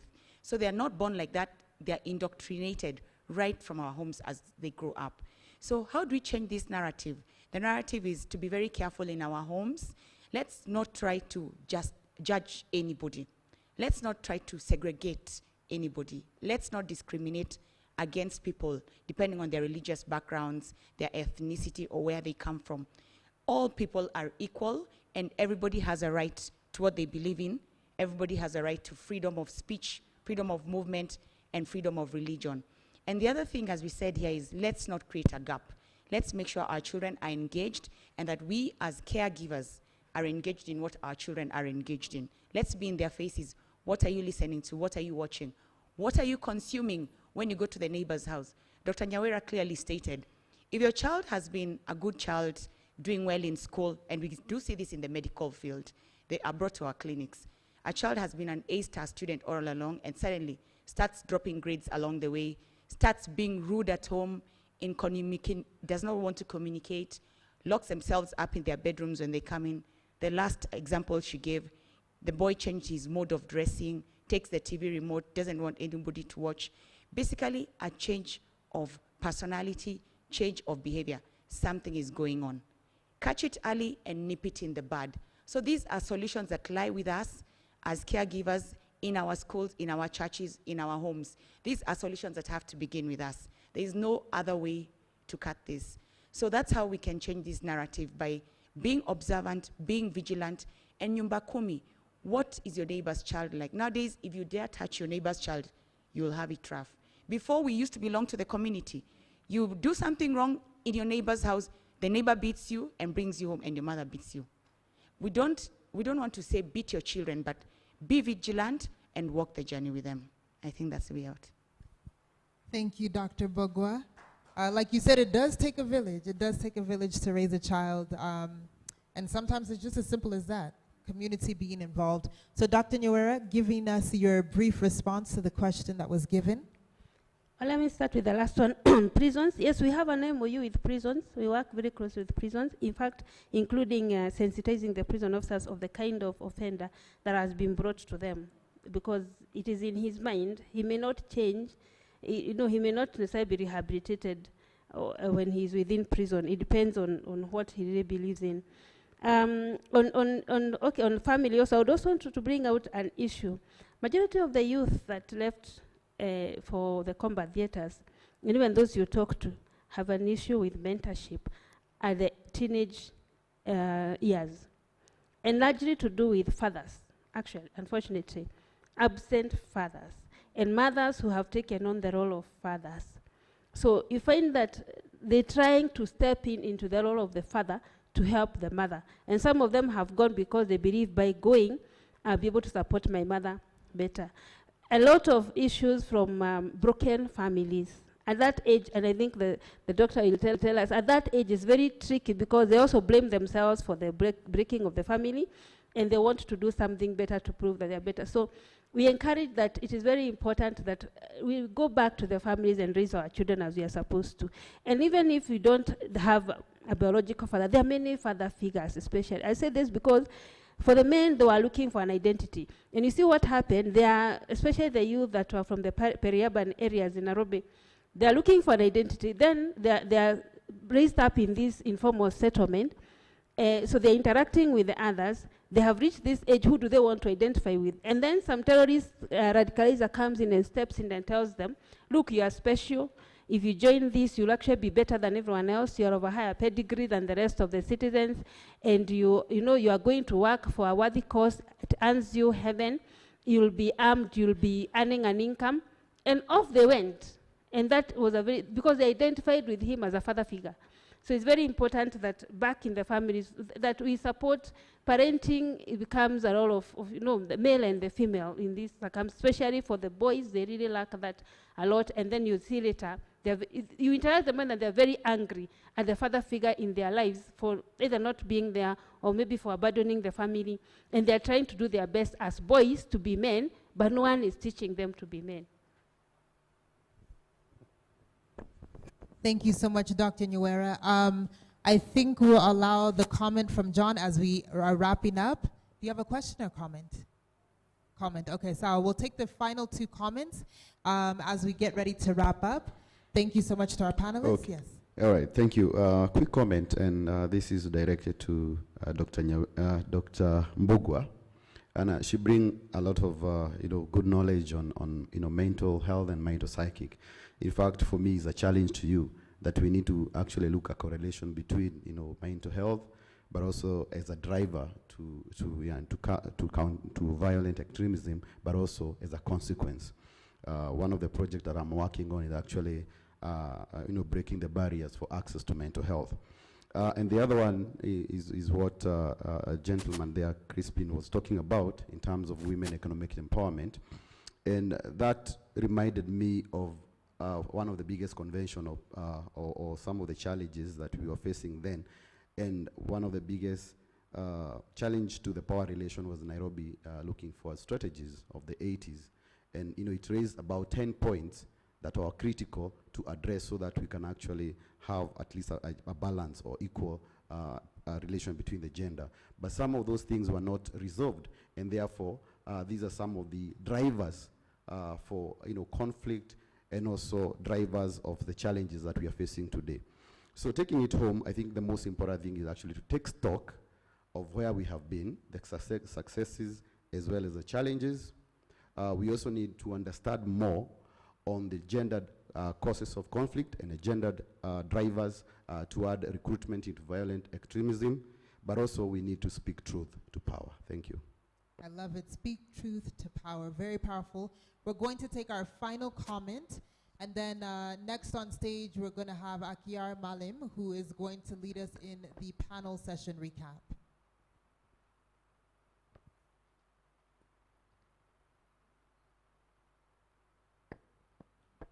Thank you very much. It has been a very interesting discussion. Dr. Nyawera spoke on the media and how they manage to sensitize the media when it comes to terror reporting. And at the same time, we know the world that we live in today, when it comes to social media, everyone who has a smartphone is now a journalist. So we have another problem altogether, and everyone wants to trend, and everyone is now posting on their own platforms. And I think now what we need to do is to inform Kenyans that they need to desist from posting such things, and we should take the initiative and not necessarily wait for NCTC or DCI or the police in itself. We all have accounts on social media. It is up to us to start reporting these accounts that we see are sharing information that gives terrorists more credit than our security forces. So at the same time, as much as we've managed to sensitize the media, it's also up to us to step up the fight when it comes to terrorism online and radicalization. Thank you. Thank you so much. Very, very important feedback and so many amazing, enlightening things that have been said. Mr. Crispin has requested to just squeeze in one more comment, so I'm giving you 60 seconds. Thank you so much. I just want to say, especially now that we are talking about women against terrorism, there are women who are going to really sign up for this. I want to encourage you that as you take up this role, which is very unique, repair harm. Seek to repair harm. Seek to show love and acceptance. Seek to provide avenues for expressing hidden negative thoughts, as it's being said. And at the end of the day, I want to think that we will be able to talk together, think together, and develop what I can call age-appropriate and, of course, sort of gender-sensitive rehabilitative programs, so that then we are able to really work with the NCTC and all other actors to rehabilitate those already in, but at the same time, come up with better ways of preventing it from happening and even responding better. Thank you so much for the opportunity to speak to all of us. And a big, big thank you to our amazing panelists. There's so many takeaway points from, being aware of the intangible effects of terrorism and how they affect whether you be the victim, whether you're the observer, whether you are the mother or wife that's left behind. What are the intangible effects that we may not see visually? Also, we've learned at the end of the day, it takes the community's effort. And at the end of the day, let's not lose hope in humanity. Also, when it comes to the role of media and how media is consumed, and how do we look out for misinformation? How do we, not encourage and empower terrorists without even knowing? So being very, very aware of what we're posting, what we're taking in, what we're sharing on social media, very, very important. And lastly, it's going to take the effort of both men and women and making room for each other collectively to fight terrorism. So at the end of the day, let's not lose hope in humanity. And Dr. Bogwa, Dr. Nyawera, and Mr. Crispin, let's give them all a round of applause. You all have been amazing. Very insightful. I know that I feel empowered at the end of this discussion. So thank you all so much. And right now at this time, I'd like to welcome Akiyar Malim, who will just help us wrap up the panel session recap. Let's give her a round of applause.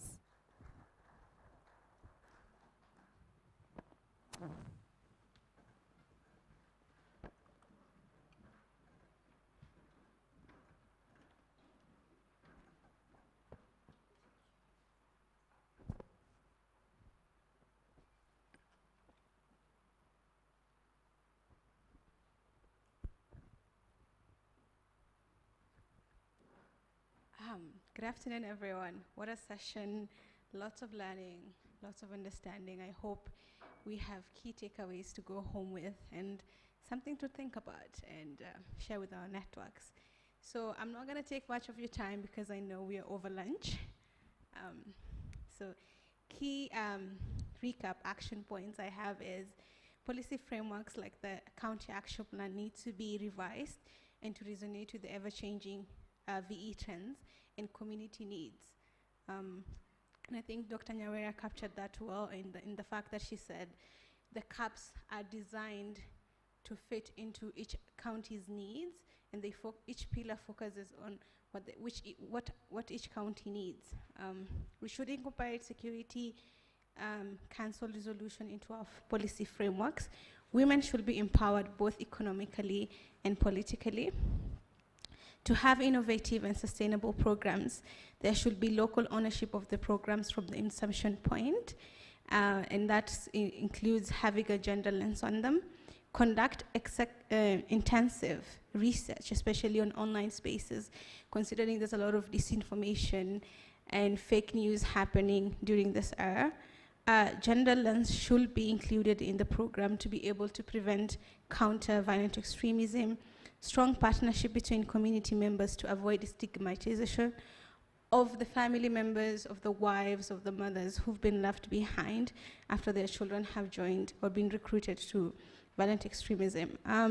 We need to stop hard approaches and focus more on soft approaches so that we can humanize on how we deal with violent extremism.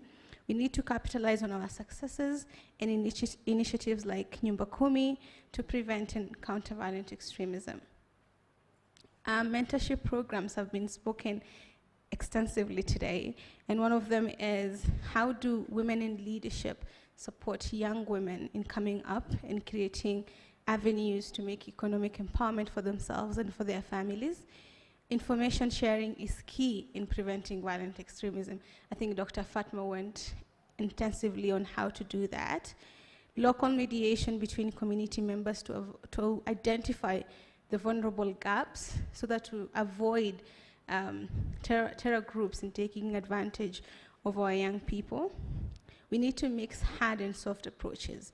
So we need to understand when do we need to use hard approach and a soft approach in terms of preventing violent extremism.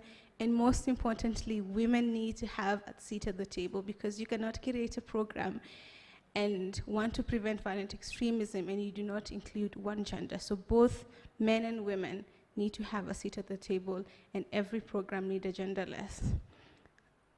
Returnees should not be kept a secret. We should use their knowledge for the terror groups in preventing violent extremism.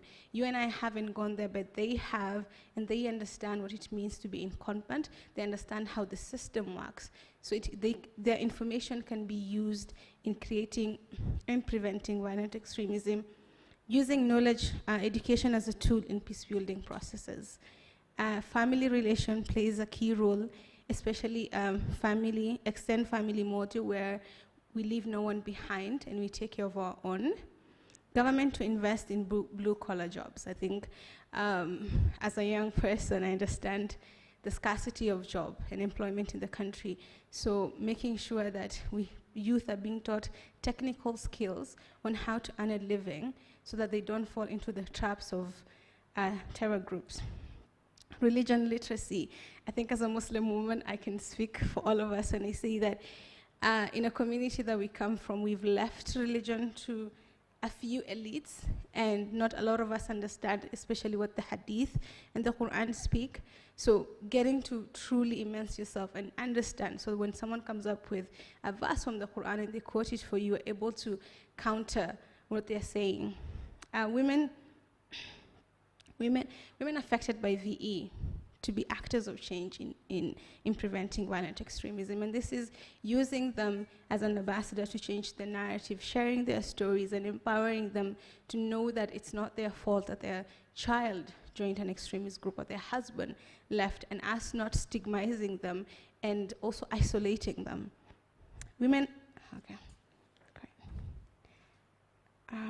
Also understanding the role that women play from a child's life, from being nurtured, the quality of the time they spent with. Women they have a very strong and powerful place in society, and we need to get women involved in all aspects.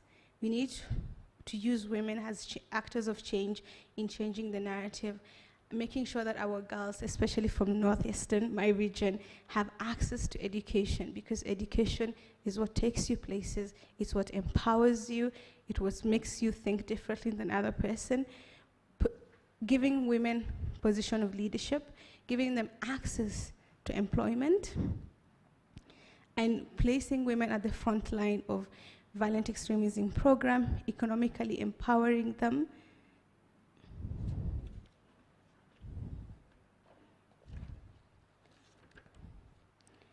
And most importantly, we should humanize our approaches and welcome everyone that has returned.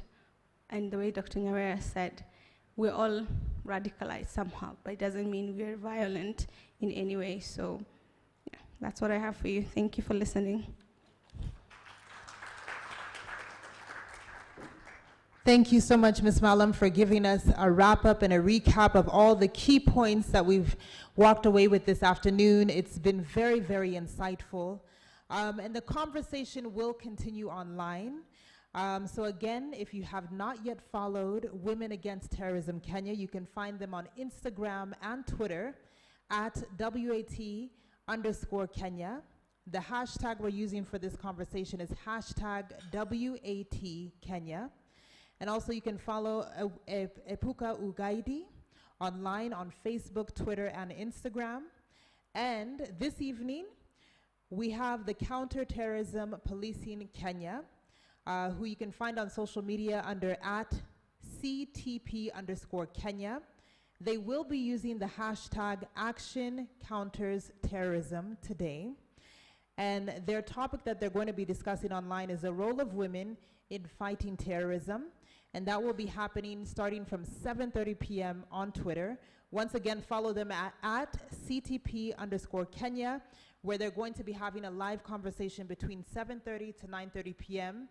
So I expect all of you to chime in, share some of the things that you've learned, share some of the solutions, share your organization. Let's network, let's join hands, and let's continue to build momentum in the fight against terrorism.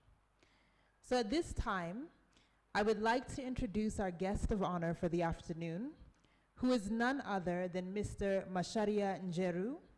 He is a managing partner at Macharia Mwangi Njeru Law Firm and is a senior advocate of the High Court of Kenya with over 31 years of experience. Most notably, Mr. Njeru sat on the task force on police reforms of the National Police Service and was a team leader responsible for developing the legislation restructuring the National Police Service in line with the new Constitution of Kenya as the first chairman of the board of the Independent Policing Oversight Authority.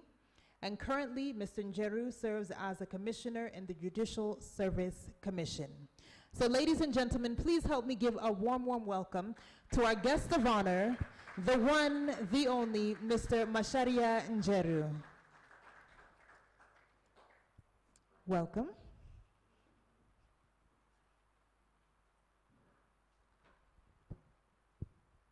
Thank you very much.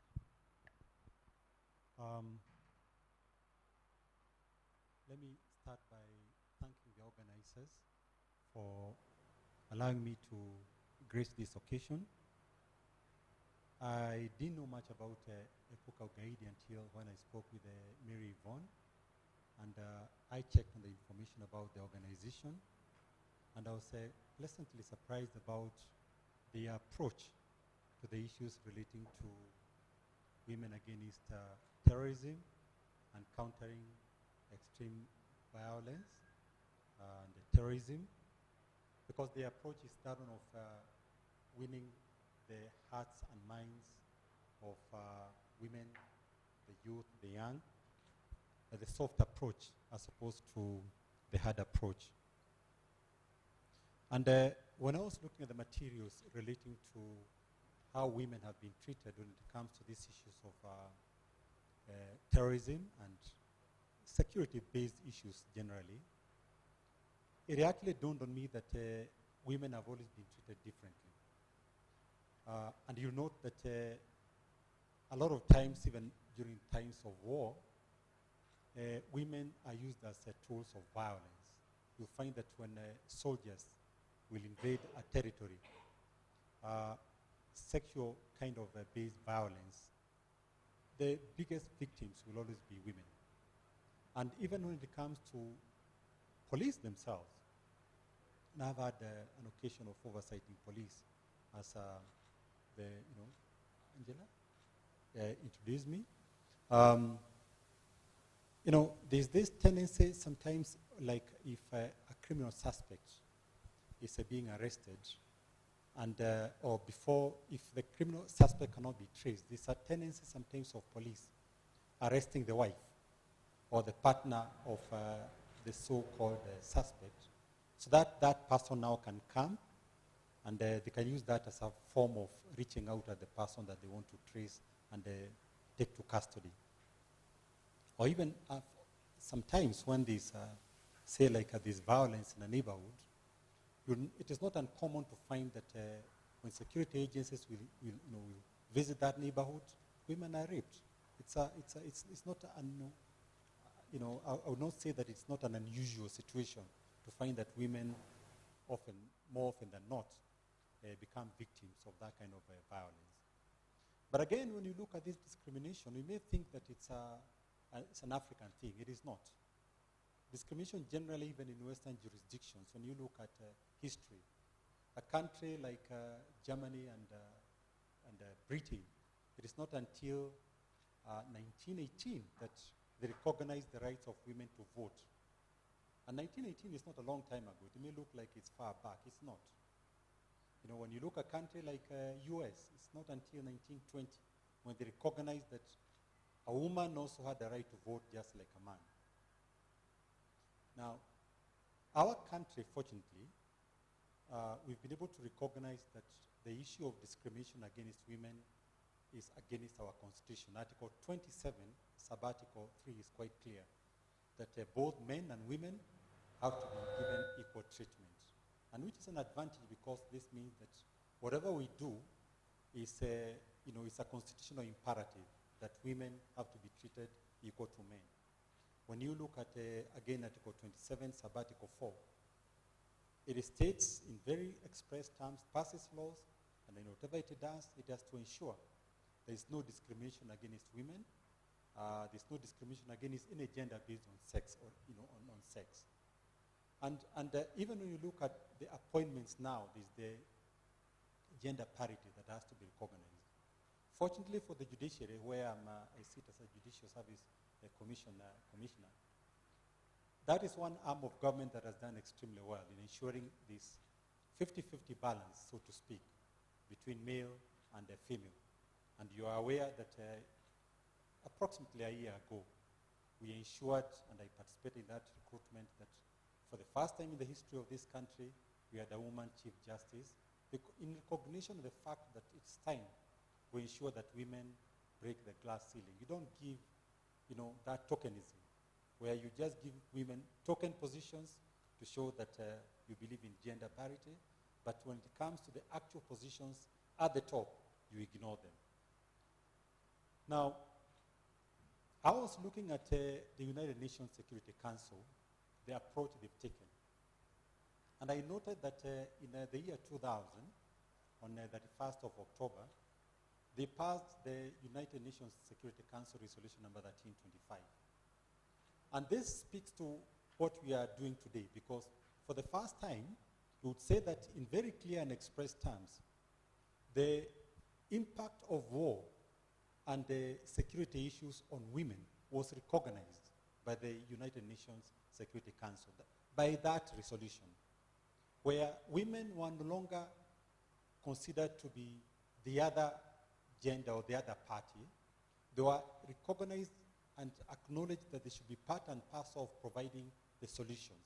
When it comes to security building, when it comes to peacekeeping, when it comes to post-conflict reconstruction, when it comes to being part and parcel of the solution, this resolution number 1325 was passed so that whatever actions globally were being taken, this would be in line with ensuring that women were at the forefront. And that has helped. You can see that's why we are even here today. And you can find that a lot of United Nations agencies, including UN Women, have been the forefront in ensuring that that is strictly adhered to. Now, I remember on 26th of July, 2015, when President Obama was here, and I was at, I'm sure some of you were also there, when he made a keynote address at the Safaricom Indoor Center. And he addressed the issue, the role of women in all this. And I want to read for you.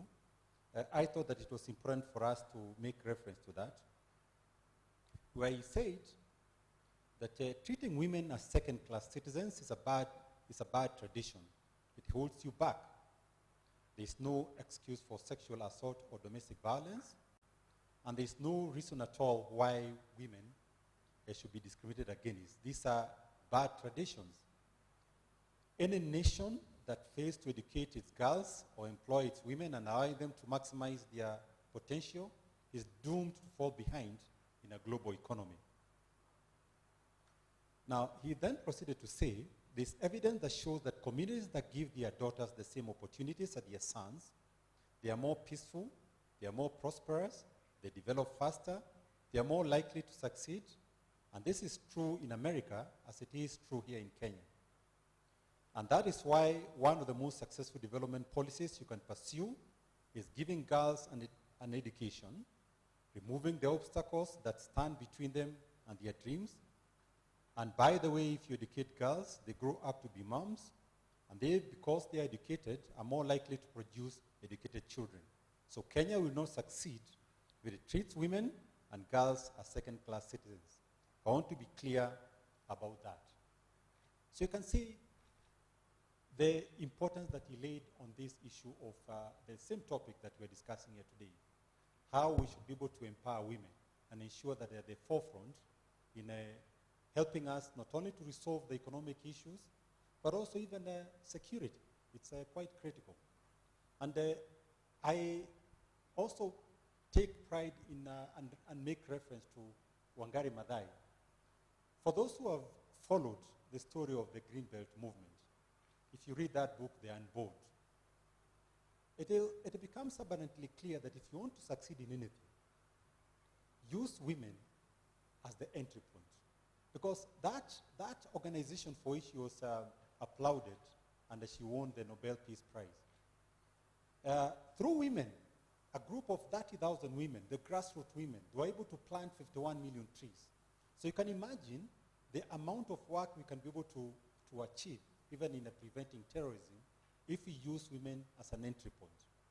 Not as tools, but as solution, as an entry point, because as the speakers have said here, these are the people, there's a way that women operate that is quite different from men. And for me, and I'm always actually, geared towards even in recruitment. I've participated in many recruitments. I don't know that I'm prejudiced in favor of them. I'm using the word prejudice positively, because I always give a woman the first preference unless they're able to prove that they don't deserve that position. Probably it's because of my background, being somebody who was brought up by a single mother. But a lot of times you'll find that women perform better than men. So in this topic of today, where the launch we are about to undertake of women, against terrorism, Epuka Ugaidi is actually on the right trajectory. They are on the right trajectory in the sense that they are providing a solution using a better approach. This approach of even engaging in the social media, using the online platforms, the soft approach, using art as a medium of being able to win the battle of the souls, the battle of the minds and the hearts of those who may engage in, who may be radicalized. And I therefore wish to congratulate them and fully associate myself with that program. And to state that the government also, of course, has to play its rightful role of ensuring that economic opportunities are provided to the vulnerable, to the citizens, to the youth. Because at the end of the day, if there's no food on the table, you make a person so vulnerable and they become a target, an easy target that could easily be radicalized. So it is not enough for us to talk to people. The government also has to play its role and ensure that economic opportunities are also provided. Finally, I hope you can make reference to the recommendations of the National Task Force on Police Reforms, of which again I was part of. And one of the recommendations that was given was regarding community policing and partnerships. There's a whole chapter that covers that. And it was recognized that unless community policing is enhanced and is made friendly, where people, the country, people can be able to police with the security agencies, because the security agencies alone cannot succeed when it comes to providing solutions. It has to police with communities. UK, which has done very well when it comes to community policing, has this mantra that public are police and police are public. Now, if they police together, if they are able to walk the journey together, there is always better solutions. So ladies and gentlemen, those are my few remarks. I know we are about to go for lunch. I thank you most and the good work that Epoka Ugaidi is undertaking, and I'm prepared for us now to do the official launch. God bless you and thank you so much.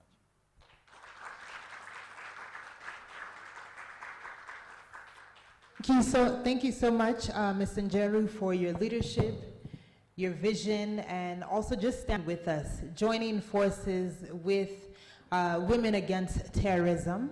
It means a lot to have you here. Ladies and gentlemen, a big thank you once again to Mr. Macharia Njeru, the Commissioner at the Judicial Service Commission, and also the former chair of IPOA. So right now at this time, we're going to do a countdown, and Mr. Njeru, you're gonna help guide us in the countdown. And as we approach the end of the countdown, I need everyone to stand up and say, Women Against Terrorism. 3 times, okay? So we're gonna count down together, and then we'll all together say, Women Against Terrorism, okay? Got it? Do we need to practice? All right, so let's turn our attention to the screen as we do our countdown to officially launch. 5, 4, 3, 2, 1.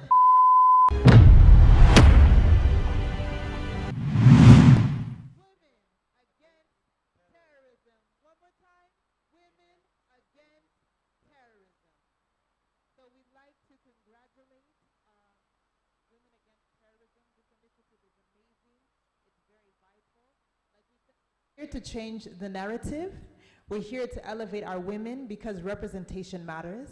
And we're also here to join forces with our male counterparts because we need your support. We need your support. And we just want to say congratulations and job well done to every single organization represented here. A big thank you to all of our partners. A big thank you to the media houses that are here with us today. And a big thank you to those of us that have joined us online because this has also been a virtual session. Thank you so much for your questions. And as I said, the conversation continues. So make sure that you follow at WAT_Kenya, hashtag WAT Kenya, and ask questions. Let's continue to engage. Mr. Njeru, thank you so much for being here once again. And we will have our closing remarks from Mary Yvonne. Thank you so much.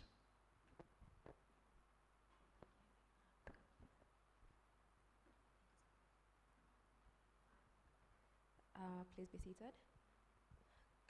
Good afternoon, ladies and gentlemen. My name is Yvonne. On behalf of Epoka Ugaidi, I'd like to thank the Almighty God for making today's event a grand success. By His blessings and grace, we were able to make the event what it was. I'd like to give a heartfelt vote of thanks to our chief guest, Mr. Macharia Njeru, who spent his busiest time gracing our occasion.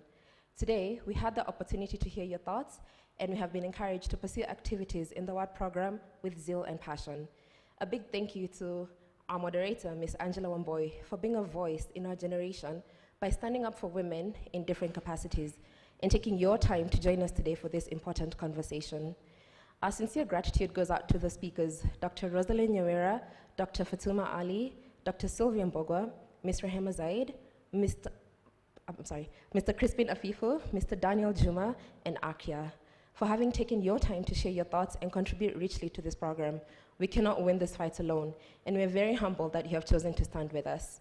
This type of event requires meticulous planning, and we have been extremely fortunate to have a team who are so dedicated and passionate about what we do. Thank you so much. I lack words for your participation and willingness to complete tasks beyond your comfort zone. A special mention to Mr. Charles Kenya, the Executive Director, who has been a catalyst that inspired us to do our best and stand as a pillar of power. We thank you for your untiring efforts. To our partners, the Embassy of Slovakia, the National Counterterrorism Center, International Center for Research on Women, the Global Peace Foundation, Rise in Security, the Institute in the UK, and the Aga Khan University Hospital. We thank you. Finally, I would like to thank you all for having made the time to attend this launch and to urge you to join us in this program. We need to continue breaking biases. We need to work together to make a difference from the various sectors we work in and fight against VE.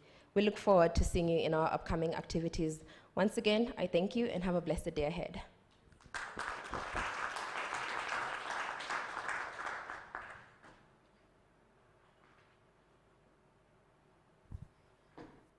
All right, ladies and gentlemen, that concludes our session. A big thank you to Upuka Ugaida for putting everything together and bringing us all together. I hope you all are inspired, and I hope you all go out there and use the tools and information that you've learned. Make sure that you get to know your neighbor. Make sure that you make a new friend today. Hand out your business cards, exchange numbers. Let the conversation continue.